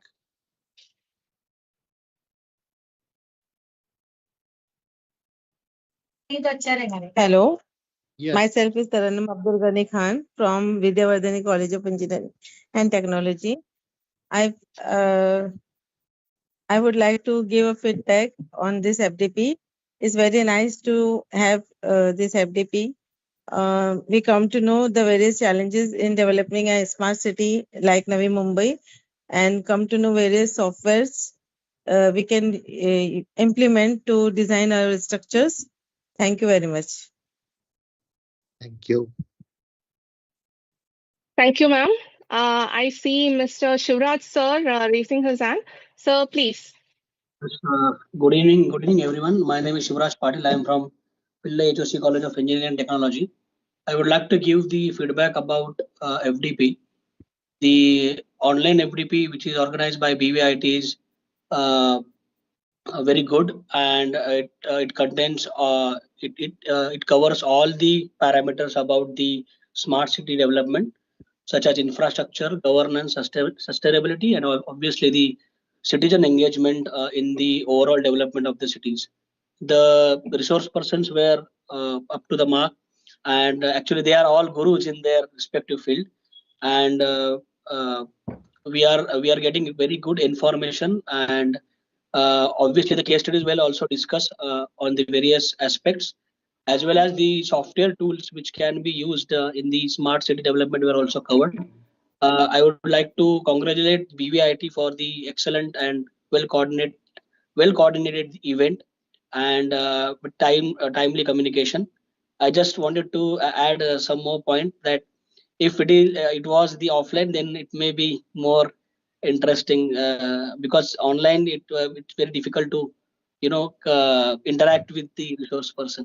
So I would like to request if for the next time, if it is possible to go offline, then it will be a better option. Thank you very much. We'll try. Thank you. Thank you, sir. Thank you so much for the feedback. I also saw Miss Pranjali ma'am raising her hand. So, ma'am, if you could please switch on your video and give the feedback, it will be great.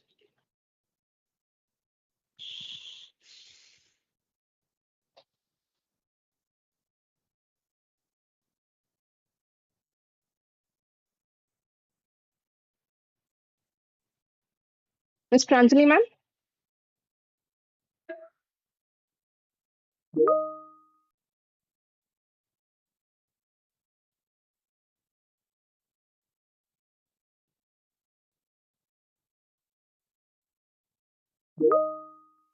Ma'am, you can unmute from your side. Mic is off.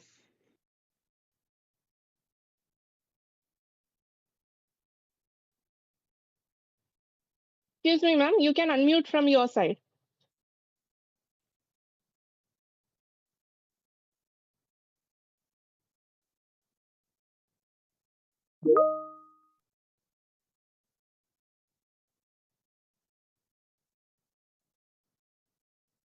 Ask someone else otherwise. If anyone else is interested, please go ahead and share your feedback.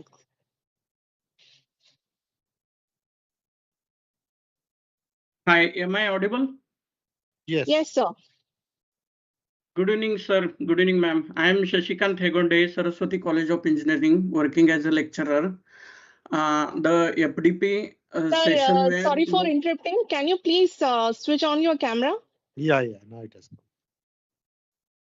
I tried, it's not working. Then the camera will be working, sir. Just. No, Okay. there is Can you some... try again, sir, please?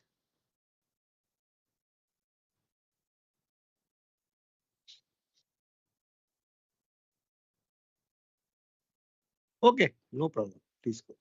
Okay, sir, then you can just go ahead. Yes. The mic. Yeah. Am I audible? Yes. Yes, sir.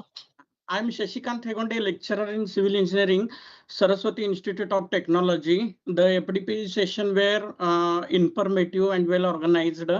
All the resources, person, and shared valuable knowledge on smart city development, sustainability, and modern technology.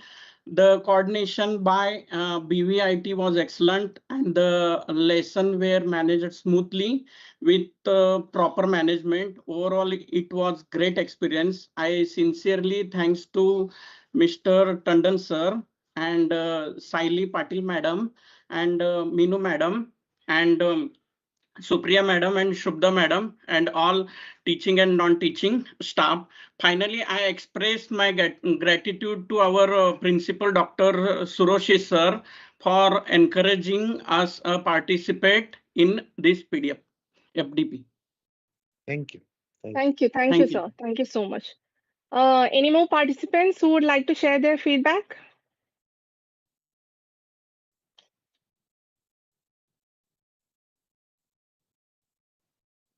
Okay, so thank you so much, all the participants who have shared their valuable thoughts. Now, let's all turn on our cameras and take a group selfie. Since this is the last time we will all be meeting together like this. So if you will please turn on your cameras and I will take a quick screenshot. Please go ahead, everyone, please.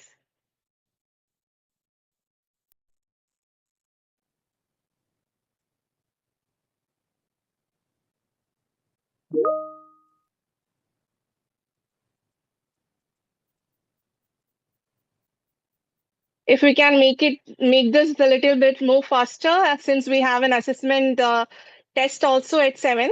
So, yes.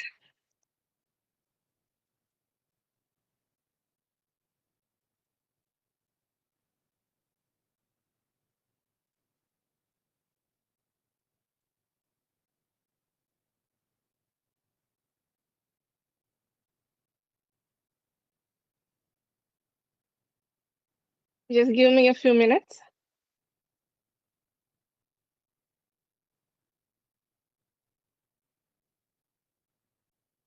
Please switch on your cameras, please. There's still many more to switch on their videos. Saili Patil is looking without camera. There are many persons are without. Tell them to switch their cameras.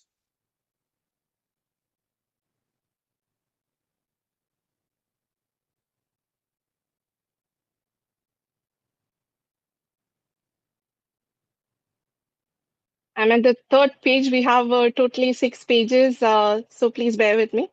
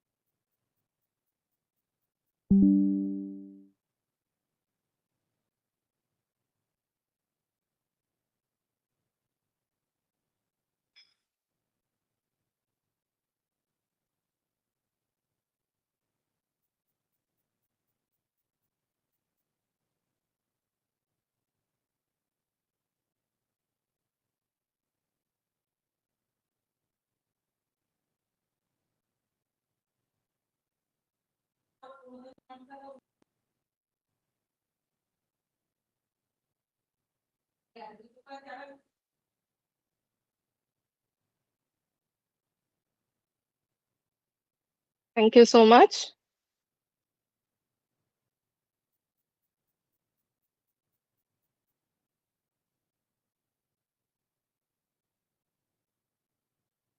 Thank you so much, everyone.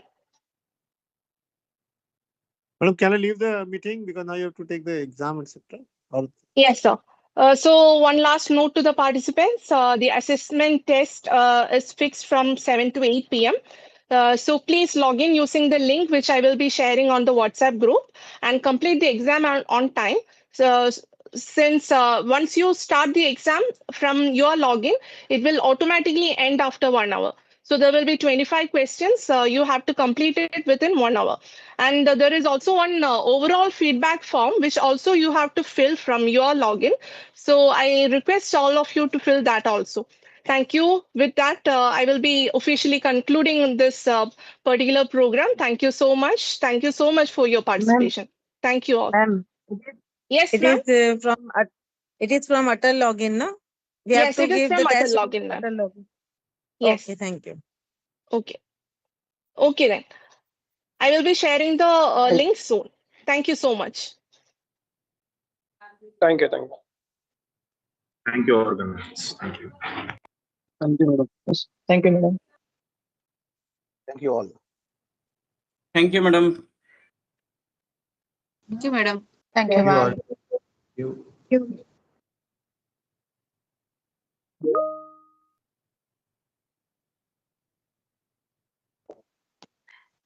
Thank you, madam.